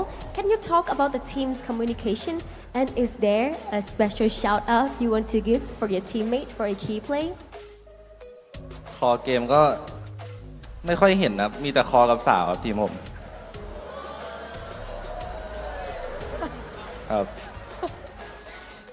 So about the communication in the team when they have a shot caller, right? But Limit say that in the team, no one call because most of the player in the team just call to the girl. Yeah, just call with a girlfriend, just that. No one just call with a communication at all. Is that the source of power of everyone in Team Falcons? อันนี้คือเป็นพลังหรือเปล่าของทีมฟาลคอนในการคุยกับสาวๆมันเป็นกำลังใจเหรอยังไงมันเป็นแบบการบัฟจากคุณแฟนหรืออะไรอย่างเงี้ยหรออาจจะใช่นะแต่ผมไม่มีนะ Yes, maybe, but Limit still single. No one at all. Oh, okay. So on live, you heard that. Yuki, third question. โอเคค่ะอยากฝากอะไรถึงกองเชียร์หน่อยดีกว่าได้ข่าวว่ากรี๊ดกันสนั่นโดยเฉพาะแถบซ้ายของเวที Alright, so everyone here is. I saw a lot of people supporting for Team Falcons, but I do believe all live is as well. So, do you have anything you want to send to your viewers, supporters, or your friends, anyone, to Team Falcons? ก็อยู่กันเยอะจัดเลยดีนึกว่ากลับกันแล้วก็เกมน่าจะปลดล็อกให้ได้แล้วก็อีกเกมก็จะแชมป์ไม่ได้ครับ So he said that at first he think that our fans gonna go back already, but yeah, thank you for staying here. And next game, Falcon gonna get the champion rush, and then we're gonna get Booyah to get champion. Very confident. So this is the end of our interview. Good luck to you, Limit, and also to Team Falcons. And we all hope that you can unlock the champion rush to get your second champion cup right here at Free Fire World Series Southeast Asia 2025 fall. And this is the end of our interview. Thank you so much for watching. Let's take a break before we jump into our next 7th game. ยังไงก็ฝากเชียร์นะคะทั้งทีมไฟคอนแล้วก็ทีมไทยทุกทีมด้วยนะทุกคนเดี๋ยวเราพักเบรกกันแป๊บเดียวเท่านั้นค่ะแล้วเดี๋ยวมาดูว่าเกมต่อไปเขาจะปลดล็อกจริงหรือเปล่าไปรอสักครู่ค่ะ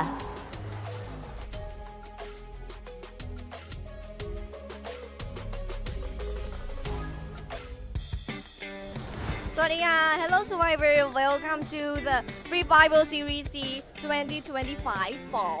And this is the grand final day. So now I'm here with Buram with the eSport. Hello, Swadia.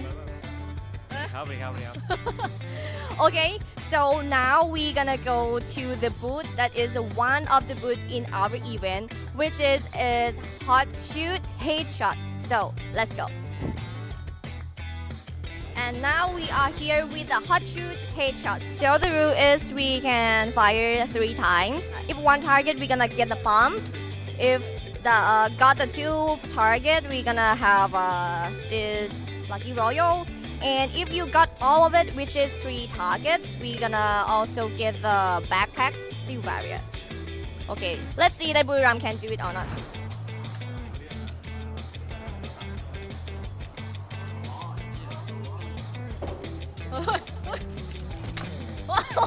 Anh đi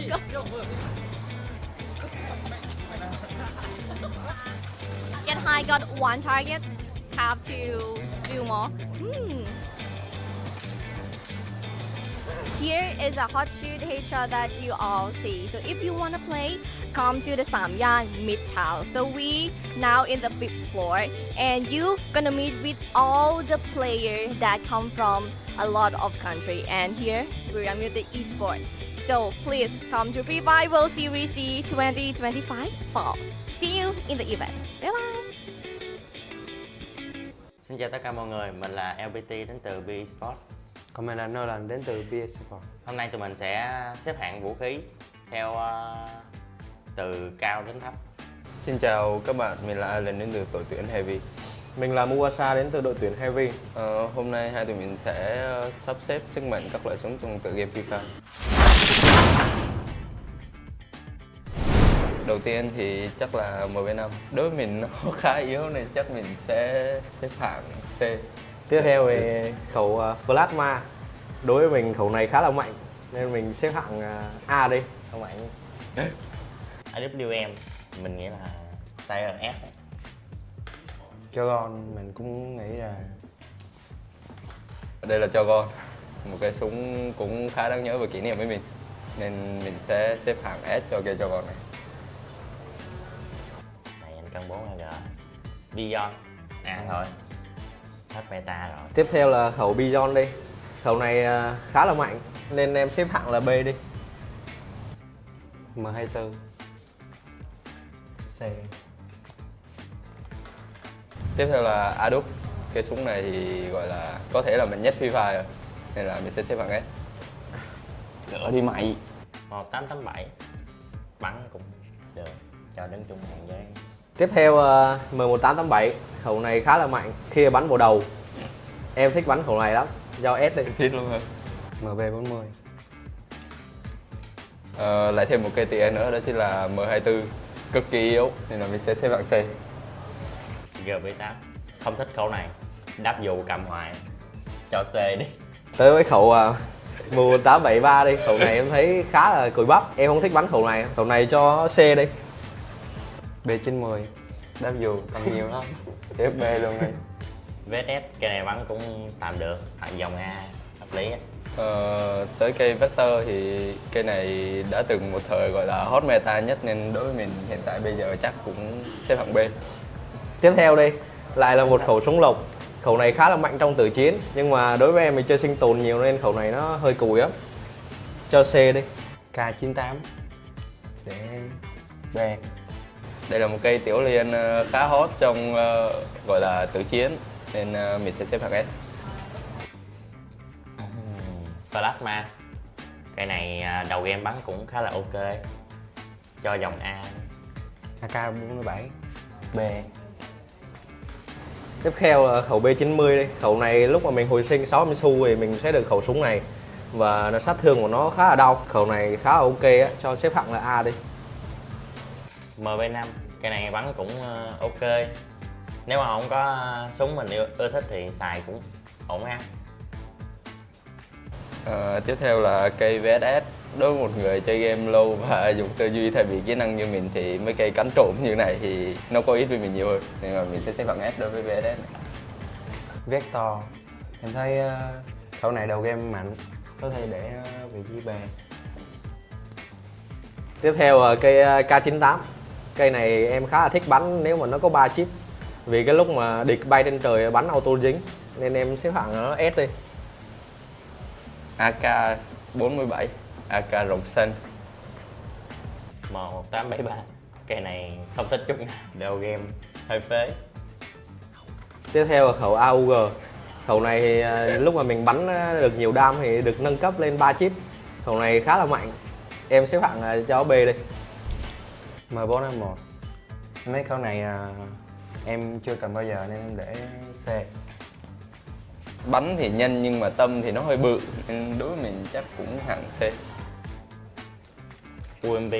Cây này bắn khó nói lắm, lúc được lúc không, nó giật tâm rất ảo. Thêm cây cuối cùng đi là cây M4A1. Cây này nó hơi yếu, em cũng không thích bắn khẩu này, em xếp hạng là S đi. AUG em thấy lúc bắn được, lúc bắn không được nên em để B luôn.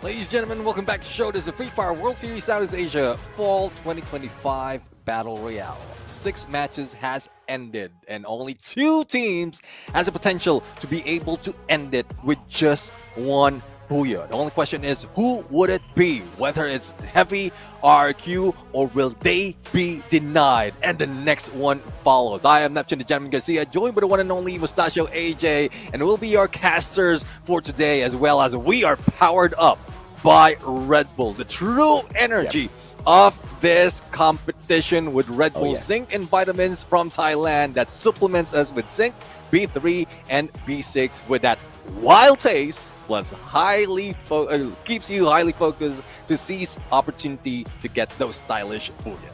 Absolutely. Stylish booyahs, like the one Heavy just walked away with. The most, I would say, the strongest booyah of the day and the most impactful booyah of the day to activate a champion rush condition for themselves. But now comes the harder part. Closing the competition out, denying the championship from anybody else out there. Buriram Falcons, AGAL, and EVOS are so close. In fact, even GOW is close enough to activating Champion Rush if we get another game. That is insane. EVOS, can you imagine, after not really performing so well, EVOS Divine, one more match, they take it all away. And by the way, a throwback quickly, the grand finals, 9 games of Free Fire EWC. RRQ came close to glory, but was stopped by Falcons in the last round. And history just repeated itself. But of course, that wasn't the last round just yet. Yeah. Does RRQ get a little bit of revenge? Or will Falcons do it again? Because those guys still have not activated Champion Rush for themselves. Yeah, definitely. I mean, they want to have a little bit more of nudge. And what would help them is to take out both RQ and Heavy.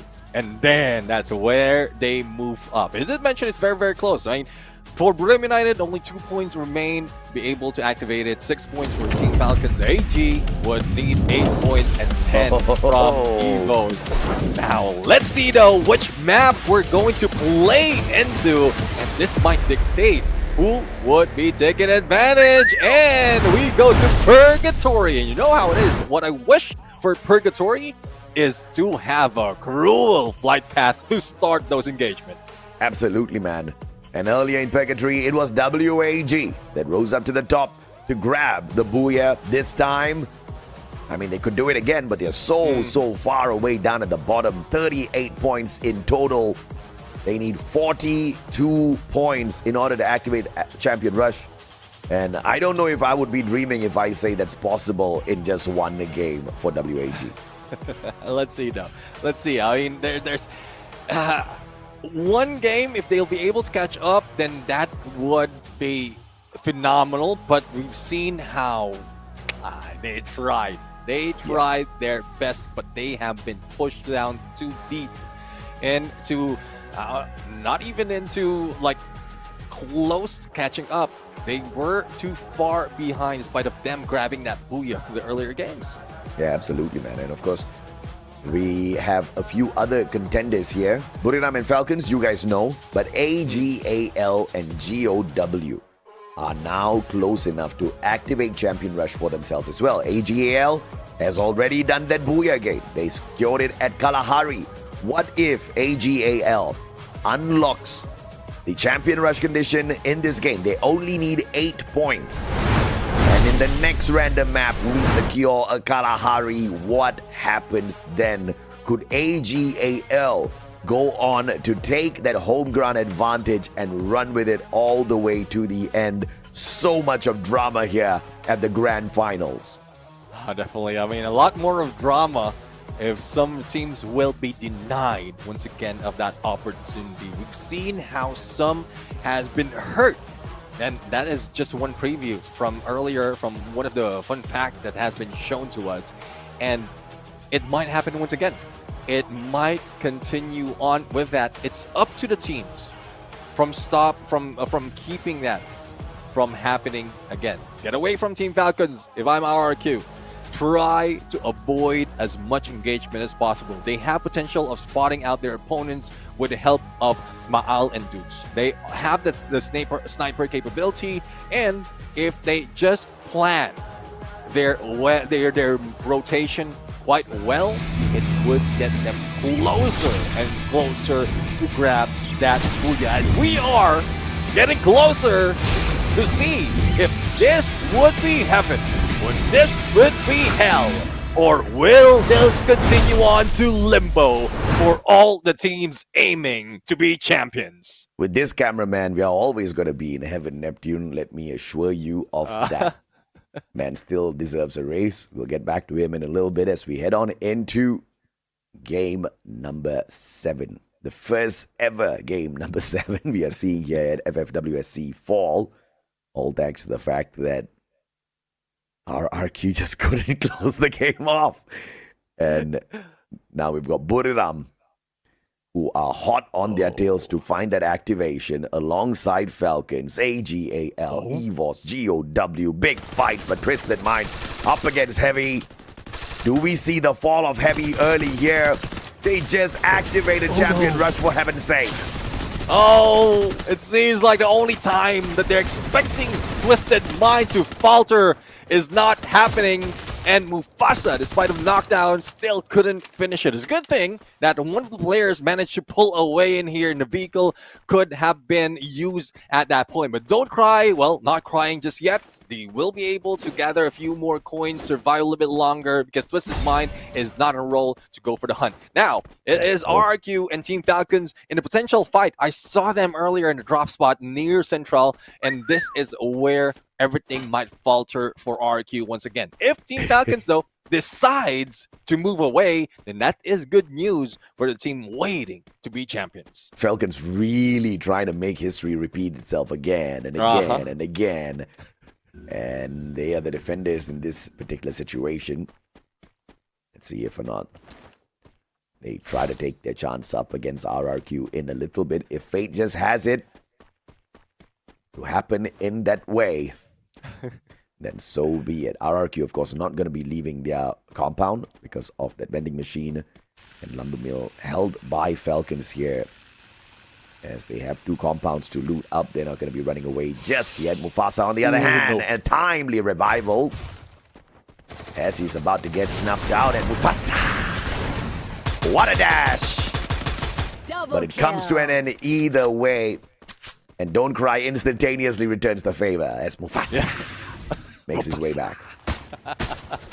Well, let's see though on how that's going to work out in a bit as we look at PE Sports as well as AG Global. Barros already on the ground and shots from above. Even Chinoy is faltering from the tenacity of PE Sports. And despite of them being pushed down, they want to get back up. They want to get into the same spot as where Heavy is. And it seems like this is the beginning of that journey. They did try their best from the earlier battle, but unfortunately for them, pushed down to 8 in spite of having a Booyah. Similar story from what we mentioned for WAG. Like rock it in the beginning and then falter towards the mid. And Heavy still facing a little bit of heavy losses here, this time up against WAG. Maybe a little bit bitter that they have not activated the champion rush condition for themselves just yet as the prime team out of Vietnam. But of course, such is life. Dew stepping away from that Riptide rhythm in a timely manner, setting up the double glue wall for themselves. And Dew manages to find the first connection, but another Riptide rhythm rips him away from the map, putting him back in the lobby to wait for a revival. Let's see how revival can be done. If it would be in time, then that would be great. But as we look in some of the players, how they are moving right now, as well as the sidebar of scores that we have. We are seeing that some teams very, very close. We're United, Team Falcons. I've already pointed out how much point they can bring into the table, but it still is a long way unless they can prevent Heavy and RRQ in doing so. But RRQ seems like they managed to get a few of those numbers already on them. And this time, they're still not going away from their usual ways. They are still going hunting. They are making sure that there's little to no contention on their rotation. But this is where the risk comes. That might cost them that Booyah later on. Absolutely, but RRQ also needs to remember that if this goes the distance, I mean, they might not be the only one who can't close off the games. If everybody suffers the same fate, then by the end of Game 10, we will have to look at the points. And they need to collect them either way as these matches continue, unless, of course, they get to the final circle this time. Either them or Heavy, and the Booyah is secured. WAG just buying a lot of time here for themselves before they get up to that weapons arsenal that's already been opened. Yeah, let's see though. I mean, Moat House is just in front of them, and you know how it is. Twisted Mind would be within the same area. And after the battle earlier, I think they would be meeting against Evo's Fun. I thought it was a WAG, but the zip line just fast forwards and onto the engagement. A 1-2 trade right now. Twisted Mind is in trouble, and Cougar not so good of a position, and they will be taken out once again. The first team to be eliminated out of the map. Well, Twisted Mind is nowhere close to finding points for themselves, but there's a problem here. Twisted Minds are not going to qualify for global finals if they keep this up, Neptune. They need to be in the top 9. They just got acquired. They were the first team to qualify into the grand finals, giving the brand enough confidence to pick them up. But now they need some sort of miracle to happen for them, because you're just aiming for top 9, my friend. I don't know if that miracle would happen, because from the beginning of this day, it seems like they're running short on energy, running short in points as well. And it's only in those initial engagement, trying to prevent Team Heavy in getting that Booyah that is boosting them up. But the moment they meet up with a different team, different story happens, different story unfolds for them, and they are being brought down quite easily. So they're one of the teams who are hoping that this would run or extend a little bit more, but Vietnamese teams definitely are on fire, and all of them have secured the Booyah in the grand finals. The only question is, will they be able to get that crucial Booyah for the champion? Yeah, I mean, 6 games played, and out of the 6, 4 times the flag of Vietnam was waving up high and proud. And one of them still alive could bring the competition to an end. Will Heavy make history?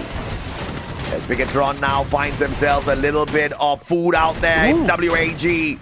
What a turnaround by Cyrus. With the Drogon, Tikui pulling out the M590, snuffing out Bigatron where they stand. One final survivor, managing to back away fairly a distance between themselves as well as WAG, but that does not mean Bigatron gets out of this one easy. EVOS and AGAL, you just need one player to turn around and spot him. Let's see though, I mean, like for the final player of Bigatron, there's still a hit list on him, so definitely his position would be on the map. But the battle of EVOS as well as AG Global, it continues, and let's see though who's going to win. So it's just great that AG managed to defend themselves against EVOS Divine, Aim God up front, and it seems like the Aim God Coach Hill combination is not working that quick as we expected, but a backup coming from Rasia is what works, and it seems like this is the follow-through that needs to happen, but it doesn't because of the glue wall plus a quick recovery coming from AG. Both these teams are looking for the activation of Champion Rush by the end of this game. AGAL only needs 8 points. EVOS needs 10 points. Neither one can lose here. Rasia still alive. Trying his best to get away, and a interference now as GOW shows up at the right time to allow EVOS to say bye-bye to this engagement, and AGAL will make their exit as well. Oh, GOW jumping in onto the fight, putting a lot of pressure. Only Barrows remain right now, but does have an MP5, might be able to stop them. EVOS Divine being eliminated right here, right now. But GOW would be able to take down another player from AG, and AG also being taken down. And it is just because of GOW, the pressure that they have put in after the engagement of EVOS and AG is about to end. Look, GOW can definitely activate Champion Rush here as well. All they need for themselves is 14 points. If they keep this up, maybe they stand a solid chance of getting it done. Falcons now, the next prey of GOW. Unbelievable predatory skills here out of the squad. RIP spots out on fire. Double blue wall. And the rest of Falcons are dropping by to give him the backup that he needs. Oh, let's see though. I mean, I think Rip has been the distraction to give an opening for GOW to get in the next phase of the circle. But the only problem is they don't have any vending machine to work with to bring him back. And the full squad of Team Falcons would be a threat. But if in case GOW can take them down from when they step into next phase, then that would be a good trade overall. But PE Sports right now going against WAG, a battle of the teams that hasn't done just enough to activate that Champion Rush condition. Now let's see who's going to win, who's going to deny that opportunity from these Vietnamese teams. Buriram and Falcons only need 2 eliminations each to activate Champion Rush. A Booyah here means nothing to Buriram and Falcons, but they still cannot let go of it easily in case we have to depend on the overall leaderboard by the end of match 10. If it gets extended that far, they will need these precious points. Buriram Falcons, what will they bet everything on? Just for the 2 points or as maximum as they can squeeze this out? PE, high ground advantage, but just nobody to engage with just yet. Yeah, let's see though. They do have a few stragglers being spotted, but the Blues closing in, and a lot of trouble might be happening. It's a good thing if they can stand in onto the edge, use that zip line just in case needed, and then they can reposition behind Team Heavy. But no, they're choosing a longer route or a slower route with them running down that hill. Team Falcons though flying in, and well, not look at not that, man. really putting in those talents against everyone else. It's more of reposition that they are looking for right now. We are talking about the 2 points that Falcons and Buriram needs, but we also have to acknowledge Heavy and RRQ are inside of this next zone, and PE Sports looking to end Falcons right here, right now, stopping them from activating the champion rush. Falcons only need 2 eliminations. Will On Fire be able to deliver that? Well, 80 points already, as a matter of fact, Neptune. 19 Falcons has already achieved that. Even with the current elimination that they have right now, I think that is already enough for them. RRQ being taken down, denied once again of getting that champion condition. But Heavy being quiet, being silent, that could be the threat that would deny RQ on being the champion. All they have to do is stay this way. As WAG is just being dealt with Buriram United, and there's little surprises that might be happening on this side of the map.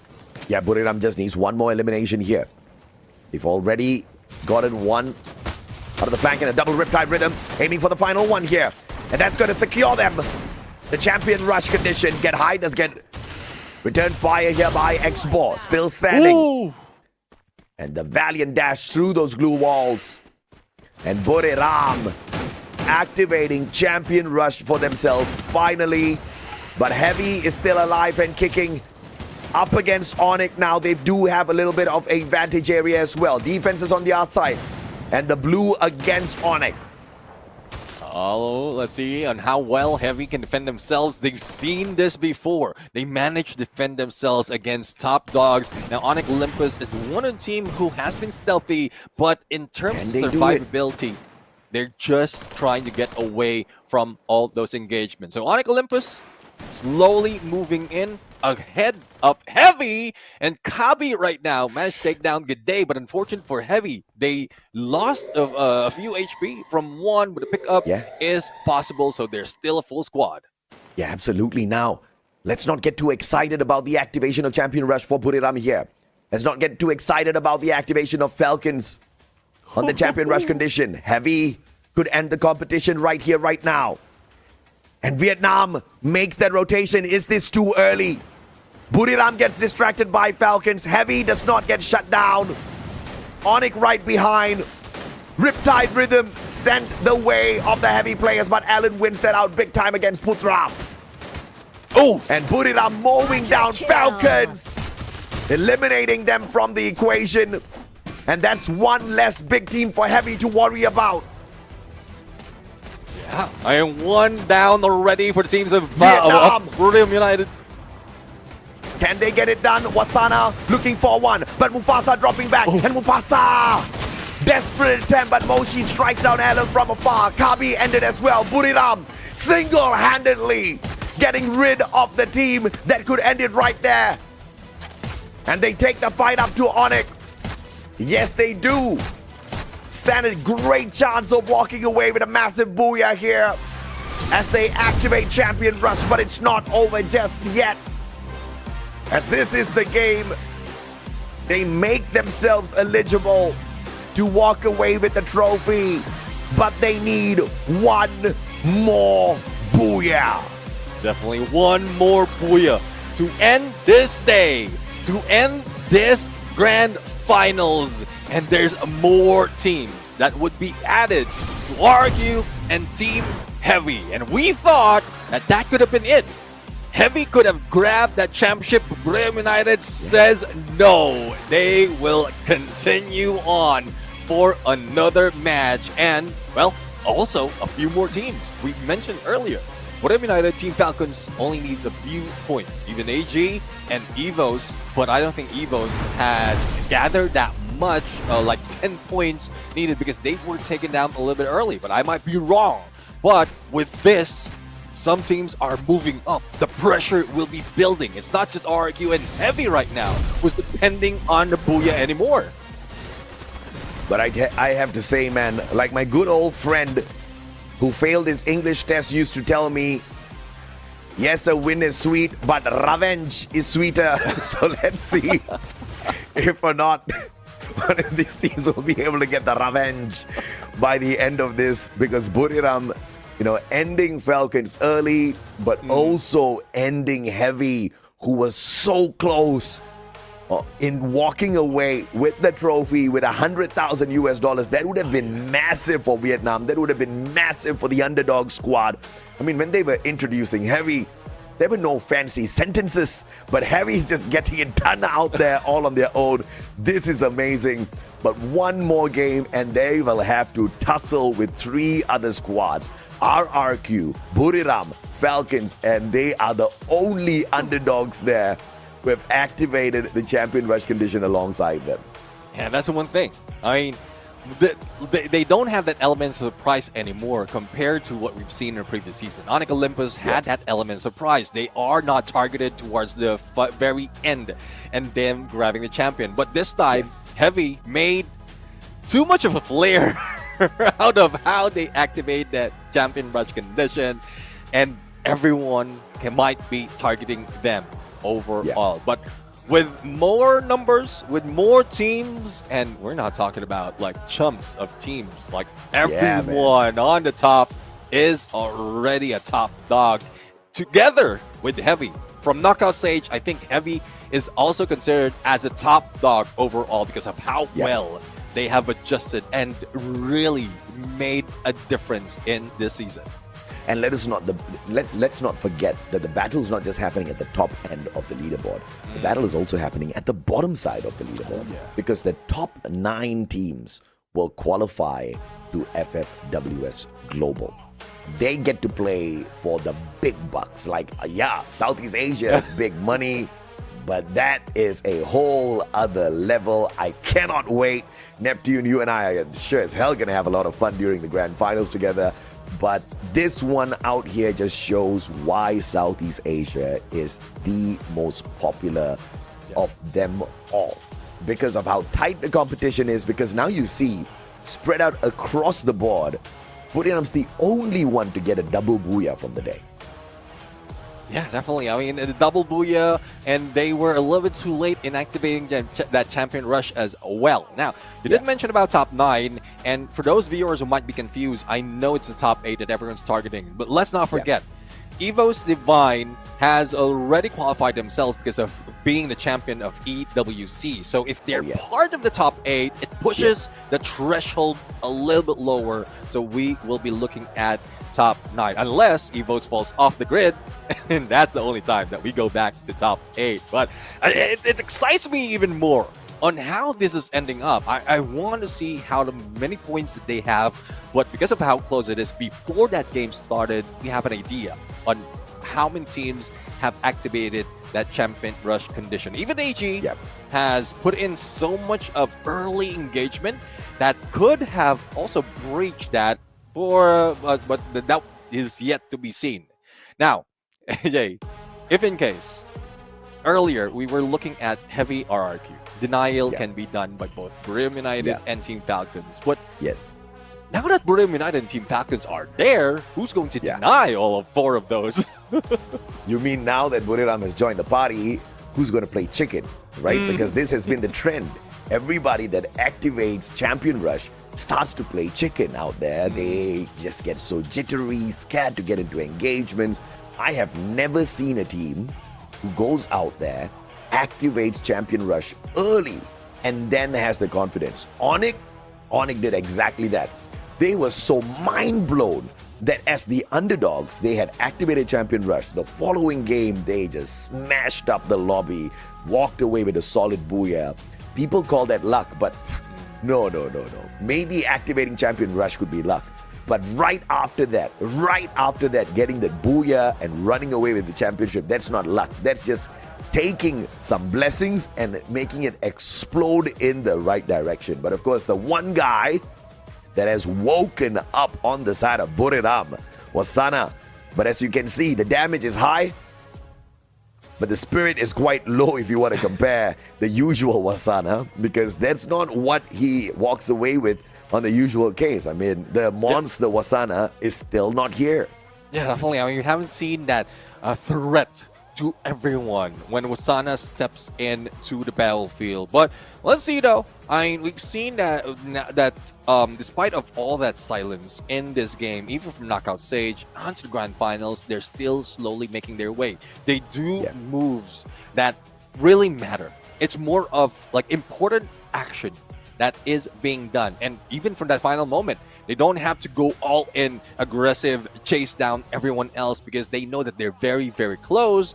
And also, if they can stack up all of those points, they will be on the top of the board. So even if they don't get the Booyah after activating that Champion Rush condition, they will still be on number 1 once we end all 10 matches. Yeah, absolutely. And 22 points claimed by the unferocious Buriram. Very tame Buriram. Unaggressive Buriram. But of course, let's see if or not they'll show us all of the positive sides of the quality in the next matchup. Onyx picking up 17 points. Massive comeback game here for Onyx. And this is very important because Onyx needs to make sure they are in the top 9, because they are battling tough for this with WAG, and obviously Vietnam wants to make sure the squad is in, and WAG is currently on that final eligible spot to find a qualifier into global finals, but the battle ain't over just yet. Bigatron, Onyx can make a play for the qualifier. Twisted Minds, on the other hand, they need some sort of, I don't know, pixie dust, some sort of lady luck kissing them. They need something, but they need everything at the same time because they're too far from the 9th spot. Yeah, definitely. I mean, it looks similar to what we've seen in knockout stage, them being put down. But like, I was expecting them to move up, because when it really matters from knockout stage, the top 6, they were able to get it, and even move up even faster compared to the other teams. They were first on the grand finals, but I don't know what happened. I don't know what happened with that energy coming from Twisted Mind. Probably it's just nerves. Everything is just a little bit too strong in terms of pressure, in terms of the fans out there, as well as the opponents that is slowly showing up. But we'll have to see though, because we're going to find out which out of the 5 remaining maps would be our playing field on this game number was it game number 6, game number 7. So this is one thing that we want to expect. This is one thing that we want to see, that no one from whoever is getting that Champion Rush condition would be at an advantage. That gives us more of a challenge later on. Game number 8. Here comes the randomizer. Let's see what fate has got in store for us, Neptune. Let's see who rises up to strike at Solara. WAG looking for the activation of their Champion Rush. Could maybe make good use of this. GOW needs 9 more points to activate Champion Rush. Both these Vietnamese squad just got blessed because they are decent at Solara, and WAG once again is fighting for survival, fighting for the qualifier to the global finals, and they need to win big this time no matter what. Yeah, definitely. I mean, a lot of targets for the team. A lot of teams would want to get in, not only to be champions, but a bigger piece of the prize pool right now before the day ends, before all the matches ends, and also getting that spot. So like, good on Bigatron if they'll be able to catch up with the points that's needed for them to get into the top 8 or top 9, and if they can still maintain their title as the Kings of Solara, that would still deny the 4 teams that is on top waiting to be crowned. But let us not forget, apart from WAG, apart from GOW, there is another monster on Solara called Buriram United Esports. Namto Sunahoga baby. Could this be the final game? Could Buriram use Solara to rise up to the top?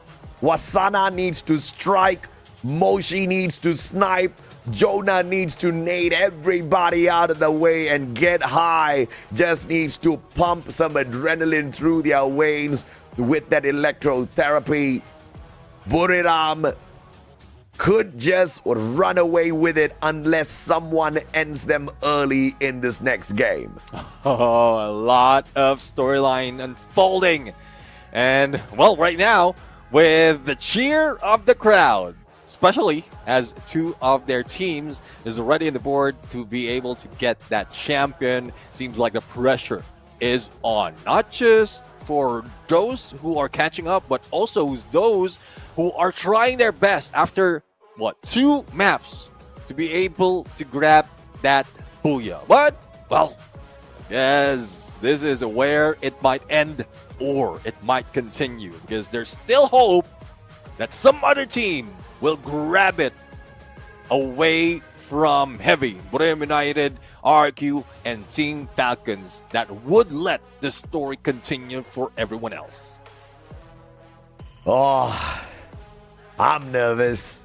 The players are nervous. Are you guys nervous? Audience, let us know in the comment section if or not you think Buriram's gonna run away with this. Because once again, the top dominators out here on this map, and this is just purely from the previous game. GOW walking away with a booyah. Falcons reached up to the top, close but not close enough. Onyx did manage to visit that final circle as well. And guess what, Falcons? They've activated the champion rush condition already. If they get close enough this time around and they walk away with the booyah, it all ends here, Neb. Yeah, let's see though on how it ends. And, well, let's see, because for today, we have seen GOW did get a booyah in Solara with 13 elimination. If they can do it once again, it elevates their chance of not only activating champion rush condition, but denying everyone extending our games and helping WAG to move up even further to the top 8 or top 9. So that is one thing that WAG would be hoping for, so that they will still be part of the list of getting in onto global finals. And with what they've done previously, I was expecting that they were like already washed, they already done, but no, they haven't slowed down. There's still more potential for this team. And, well, that battle on the bottom of the leaderboard would be tight, similar to what we have on top. Yeah, no doubt at all. And of course, everybody is nervous out there. And you know, a little bit of fun fact out here for everyone. It seems like Buriram is not performing, right? It seems like Buriram is not doing well. Yeah. But Buriram is second on the overall leaderboard, just 4 points behind Heavy, who's number 1 on the overall leaderboard, and they've got the most number of booyahs today. How the hell does Buriram, your 2-time world champs, almost 4-time world champs, make it look like they're having a bad day, but still have a damn good day? They just know how to do it. They understand the game that much, and it's just the conditions that is not working for them, especially in the closing and being the champions. But if that condition, like a few of those conditions align, similar to what we've seen earlier, then that might be the chance. This might be a chance that Buriram United will take the trophy away from everyone else and go into the global finals with a little bit more pride to steal away that global finals trophy against the other teams who has been holding it, the other region has been holding it for quite so long. Yeah, absolutely, man. And of course, first of all, before they can steal that away from any of the other regions, they got to steal away the 100,000 US dollars. And of course, 4 teams are capable of doing that. Once again, Heavy from Vietnam, Buriram from Thailand, RRQ from Indonesia, as well as Falcons, who are currently one of the only teams to dominate Clash Squad in such a merciless way. Your 2-time Clash Squad champions of 2025, dominating Southeast Asia. Yeah, well, the heat is rising. The suspense is building up. And I question why we haven't jumped in just yet, but I guess this is part of that story. We don't want to start it off just yet abruptly. We want that momentum. We want that build-up to shake the arena, to shake the battlefield, because this might end right here. The storylines have all been laid out, ladies and gentlemen, boys and girls, survivors of all ages, as we head on into the latest map added into battle. Solara, will that be the trump card of some of the squads out here who have been secretly trying to master this map? Or will it be the same old Buriram?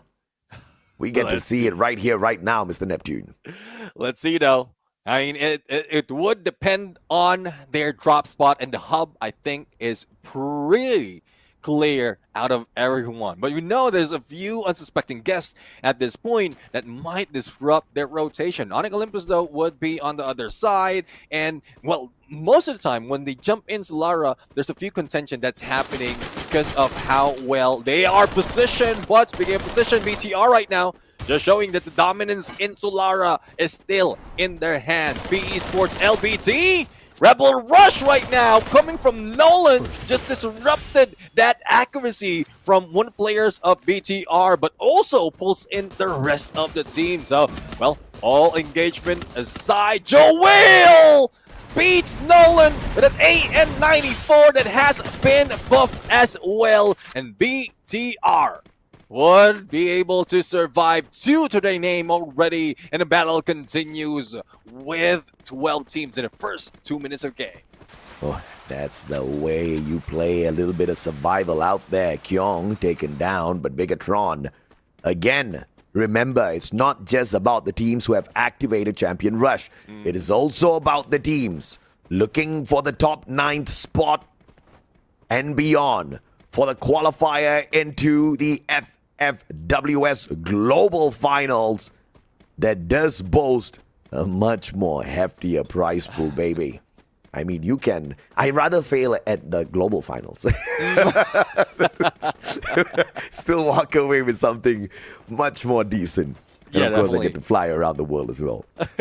So you get a few more from here, could just qualify to Global Finals, and then you get there and you still get a little bit more. Extending your life and getting those prize pools is one good storyline for some of the teams. If you rank higher, then, well, you're going to be rich. You're going to be rolling in cash. But let's see, though, if not only will they be rich, will they be the champion this time? Twisted Mind, though, the building up of the pressure, building up momentum. Hopefully this is what they can put up, or a lot more can be put up by the team, because there's a lot more points. As you can see, 28 points, only 1 elimination from this map, and this is not what we expect from Twisted Mind.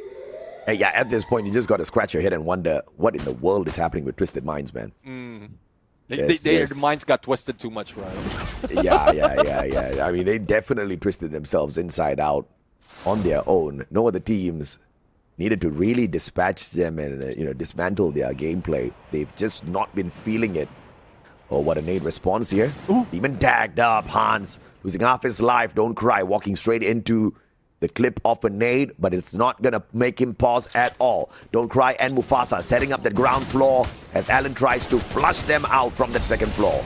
Concedo, there goes the push, and Demon right now trying to defend himself, managed to survive an onslaught that has been brought in by Heavies, being averted by GOW. And another potential denial of grabbing that Puya, as well as being the champion, is in store. But if Demon will be going down, Hans might be going down as well, and he does! Alan for that win in that 1v1 CQC. Heavy turning it around.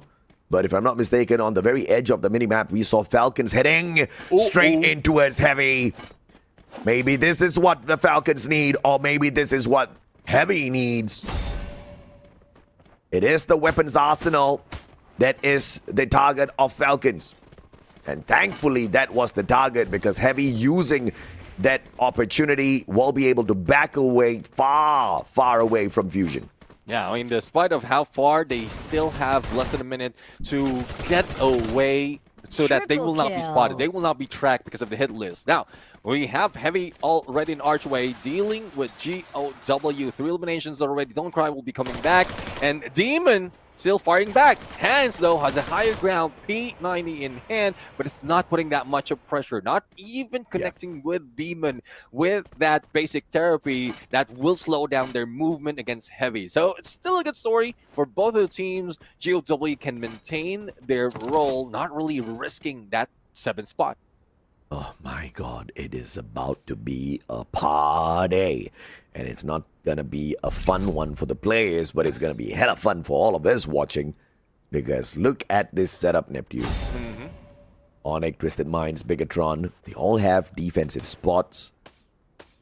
And what makes it complicated is this jump pad. But it allows players to just take their pick as to who they want to fight and waltz on in there. On the landing, RRQ just suffering a couple of tags on them.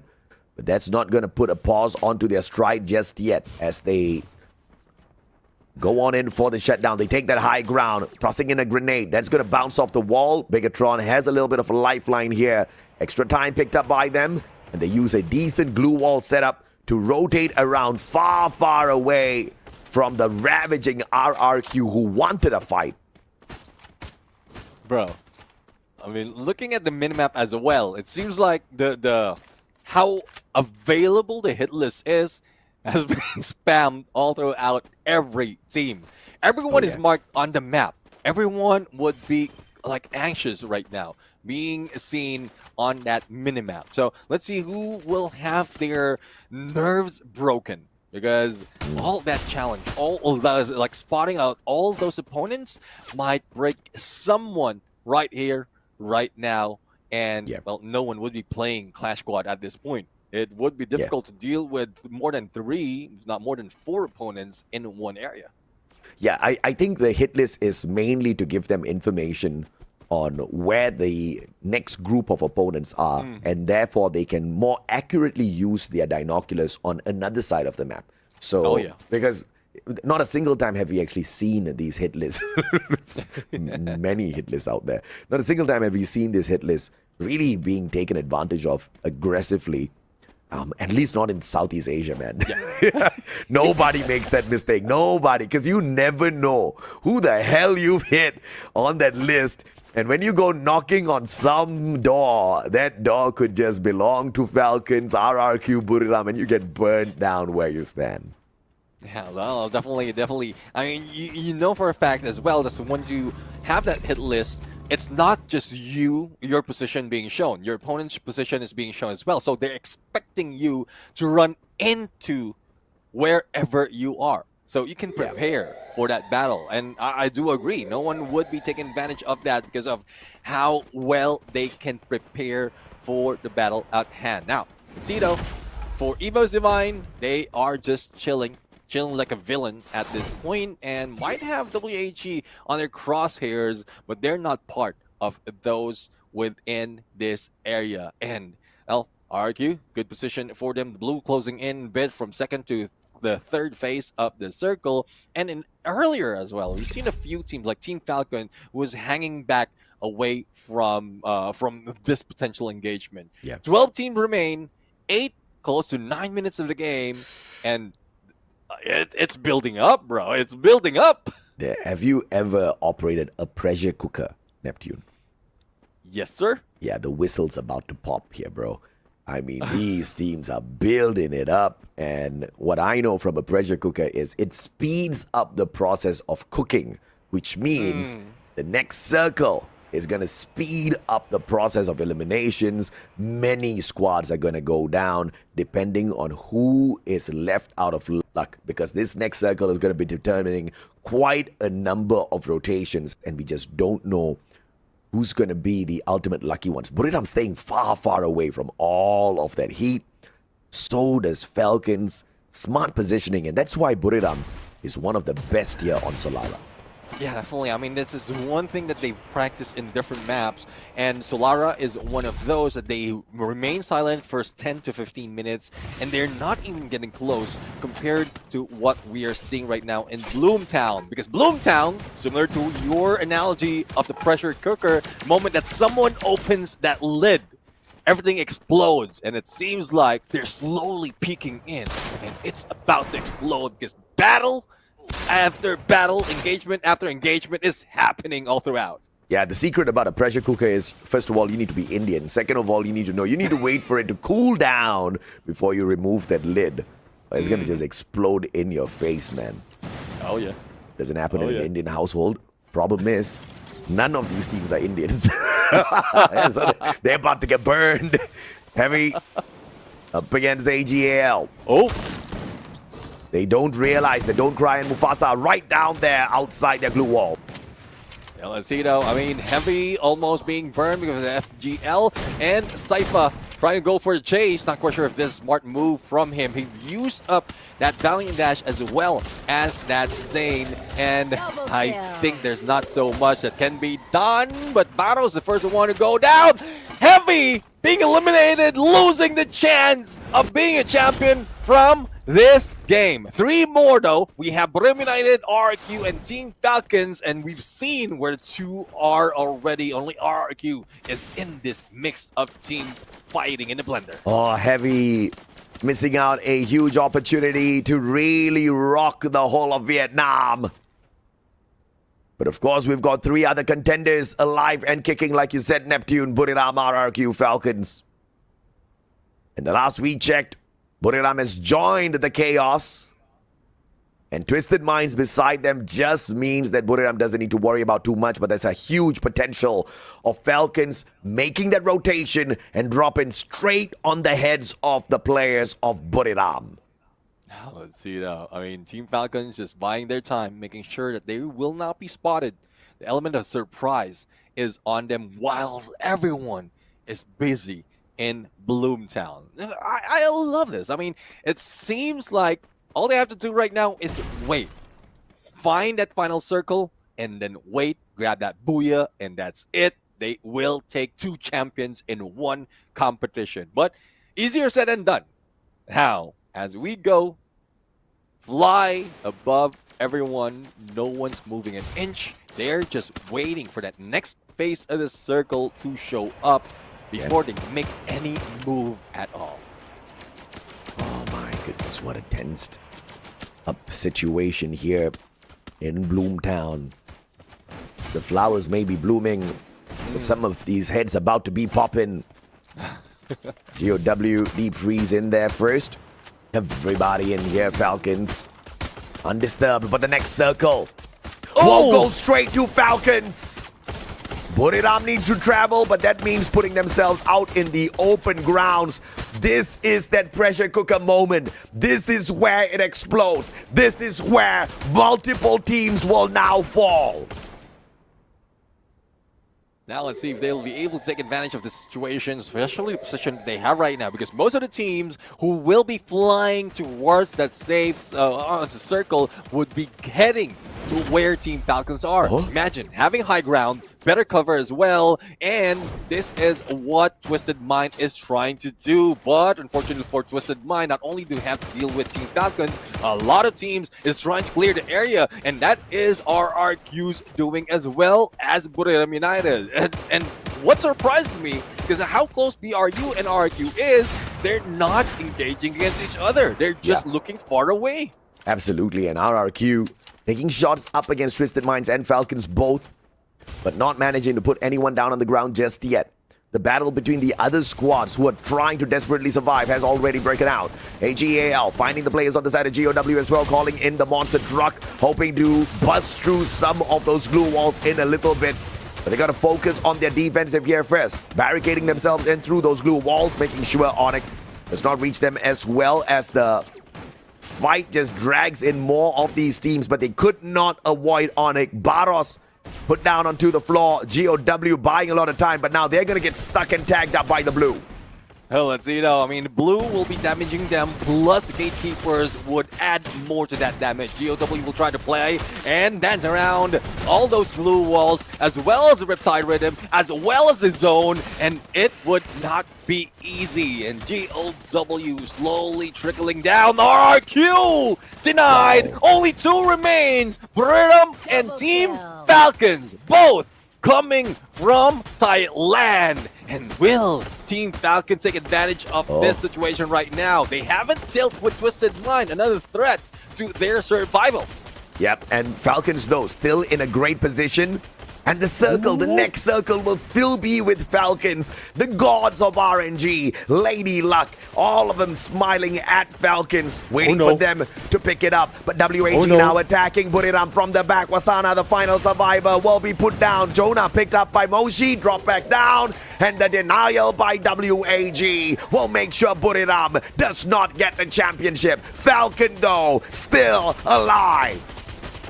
Still alive and kicking, and still in the best position to grab this booyah. Now let's see what contention would be done. WAG is already out. Twisted Mind is still alive. GOW with only 1 player, and Evo's Divine down to 3. Not so much of pressure for Team Falcons. All they have to do is wait and see as they are moving with the zone. I can feel the Team Falcons already smiling, but hopefully they don't get too overconfident because of the situation that they still have to go through it. 2024 EWC World Champs versus the 2025 EWC Champs. And the 2025 Champs looking to deny the previous ones. EVOS versus Falcons, this is going to be the biggest battle for Falcons. If they survive this, if they hang on, they perhaps stand a good chance. But Twisted Minds needs to assist the right squad here in order to extend the match. If they knew they wouldn't choose Falcons, they would shut down the White Tigers to allow their own Thai squad to pick up the home ground advantage and championship. And what a rotation by Falcons, using the beautiful boulder placed right there as if it was put on the map for Falcons themselves. Definitely, I mean, they have natural cover. They don't have to waste all those glue walls, and they have a good vantage point against Evos. Now, let's see if there's something that Team Falcons can survive. And Riptide Rhythm Ray is down.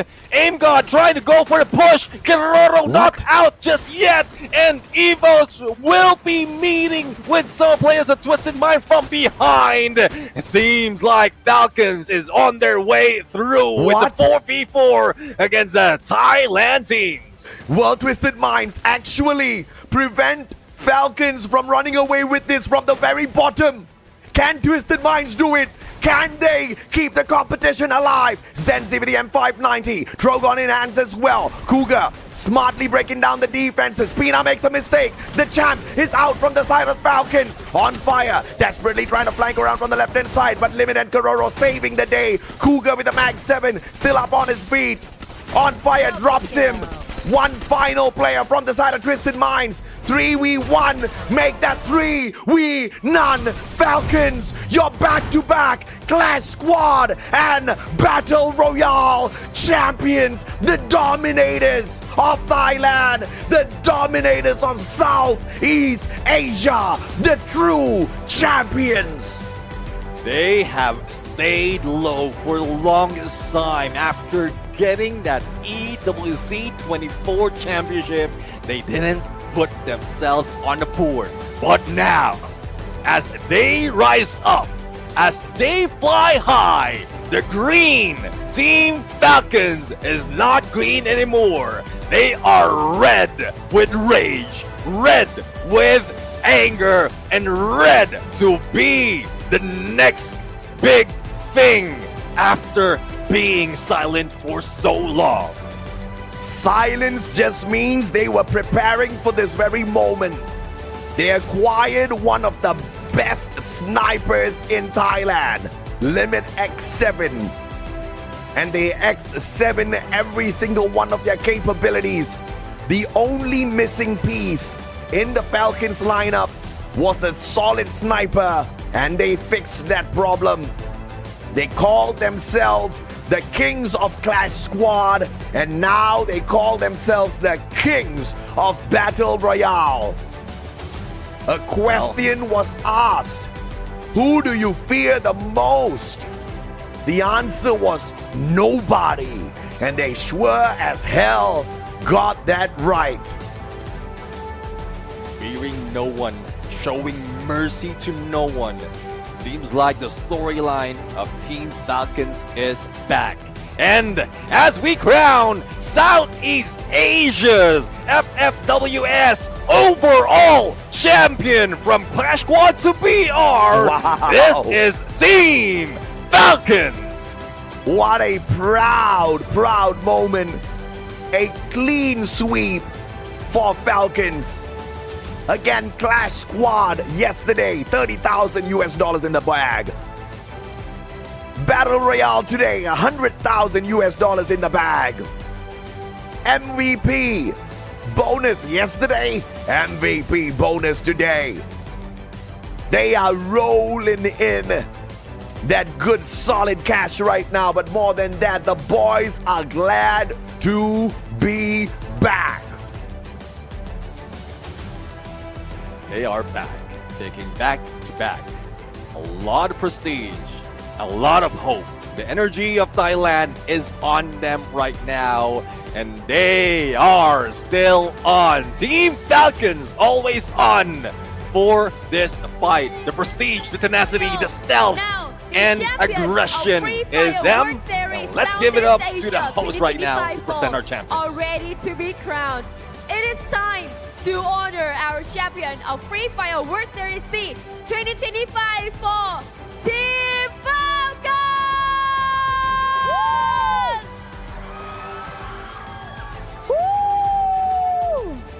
ขอแสดงความยินดีนะคะกับทีม Falcon ด้วยค่ะแชมเปี้ยนของ Free Fire World Series Southeast Asia 2025 Fall ในโหมด Battle Royale นั่นเองค่ะ And now it is time for the award ceremony for our champions. I would like to invite Mr. King Sadidara, head of Free Fire product and eSport team, to the stage and present the award. และในตอนนี้นะคะขออนุญาตเรียนเชิญการมอบรางวัลนะคะให้กับแชมป์ของเราค่ะขออนุญาตเรียนเชิญคุณคีนนะคะสริดาราค่ะ Head of Free Fire Product and Esport Team นะคะขึ้นบนเวทีเพื่อมอบของรางวัลค่ะ And finally, the champions of the Free Fire World Series C 2025 fall, taking home the grand prize of $100,000. และแน่นอนค่ะว่าแชมเปี้ยนของเราสำหรับ FFWS 2025 Fall ของเราค่ะจะได้รับเงินรางวัลมูลค่า 100,000 เหรียญสหรัฐค่ะ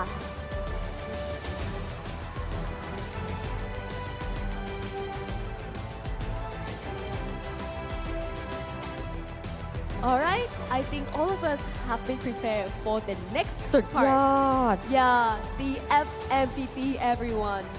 The player receiving a cash prize of $4,000 is congratulations, Keroro!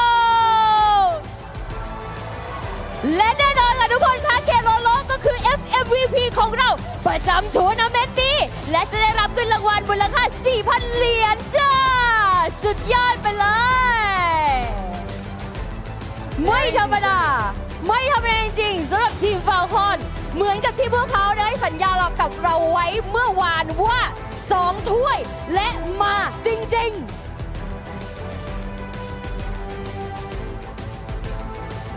และในตอนนี้นะคะเราก็จะเป็นโมเมนต์ที่จะเก็บภาพความทรงจำดีๆค่ะทุกคนคะนี่ Thank you, Mr. King Saridara. And now let's interview with our champion. ก็ต้องขอบคุณพี่คีนมากๆนะคะที่ขึ้นมามอบของรางวัลนะคะให้กับทีมแชมป์ของเรานั่นเองค่ะ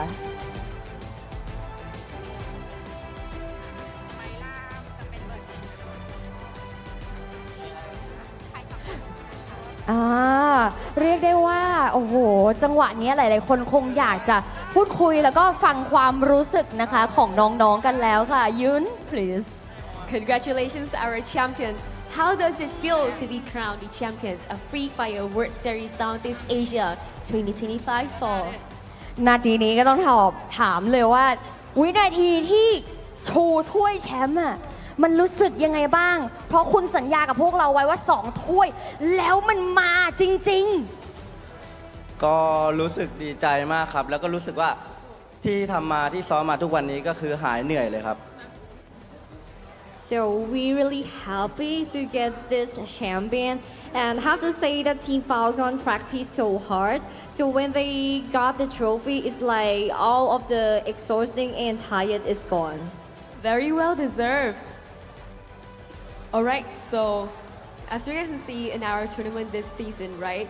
2 of the cup, even the Clash Squad, and today they all made it. So which moment in the tournament was the turning point for your team? คิดว่าจุดไหนคือจุดที่แบบว่าเป็นจุดเปลี่ยนที่ทำให้เราชนะได้ เพราะเมื่อกี้เอาจริงๆกว่าจะได้แชมป์กว่าจะเก็บ80อะมันก็เหนื่อยเอาเรื่องเลยนะทำยังไงบอกทริคหน่อย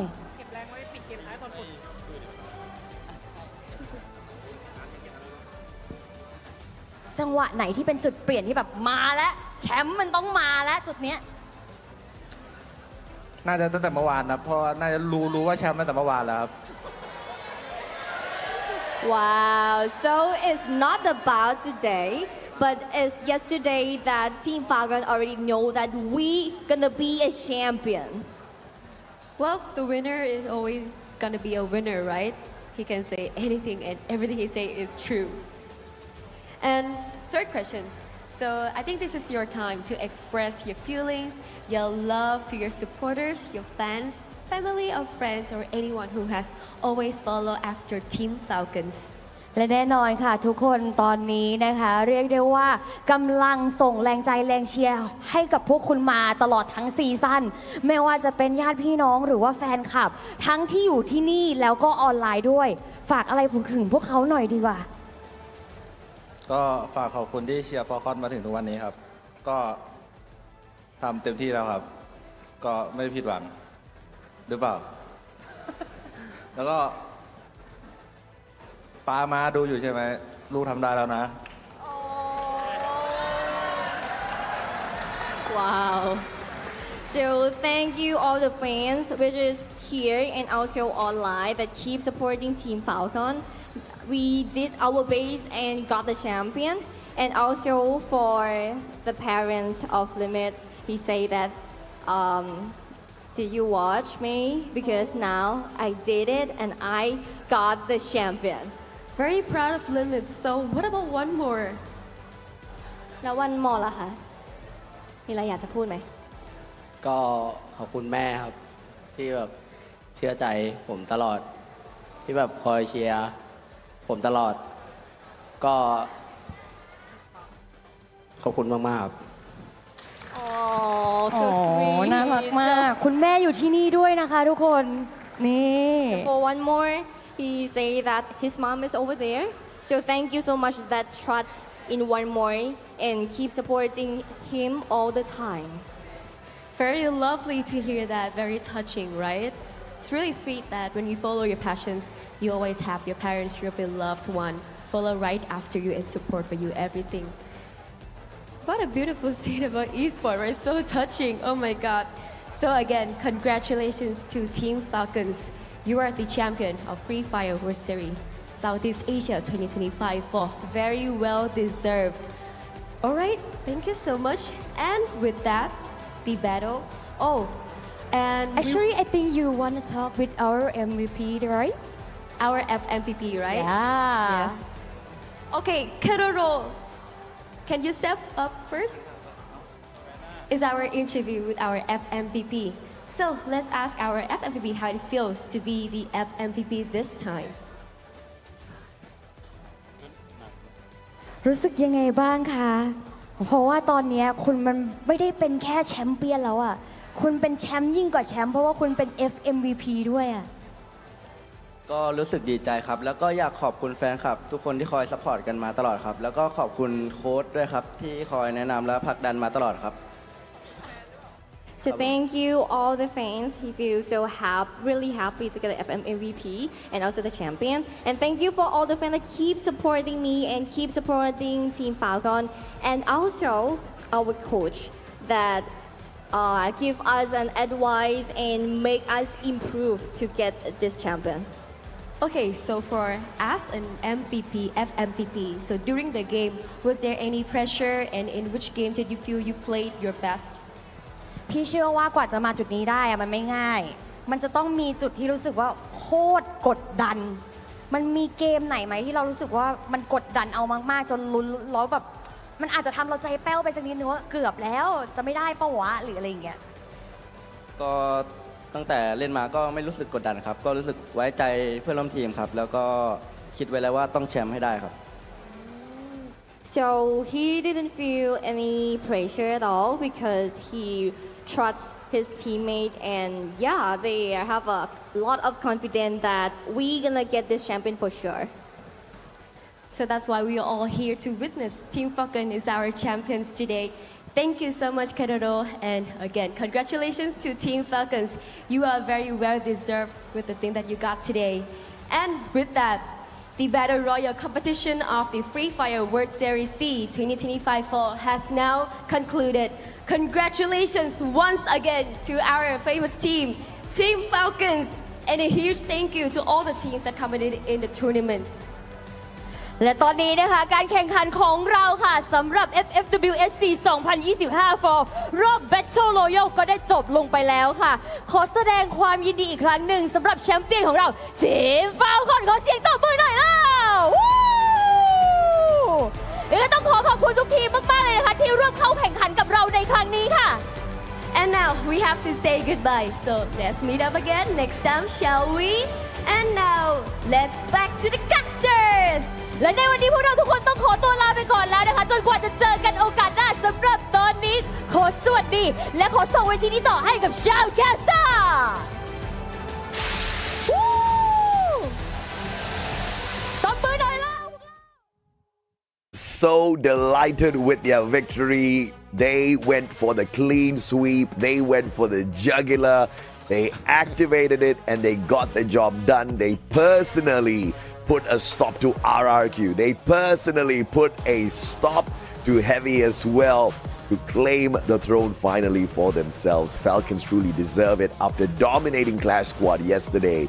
You would think that that's all they wanted to get. That's all they're good at. But today they have proven everybody who is the best squad out there. Yeah, definitely. I mean, despite of them being denied from last year's fall season, they end up second place. They are hungry.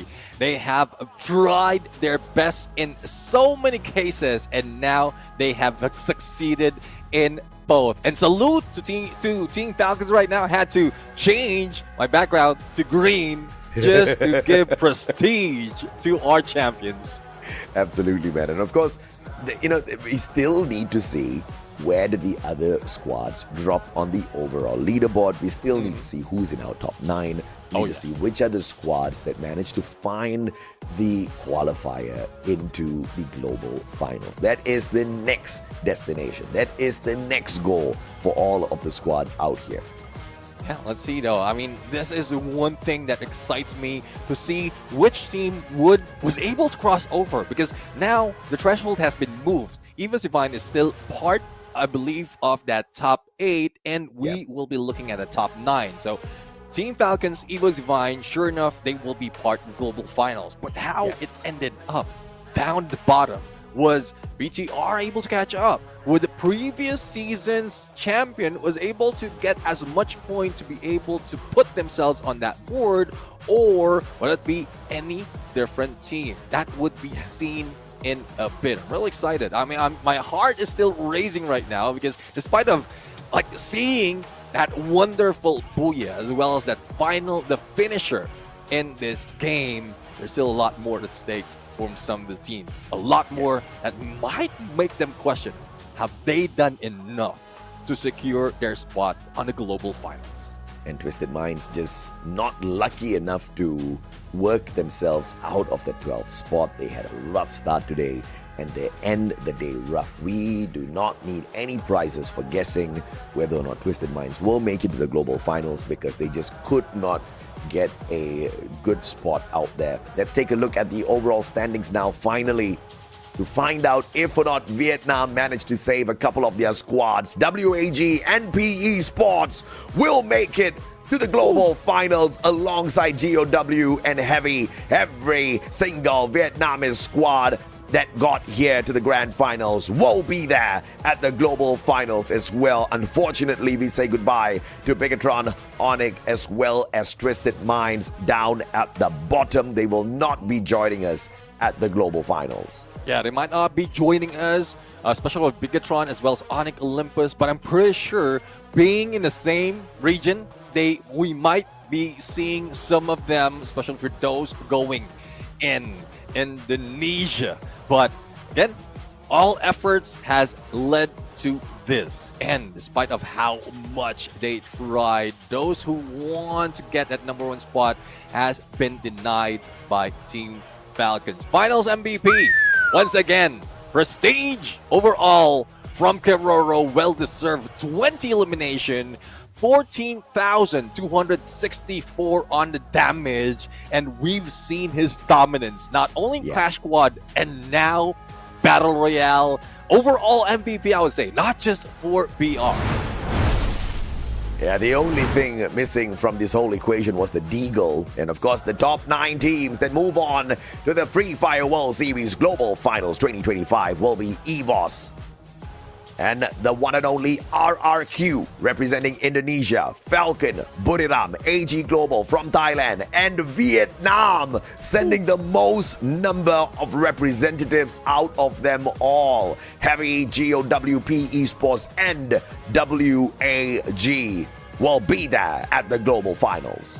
I am loving this. We did mention that Vietnam has the potential to be that great, and then more to come for them. More chances to show up at this point. And it's not just one, it's not just two, but all 4 of them are in the mix. And I'm just happy to see all of this unfold for us right now, AJ. Yeah, absolutely. Unbelievable effort. Unbelievable tenacity by the Vietnamese squads. And of course, you think that WAG is hungry. But what Heavy did out there today, it's just a total wild card. When Vietnam steps up onto the field, you don't know which one of them is going to go absolutely crazy, but one of them surely will. Sometimes it's PE Sports. Sometimes it's WAG. Sometimes even GOW have managed to threaten a situation like that. But what Heavy did out there today as the first team to activate the champion rush from Vietnam and the only team to get there when it mattered, it's unfortunate they could not close it off for the final spot. But of course, Neptune, it has been an absolute wonder casting with you the grand finals in here today. It was definitely fun. Ladies and gentlemen, boys and girls, survivors of all ages, thank you so much for joining us. We will catch you guys at the global finals.